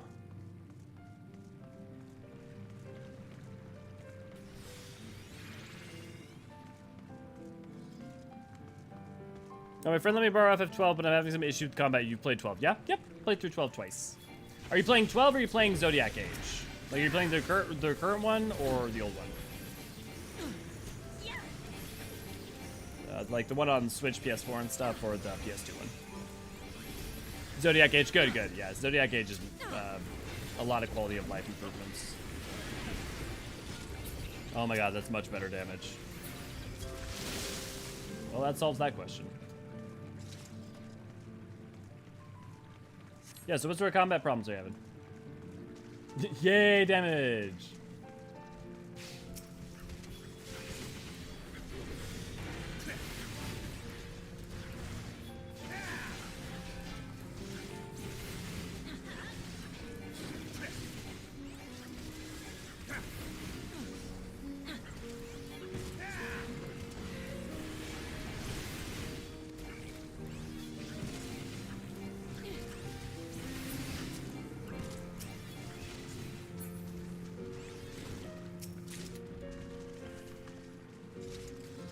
My issue is clicking with the combat and gambits. I'm pretty early in, but I'm not loving how passive it seems. Doesn't seem like a lot of opportunities for skill expression. I mean, I guess I would say if you don't like it, then I wouldn't. It's basically a more interesting live action version of. I mean, like, one, if you're early in, then I mean, like, yeah, I mean, very few Final Fantasy games are particularly interesting combat-wise early in. But also, I guess I just don't agree with the skill expression. It's just more tactical. It, like, switches between live action and tactical, which means that you need to be much more thoughtful about how you engage with things, engage in combat, versus, like, just standard turn-based, where it's just, like, you know, it's kind of a solved game. This is, the game isn't solved because how you move around and how you engage and set yourself up for victory, success, and failure affects it. So, I mean, just like, one of the things is just think about it as a midpoint between real-time combat and like a traditional ATB system. As for skill expression, I mean, like, you know, part of that skill expression is gambits, like, is creating intricate layered gambit systems that are fun and or interesting. Or wait, is that Cerulean? Are they coming in from Camp North?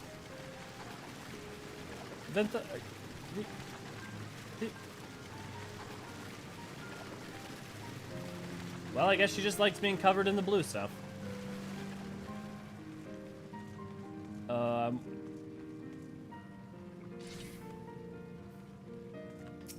Let's do that.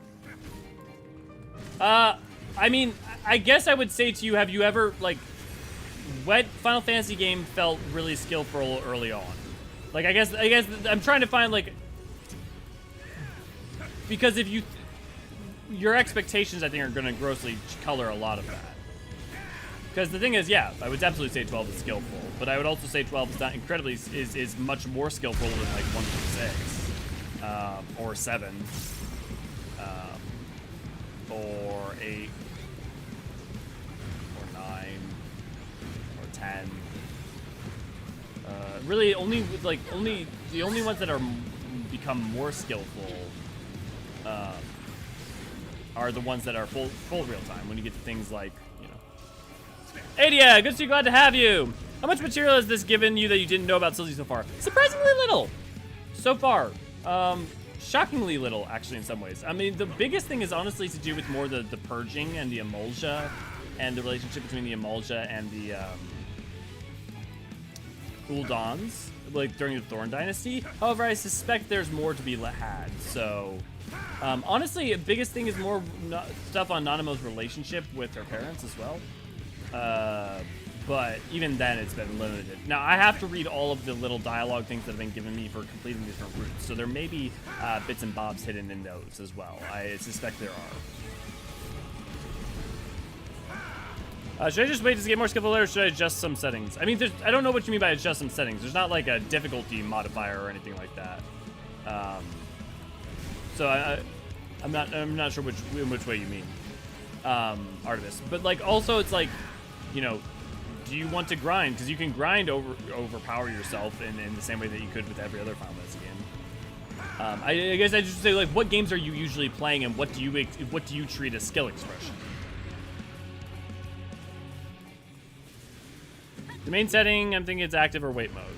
Oh yeah, I mean, if you want, and if you're doing just wait mode, then you're playing on the easy mode effectively. The same way that, like, if you turn on wait mode in the ATB games, you're effectively like just making the game easier. Now, I don't think it's necessarily a ton harder without it, but or like, you know, how much that skill expression is up to you, like what you value.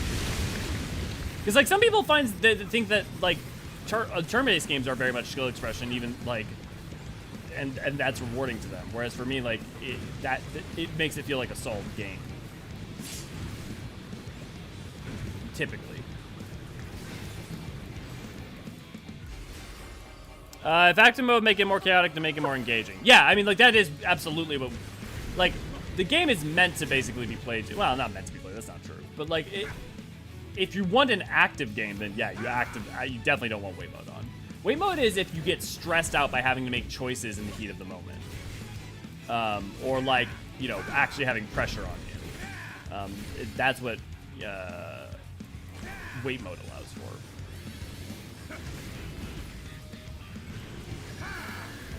But again, if you're looking for, like, you find skill expression is rooted only in, like, you know, full real-time combat, then no, 12 is never going to fully satisfy you.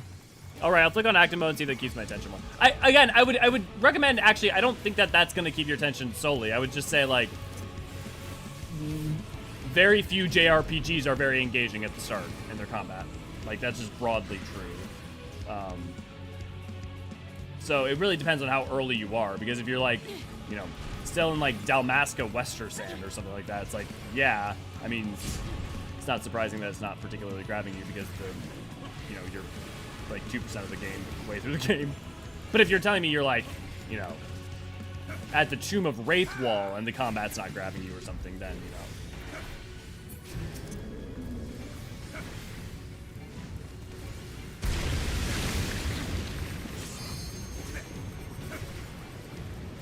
I'm in Bjerba. I mean, I feel like Bjerba is only, like, where it just starts to kind of get going.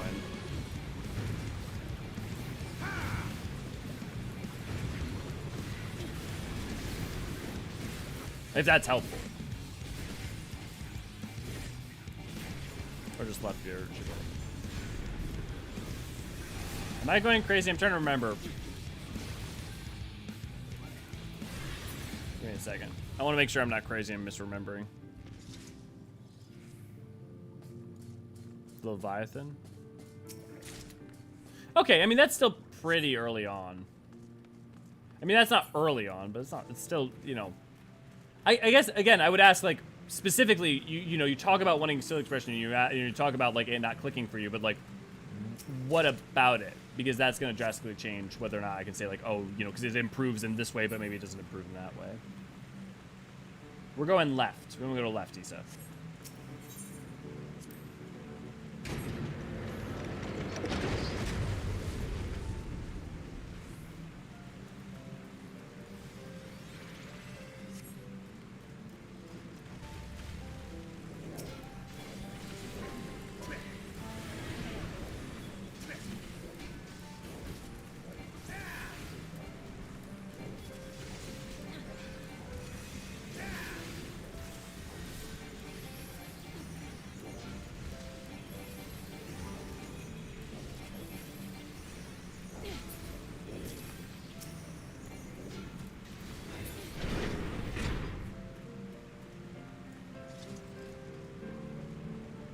Most definitely a modular construction, fortification build for war rather than habitation. No, don't make me kill the Sabotenders! They're the best! This is worse than that time I had to kill Sil'dih multiple times in a row. The games I've had most fun with are Sekiro, FF7 Remake in terms of combat, which I know I'm not getting with 12. Well, right, I mean, like, because, like, effectively FF7 Remake, you know, not singularly, because it means more ATB real time, but, you know, FF7 Remake is built on the back of games like 12. So yeah, I mean, if you're talking about skill expression then in real-time combat then effectively, like, no, 12 is a real-time movement turn-based game really more than it is a, you know, it rather than, you know, what FF7R is, which is, you know, a real-time thing with ATB added. So I don't know that it will ever get to where you want it to be, because that's not really. It will probably improve quite a bit because it gets way more interesting, nuanced, and complex as you go along. But it is always, in essence, even in real time, effectively a, you know, pseudo turn-based game with, you know, real-time components. At least Sil'dih got to fight back. Yeah, that's true, Jade. That's true.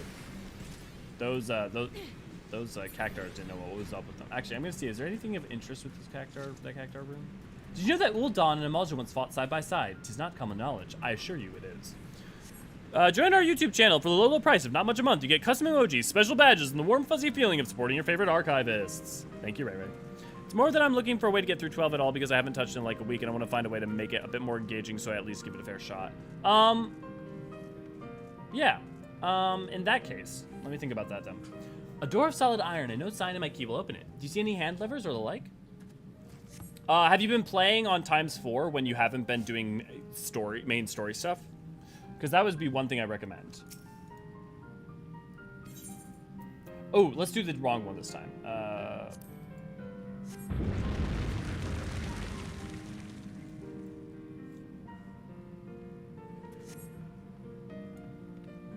Who is speaking? Well, I've not come this far to let the door turn me away. Break it down.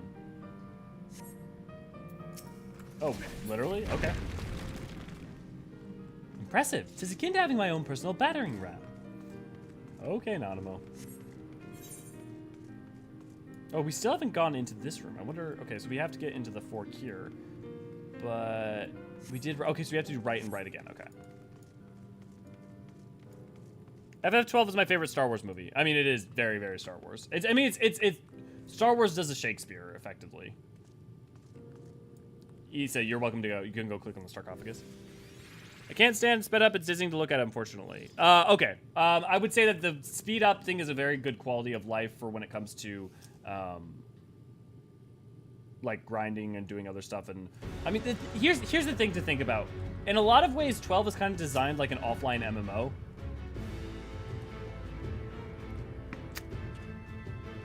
When I was grinding in 12, I just set it to max speed and did laps around zones and played some music I like. Yeah. It really is Star Wars. I was joking about that constantly. Yeah, I really like all the Star Wars vibes. Yeah, I mean, that's, you know, Ash and Leia and Vaughn and Luke and Thrawn and, oh my god. Barb. You know what I'm talking about. Being Han and Leia, or Han and Chewie, and then also, oh my god, apparently I'm more tired than I thought. Oh, no, he's done with the cutscene. Okay. Or, you know, like the, Bahamut as the, Death Star, just all sorts of stuff like that. You know, a magic sword being of incredible importance.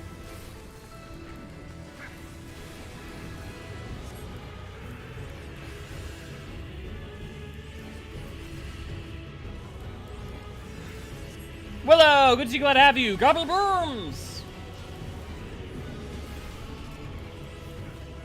I apparently am running low on my tank of energy, so thank you, by the way, Artemis, for asking questions. It's actually just very helpful to bounce off of and get me going. Yeah, I would say if like Sekiro and FF7R and so, oh, I was not expecting that. And stuff like that are your jam. The best way to engage with 12. I mean, honestly, recommendations would generally be doing things like just breaking 12 then in interesting or fun ways. Or... honestly,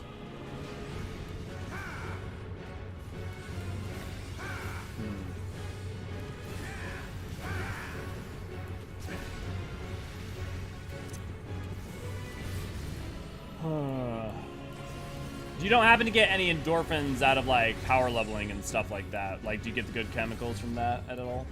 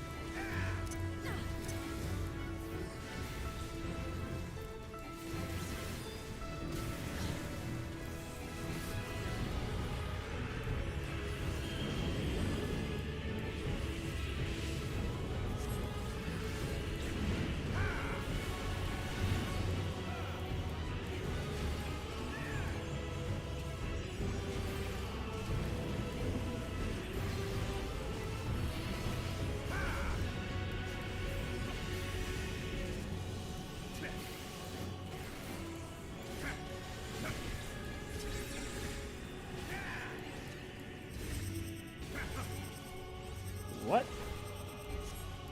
The fuck does that? Okay, that's what it is.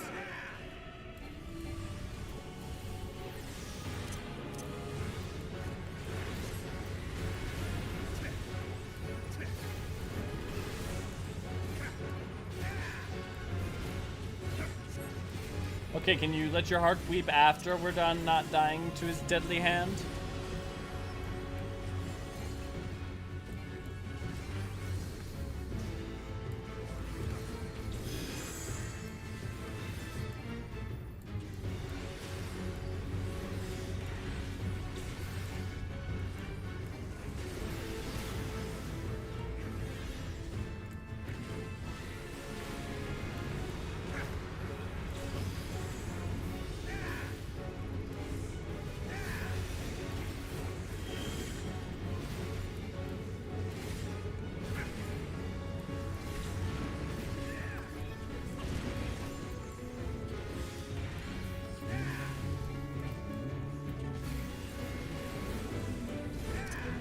Bosses definitely feel like even the easier ones feel faster than a lot of like dungeon bosses for some reason. I'm definitely hoping this like is indicative of future fight design.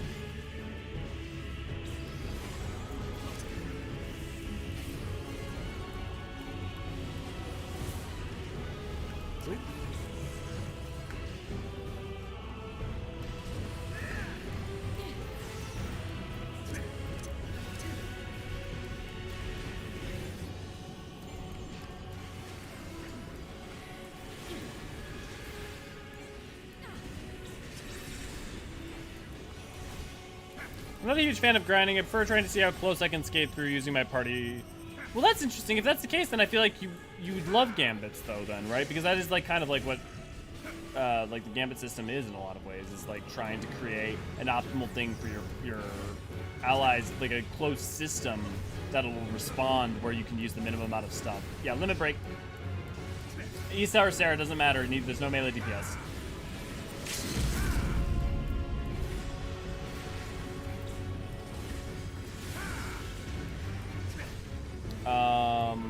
But obviously that doesn't appeal to you, so like that's fine. So yeah, honestly, I would have to say then I would just try to the two things that then I would recommend are basically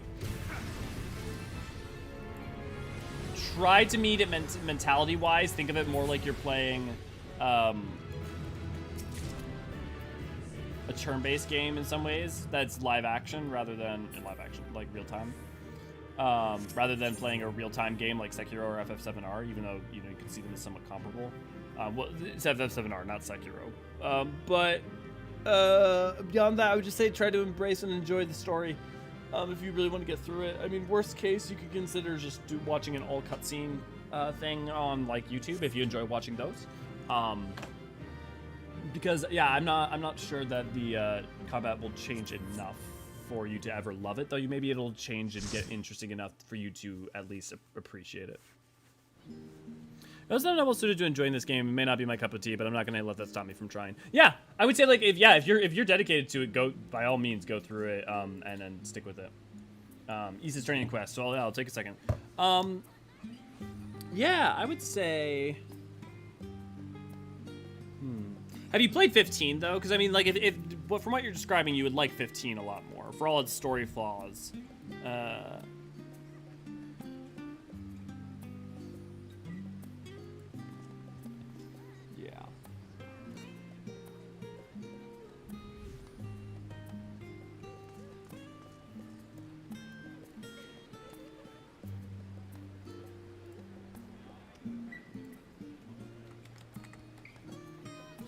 Yeah, okay, I think what we're gonna do is go in Criterion off of this. Sarah, you said that you would be okay for swapping out, so maybe we'll try. Would anyone like to join us in Criterion and try to, I wanna try to get it clear. We'll try to like go hard and get it clear, or at least clear Sil'dih before I take a break, and then I'm gonna take a break, get food, and rest a little bit, and then I'm gonna switch over to playing the story content.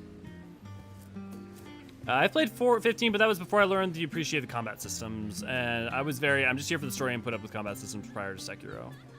Yeah, I mean, I'm assuming if you played Sekiro, you played Bloodborne and a lot of the other Souls-likes as well. I'm gonna try to join back, but if someone else wants, they should. Yeah, definitely, Jade. Sarah, you okay with that? You okay if we like just get a crew together to like hit Sil'dih hard, just to like try to ram through? Ooh. Give me a second, I just need to stare at these behind for a second. And by behind, I'm talking about her nulets. Ooh, so pretty.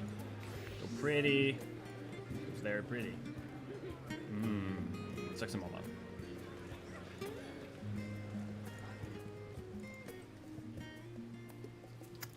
Because you offered earlier, I just want to make sure that I'm not kicking you. Where's the Criterion unlock? If you've done the entirety of the quest, Isa, you should have it unlocked. It unlocks once you finish talking to Osman the second time, I believe.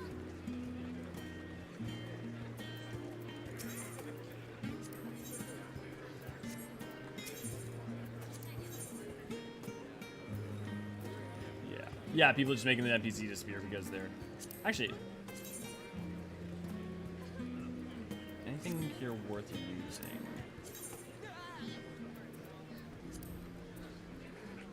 Not really for current costumes, but maybe. Yes, I played Bloodborne as well. I love Bloodborne. Sekiro is where the magic happened, though. I get Sekiro like no other game. I've platinum Sekiro. Sekiro does not match. I don't like it as much as I like Bloodborne. It's not that I don't love Sekiro deeply, but it's not even quite the speed.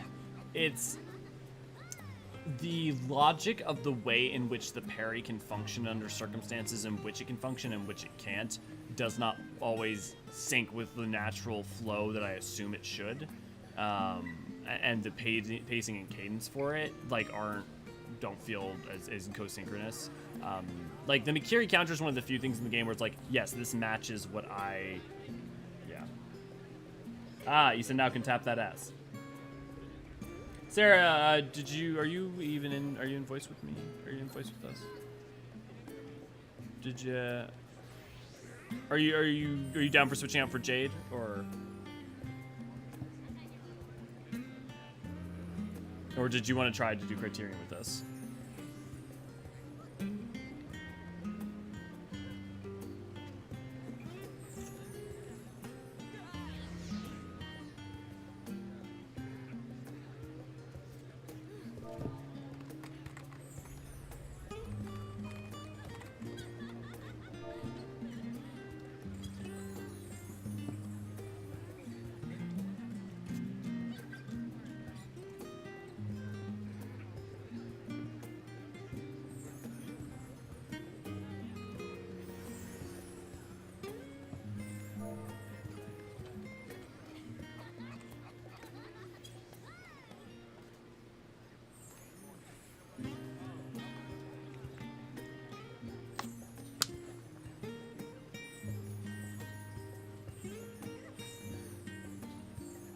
Okay, I don't know if Sarah's AFK or...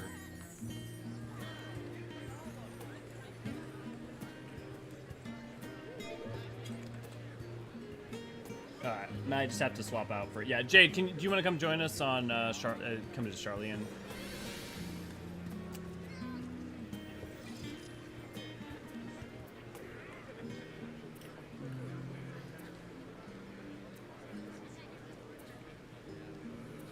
Yeah, in terms of level of refined combat, I mean, there just isn't a lot of games that are at Sekiro's level. Oh, did they say BRB? When?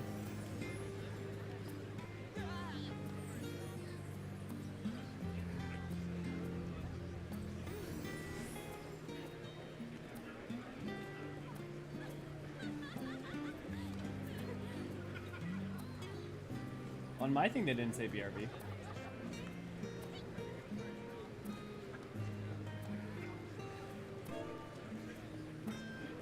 Am I just crazy? It literally just didn't say.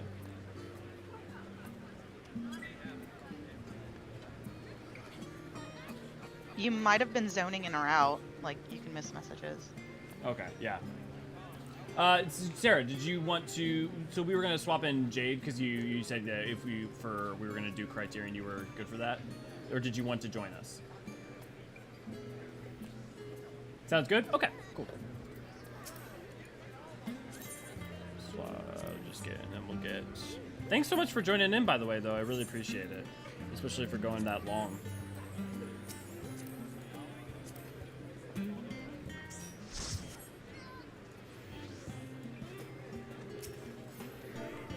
Okay, so who else has raise on their actions?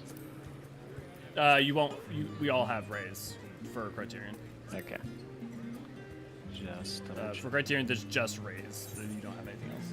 okay.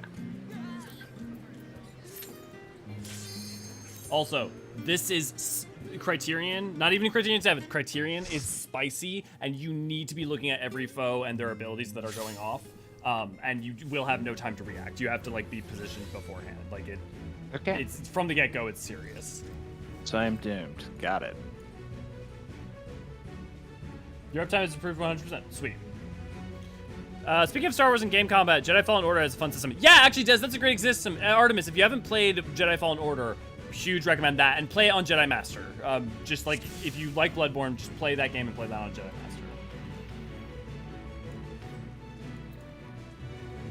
Master. Food check.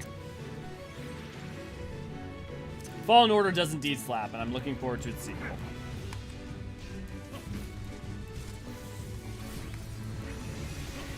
So you want to watch out which guy this guy strikes either left or right, and then you want to strike. Fuck. And then his other attack is Creeping Ivy, where yeah he does that. He'll pick a person, he'll aim a conal attack at them, and then he will you will have about a second to move before he hits it, and if you're in it, you're going down.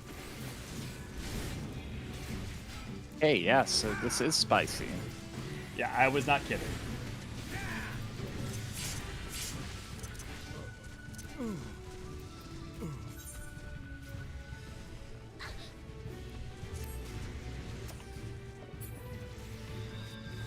This Like, is seriously, like heaven on high spicy. No, this is much spicier than Heaven on High. Solo heaven on high spicy. No, I would still even say that this having gotten to 97 on this, because the thing is that you can go like Heaven on High can hit kind of hard, but you have like Pomanders, a bunch of other like tools and stuff. Do I know I do not currently hear you in voice. Oh fuck. So like yeah, you have to when he uses left sweep, Creeping Ivy, get away, get away, get away. Okay, guys.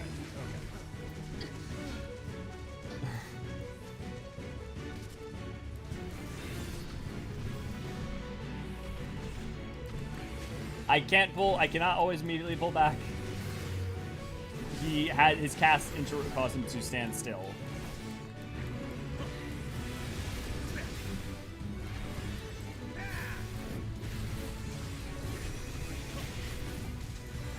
Jade is having PC again. Okay.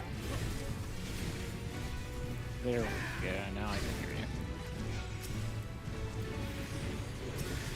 Just focus on getting Aqueduct Kaluk down, because if we get him down, he won't respawn. Pulling her away to try and give us some time, breathing room. Ah, fuck. That's gonna get me. Okay. Oh my god.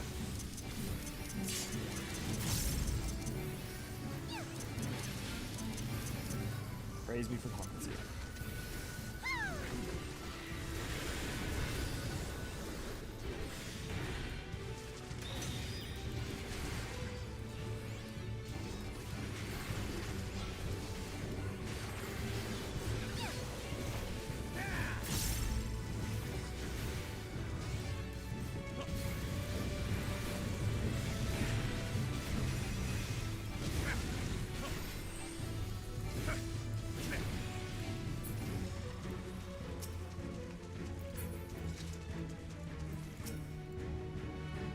Yep, yeah, I know. I'm looking.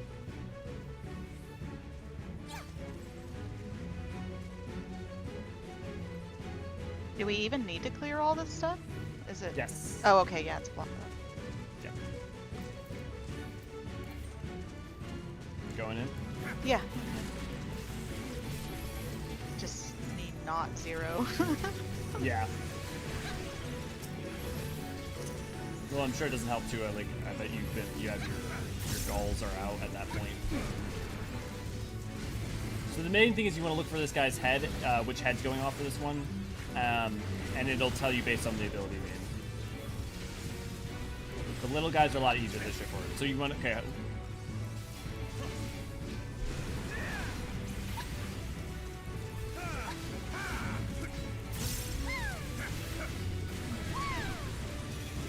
It's gonna be next. Nope, front.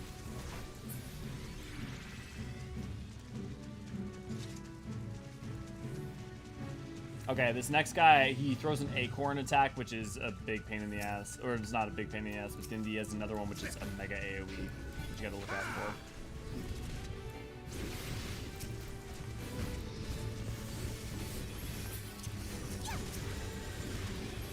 There's acorn.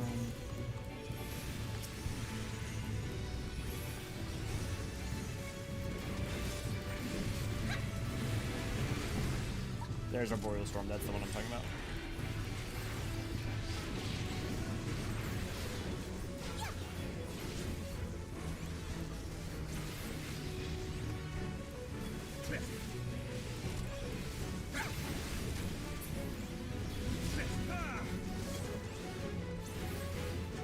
Okay. Let me catch up on chat real quick. Nothing like queuing for a roulette healer needing a moment, then melee DPS pulls and causes a bickering the entire run, and then I just get to eat extra damage from stack markers. I'm gonna be honest, when that sort of shit happens, I'm just like, nah, I ain't dealing with this in bail. Like, I have no time to listen to other people bickering over crap like that and not being able to focus on the task. Granted, I had to play on the easy mode because I had trouble running on my PC, so there's some FPS issues that made it harder, or I'm just trash. It can be hard for some people. What is Savage gonna look like if Criterion's already this spicy? It's basically this, but without any kind of markers or any kind of warning about what attacks are coming out. Leave stream on background on mute to avoid spoilers, and hopes all is well for everyone. Thanks, Aurora. Okay. So, for this, yeah. So it does lightning damage with strikes into cardinals now. Yes. Well, I don't think Issa has done regular for her. So the thing is that she has her palm will glow different colors. If it glows green, it means that that's going to be a donut, basically. If it's yellow, it blasts out in intercardinals. If it's ice, it blasts out in cardinals. The first mechanic that we were going to have to get you to learn is that there's going to be a point where where whoever has a certain stack marker thing is going to have to go to one of the directions. We'll put away markers to mark what I'm talking about. A, B, C. And she's basically going to charge at whoever has that marker. You need to be moving. You need to be behind the object that's over there, but you also need to be constantly moving at least a little bit. Like when you fight Seed of Sacrifice, you know how there's attacks where if you're not moving you get frozen, or attacks where you need to stop moving. This is one of those where you need to be moving, else you're going to get frozen. We all want to be in a line for in front of whoever has the marker thing. This is a lot, but we're going to go through it just so you at least have a general idea of it. And then, so we'll start there.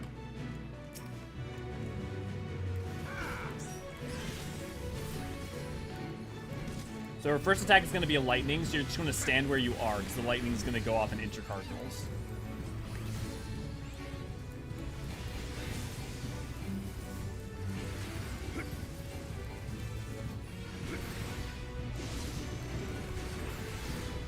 Now she's going to do a push.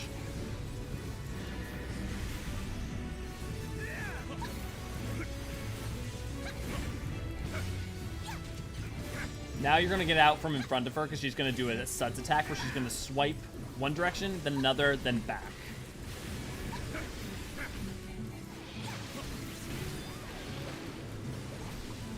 Which is going to change the element of 2 of the palms, and we'll see which ones. She's going to go right, and then you want to stand over here because her final one is a big sweep. So because C is a lightning, we're going to want to have whoever gets the thing, we're going to want them to go to B. So you want to go to B. And make sure it keeps moving, don't stop moving. And then get out of the way of ice.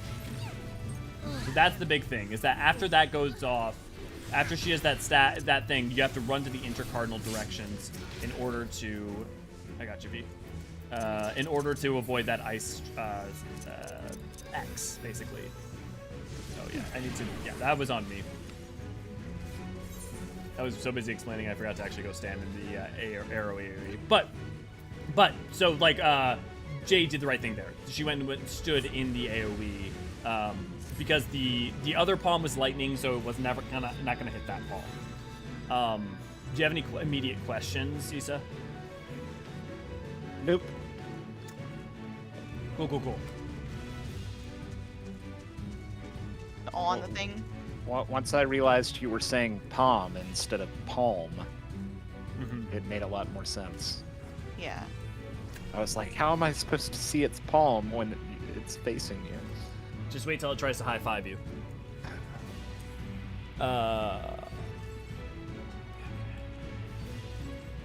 Yeah, if you enjoyed the stream and aren't already a member of our Discord, why not come join us at https://discord.gg/Eorzean archives. Thank you, Ray. Okay. So, countdown. Let's get our mana back.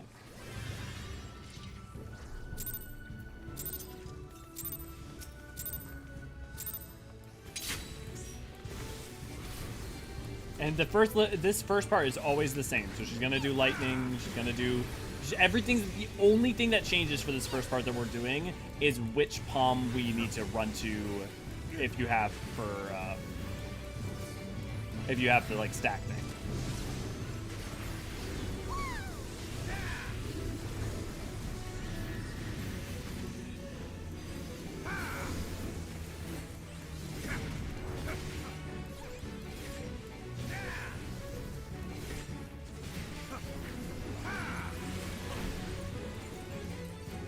Okay, we're gonna be stacking on. Well, I guess it's first gonna depend on which way she goes.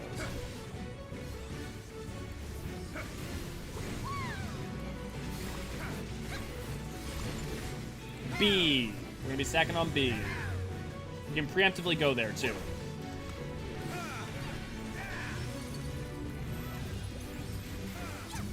Don't forget, if you got to stand behind the palm. Perfect. Don't forget to keep moving. And then get out of the way of the X.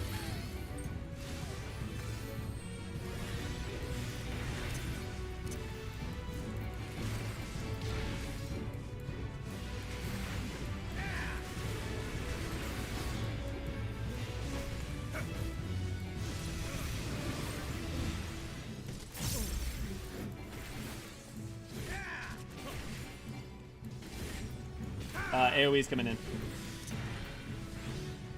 Oh, sorry, we're brave wide, not. No, I was dumb and started healing myself. Okay, I want to see what this next thing is. Okay, fresh puff is switching elements. Okay, so setting up new fresh puff is new. One of these. Okay, ice is trailing on me, which means what? Okay, oh, they run towards us and then they're gonna go off. Yeah, okay. So we just gotta set. Okay, that's easy enough to figure out. We just have to figure out.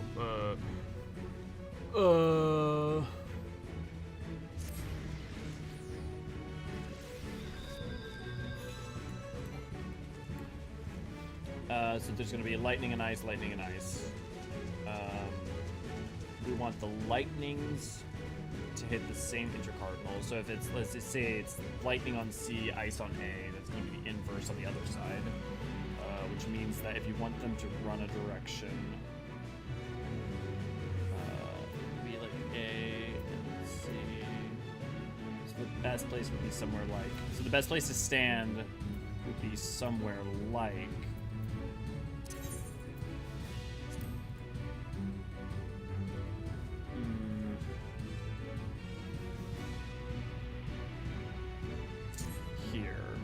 so you want to basically make sure that we don't.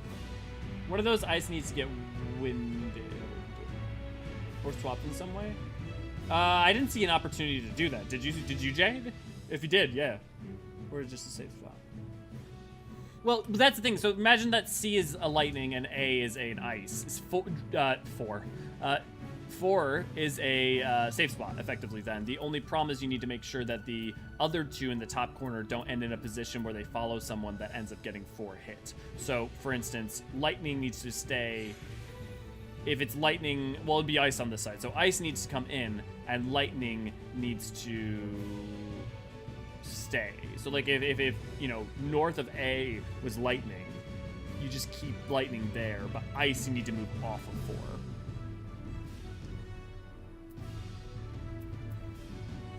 Does that make sense to anyone? Because, so like if yeah, okay, cool. So I'm just gonna illustrate this real quick with 4 and D. If C was lightning, and 4 was ice, and D was lightning, and A was ice, then that makes 1 a safe spot, so long as we move 4. So 4 is gonna be tethered to someone, and you're going to want to move 4 away. Like, you can move 4 due west, effectively, in order to make sure that it doesn't blast straight down onto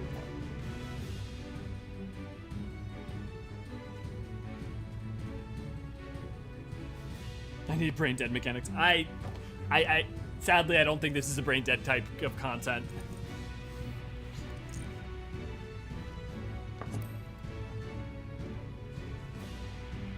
I'll watch it and look for a safe spot till it's full. Okay.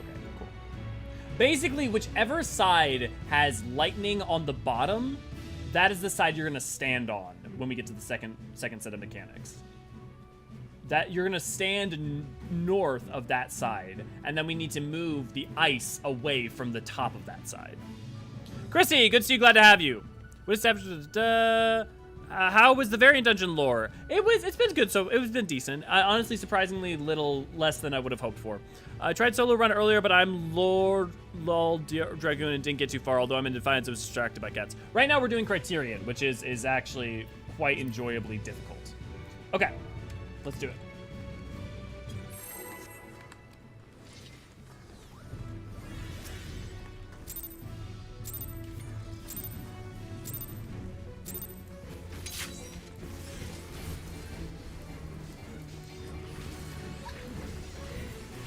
See, I like the X's in P6. Like, that's, and I know that P6X for most people is obviously like even worse, but like that's one of the few mechanics where I like feel very comfortable. But that's just like spatial stuff like that. It's easier in my brain.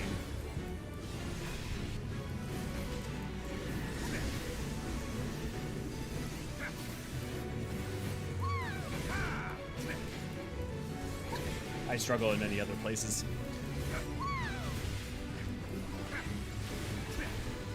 Okay, get behind her, squeaky stuff goes off. And remember, you need to be moving constantly while she's sliding towards us and the ice thing is about to go off. You can't stop for a second. And then you have to run to the intercardinals.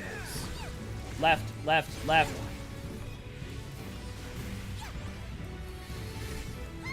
Okay. B is where we're stacking. B. Remember, do not stop moving. Do not stop moving. Don't care if you need to cast. And then get out of the intercardinals. Okay.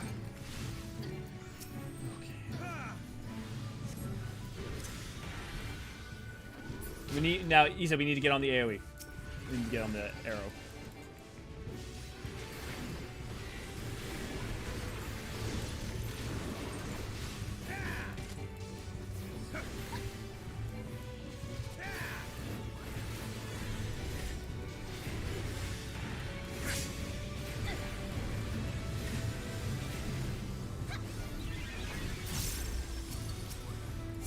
Passing out some cures.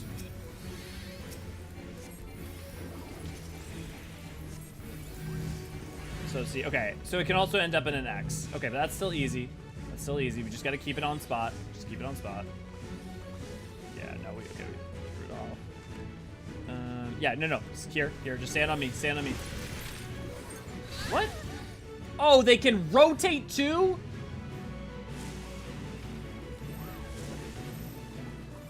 It's not a true north, or was that one that rotated as well? Yeah.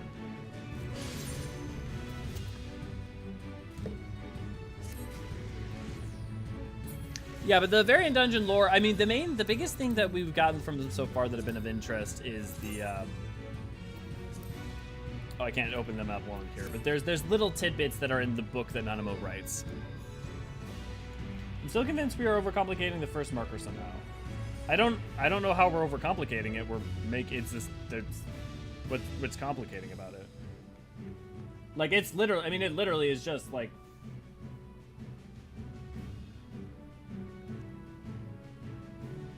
I mean, if we wanted, like, if you guys want to stop and try to find like a guide or something, if someone's put one up, but.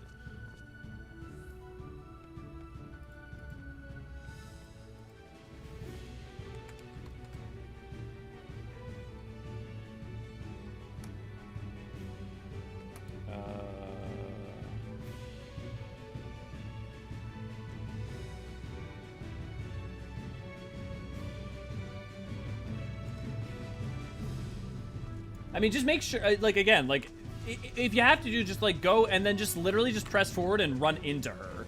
If you, like, and also, like, maybe pause casting for a second, because, like, you know, through Divine Veil and stuff, or we'll be okay for mitigation, or you can do preparatory mitigation, but maybe that'll help.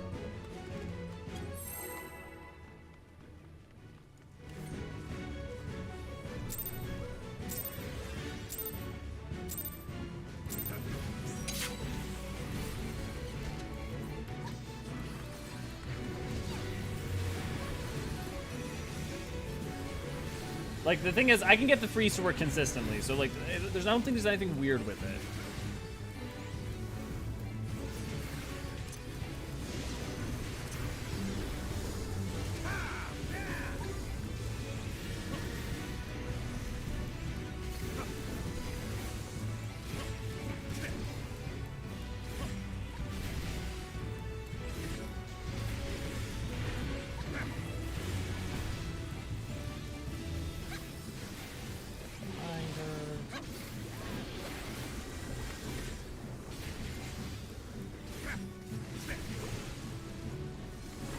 Right. Okay, we're gonna be taking it to A. A is we're gonna take it.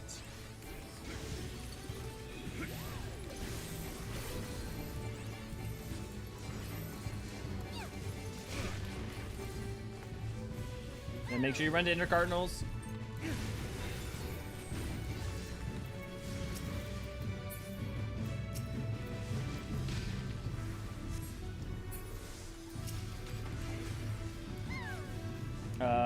Yeah, make sure we're on, you gotta be on AO, make sure you're running to this immediately. And make sure you're holding sprint until you need, for something like getting to B. AoE is going, or Worried Wide's going up. Come and seeing.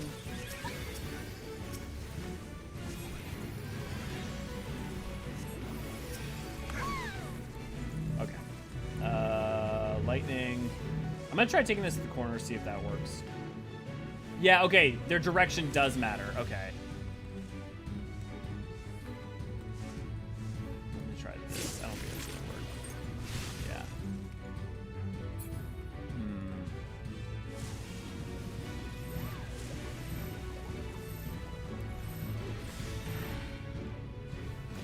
Yeah, they face where they jump. Yep.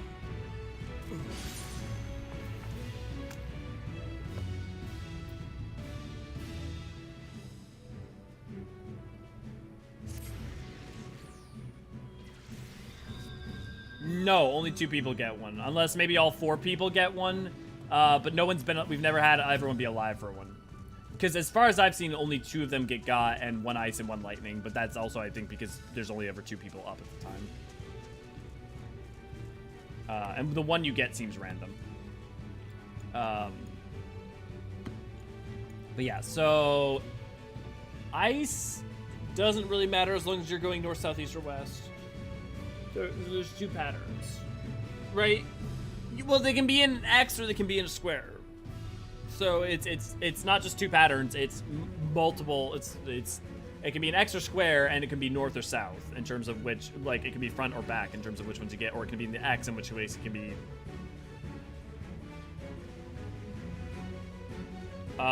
It may be more than 4 options, because it may also be left and right. We just don't know, because I think the first time we got left and right.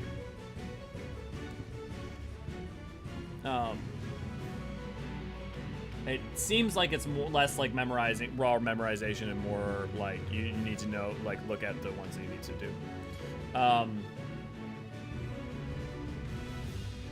Yeah, so like pause and think about ice and lightning, right? Like we need to think about what the ones do and where they need to go. There isn't like going to be a quick, easy, like, do this every time until someone like sits down and does the math on all of that. That's not going to be how we can solve it.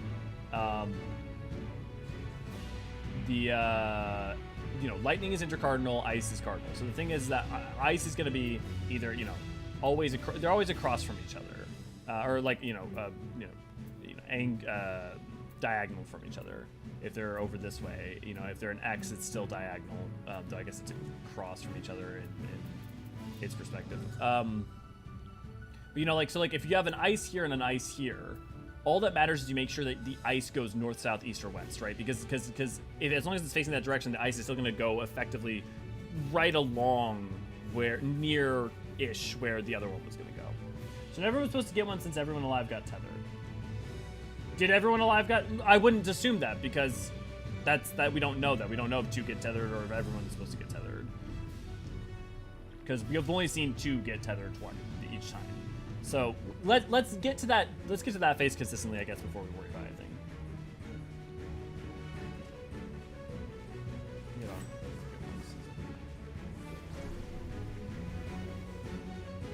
Right, but you said everyone alive got tethered, but how many people were alive? Was it 2? That's what I'm asking. 3. Okay, cool. That solves that. Thanks you. Yeah, but once that happens, once it's 4, you basically want to have all the ices go towards each other, and all the lightnings go towards each other, and then we would be able to basically, if it was if everyone's stacked, right? If everyone's stacked, here, right? If everyone on the sides, like, let's say it's a square, right? If everyone's stacked on, the 2 that were on that side stacked on 3. Well, no, wait, that doesn't work because they're not the same elements. Although maybe that still works, actually. Because lightning moving there, it's still, if it's aimed out and then it goes in, it's still gonna be then firing in the same directions. Yeah, so if we can get them all into the same parameter, then yeah, we would want to do something like have them on 3 and, put them both on 3 and 4. Here, let's do purple instead, so it's consistent. So if we're all standing, we should be able to make it work by putting them all, by the 2 people that. So let's say I'm number 3. I need to run to 4. Let's say whoever else is that number 3 needs to run to 4. Because then we want to run them into each other, because then you can just stay straight out of the the cardinal that will come out from the ice, and the intercardinal should have an opening in it because it doesn't cover the entirety of it. Okay, yeah, go for it, Jib.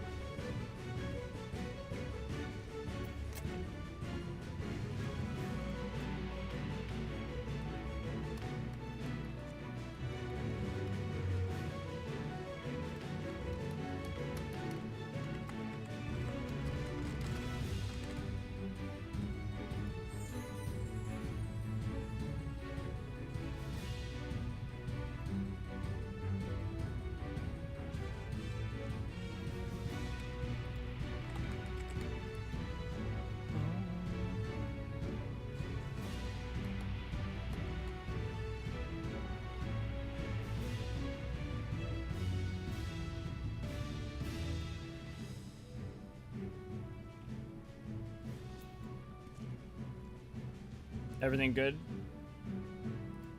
Let me check on chat. My ability to keep up with tactics talk does not bode well for my desire to try Savage one day. I mean, but Savage is not Savage is not Savage. So the thing is, there's a deep difference between doing Savage. So, okay, one, it's really, one, it seems more daunting than it is. Two, there's a big difference between doing, like, you know, Alexander Savage currently versus doing P8S currently. Right, like doing A12, you know, A12S, you know, Alexander's kind of a bad example for some reasons, but A12S, you know, is a lot easier than doing a P8S, right? And so like, you know, it's not just Savage, you know, and also people can teach you. It's the problem is not whether or not most, like 99% of the time, the problem is not whether you have the physical ability, it's whether you're willing to have the patience to like learn how to do it and learn the information. Put an image in no mic, blues to the border, lightnings to the north-south.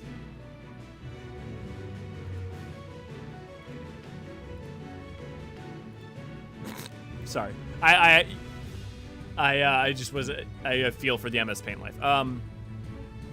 Yeah, blues to the border so that they blast out, and lightning so that the center would be safe. Yeah, that's a good plan. I like that. I like that a lot better. Good idea. So if you have a lightning, you want to go to the north and the south. If you have an ice, you want to go to the east or the west.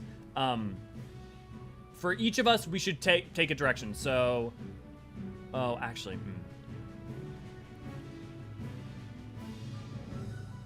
yeah, okay. I'm gonna say I'm north and east. Whoever else is north, I'm gonna say I'm north and east. Issa, you're gonna be north and west. Well, because if we have two people run the same direction, it's gonna be a problem. We don't have time to communicate it, because otherwise it runs into it. On the 1 and 2 markers. Right, that's what I meant by the center.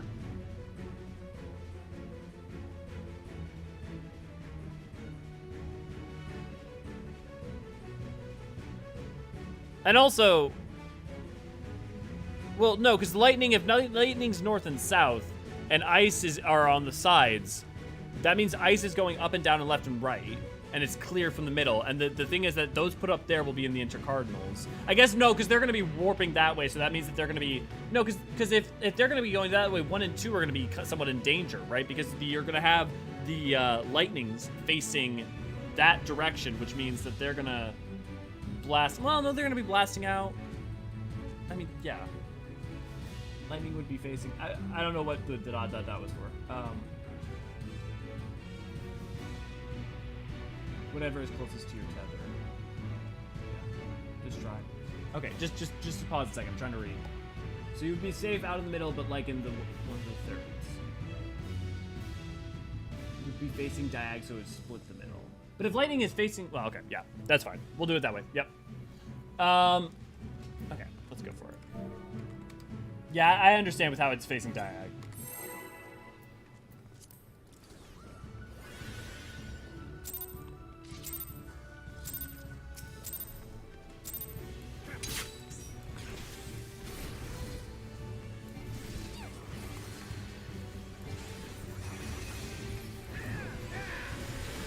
Remember lightning first, then she's gonna push, and then squeaky clean.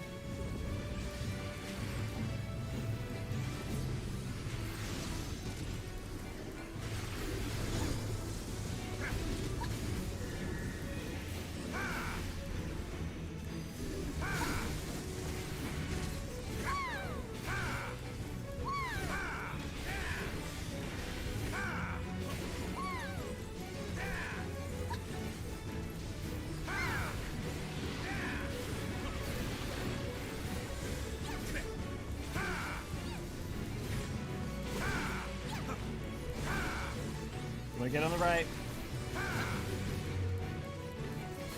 Okay, we're gonna be bringing it to A. Don't forget to keep moving.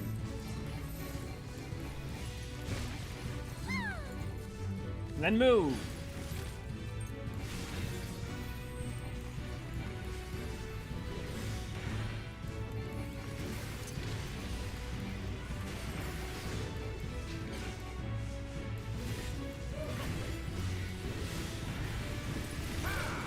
Once she dashes, you can immediately start moving to the cardinals. You can also dash to me, or you can dash to,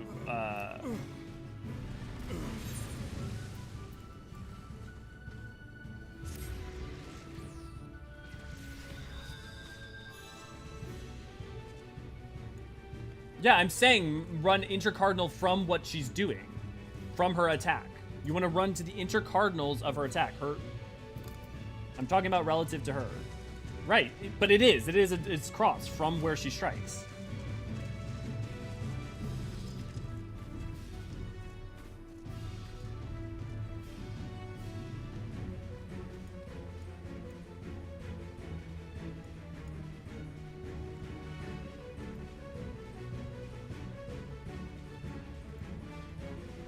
Christine, good to see you, glad to have you. Is this a raid or a dungeon?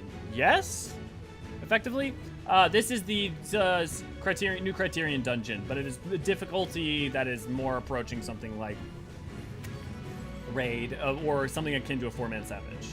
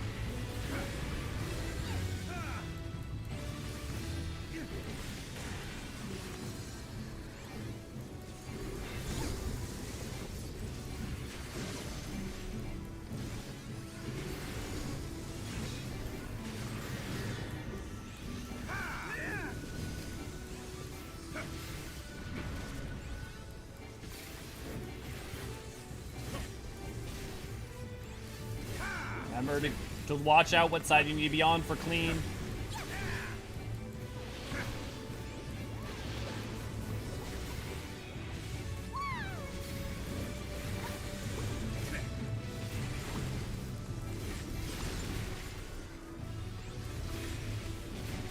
Okay, the one we're going to be bringing it to is C. Remember, you can pre-prep, get in position for C. Okay. And now run. Now you can just move. Move now.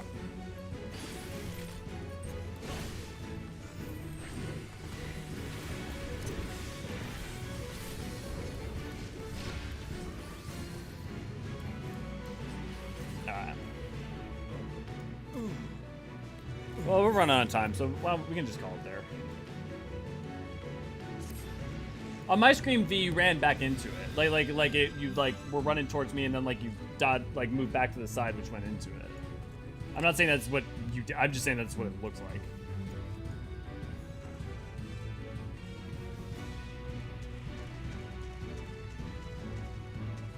Yeah, let's give it one more. We'll give it one more try, and then we'll probably call it there.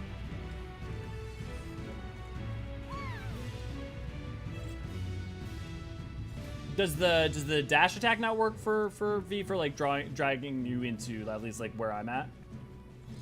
Is that a solution, or is it just too slow and I'm not far enough out for it to work effectively? What do you mean I don't? Why don't you trust me? I literally have done this. I've literally avoided it every single time.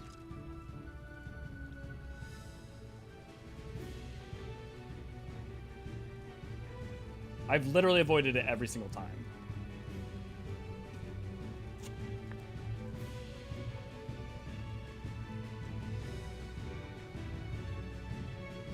Okay.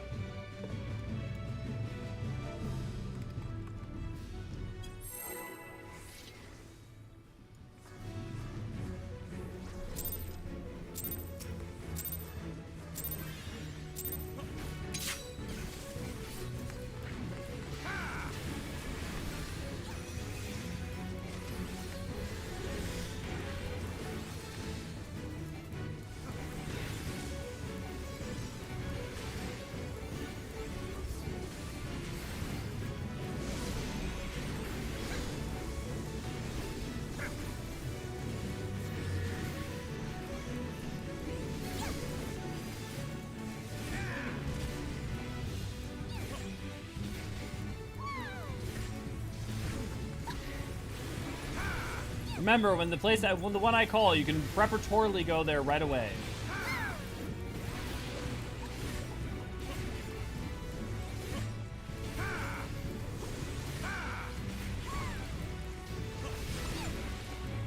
Okay, we're gonna be going to A.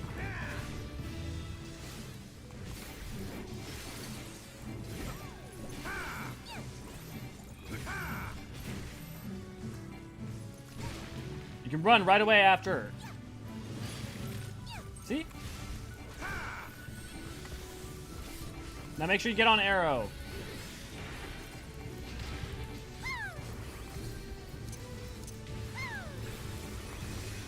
Don't forget, bring the ices to the wall. And bring the lightnings to the north and south. Make sure to be ready to run to wherever you need to be. Raid wide coming in.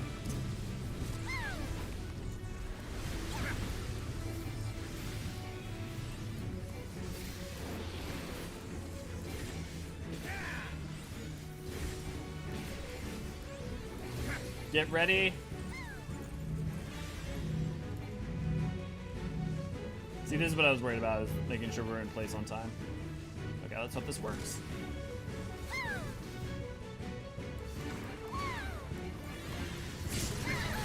Yeah. So, whoever had lightning, you had to bring it to your north and south. I'm going to avoid that because otherwise it's just going to get that's killed. And then let's do something.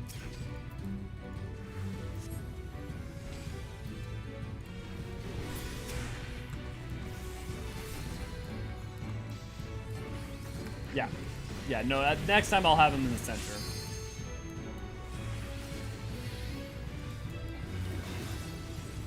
Yeah, it was facing the wrong way because it's brought towards center rather than brought towards north. Yeah. Yeah, the Electropalm on south is wrong, yeah. What in the fucking tarnations is this nonsense? Okay. Okay, that's easy enough. Okay, then we can just go right, sit on here. This is easy, this is easy, this is easy. It's simple. All you have to do there is just make sure the ones that aren't the arrow one get washed out, and then the arrow one you just sit on.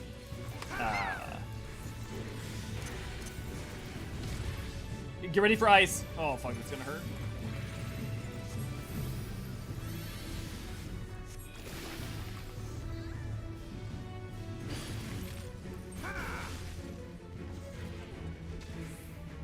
So if you have an Electropalm, if you have an Ice Palm, you need to go to the east and west. If you have an Electropalm, you need to go north and south. If you're, let's say your Electropalm's up here, you go north. Your Electropalm's on south, you need to go south. Thank you, Ray Ray. Good job for guessing.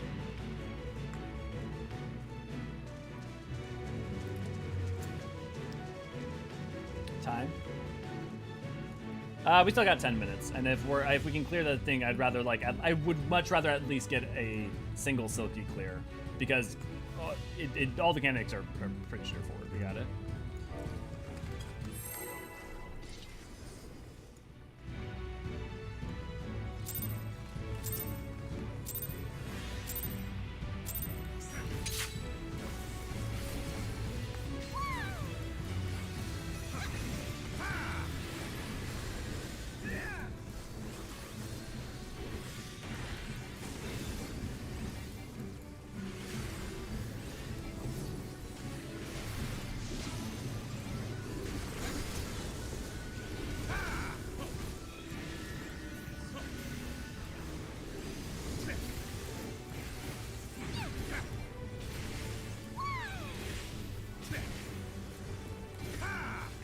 Make sure to watch what side you need to stand on for squeaky clean.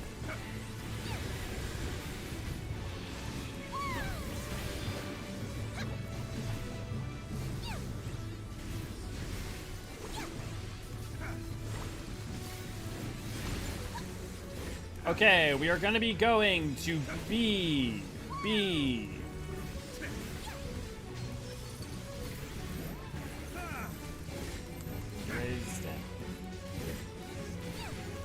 Move!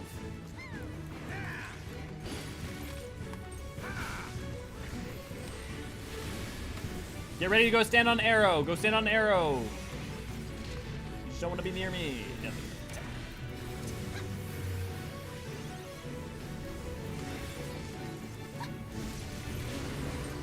There we go. Okay, make sure to...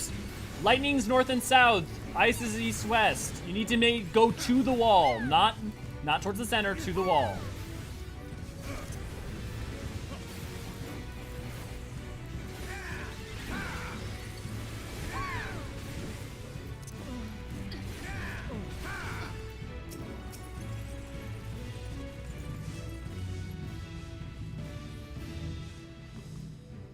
Okay, so north-south is probably a bad way of putting it, I guess.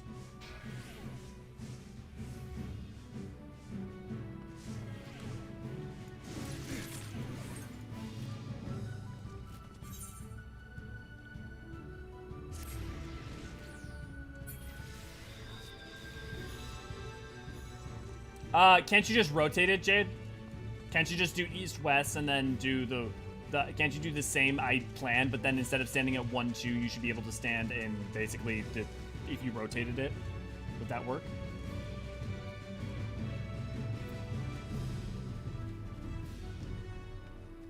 Like, wouldn't you be able to stand at like 3-4, like just stand at like the if you rotated the whole thing? Is there anything wrong with that I'm not thinking of?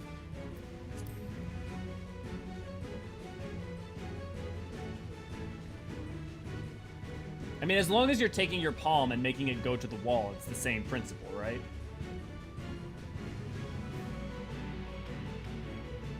Please do not give any advice. We are trying to figure this out.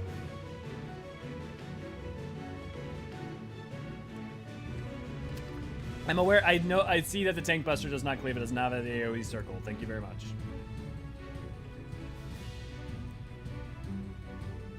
Bring them to east-west and to ice north-south. No. Okay, that's what I'm saying. Normally we do yellow is north-south. My point is that if it's rotated, you just do the same thing, but you just rotate everything. Just remember that effectively they've just rotated the starting point for all of those. You just rotate the 1 and 2.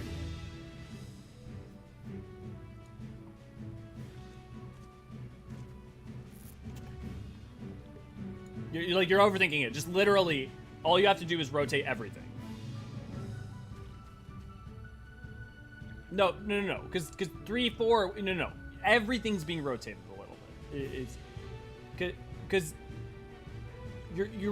that was not a problem of the elements being completely rotated around not being a square. The problem there was just the elements being rotated on the wrong sides to be able to do that. So you can just, because if you take them and put them on north-south, because if you do 3, 4, you're still in the way of the elements. If your 3 is there, your 3 needs to be here. It's the exact same as 1 and 2. It's just also turned. If you bring the elements to the other cardinals instead of.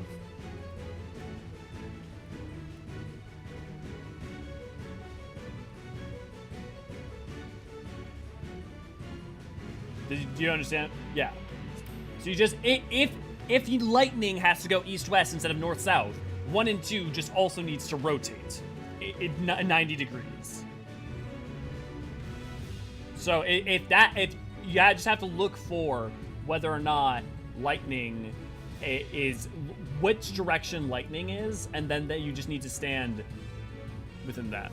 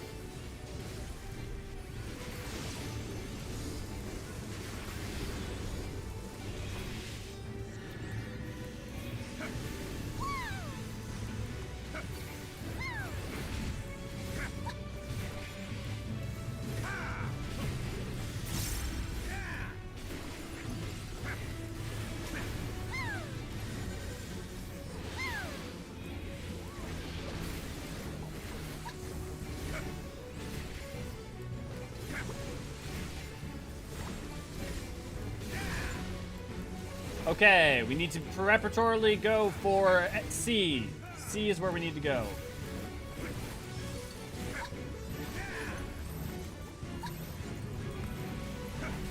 You ready to move? Move!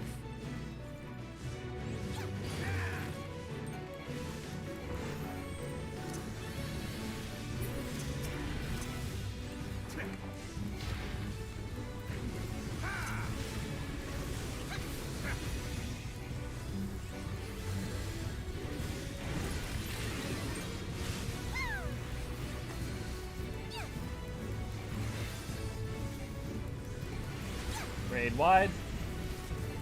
Remember, you need to pay attention whether your lightning is going or your ice is going north, south, east, or west. You have to look at where it spawns and react accordingly.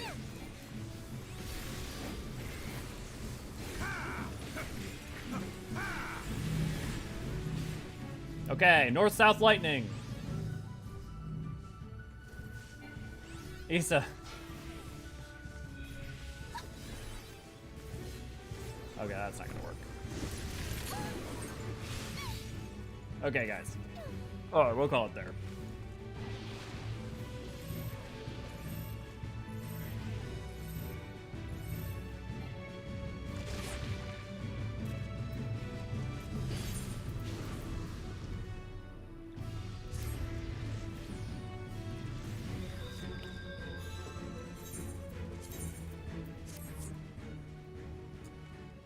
Okay. I'm gonna go take my break. I'll go get some food, and then I will come back later to start doing the story-based stuff for 6.25. So, like, we'll do Omnicron. I may try to go ahead and do some Hildebrand and all the other good stuff.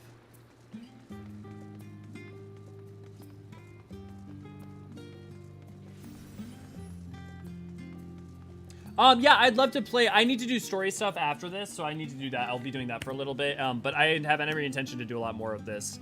Yeah, the thing for me is, like, I absolutely know what we need to do. We just have to get to a point where people can execute on it. Yeah, no, I'm not talking about tonight. I won't have time today. So I'm gonna be, because I still have to work. I still also have to work on video stuff. So, no. I'm not interested in looking at those guides.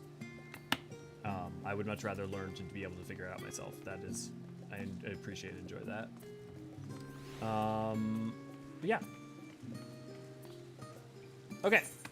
With that said, I will see you all in about an hour or two, if anybody wants to hang around for that. Thanks everyone for watching and hanging around and getting some Sil'dih going, and maybe we'll review some of that lore as well.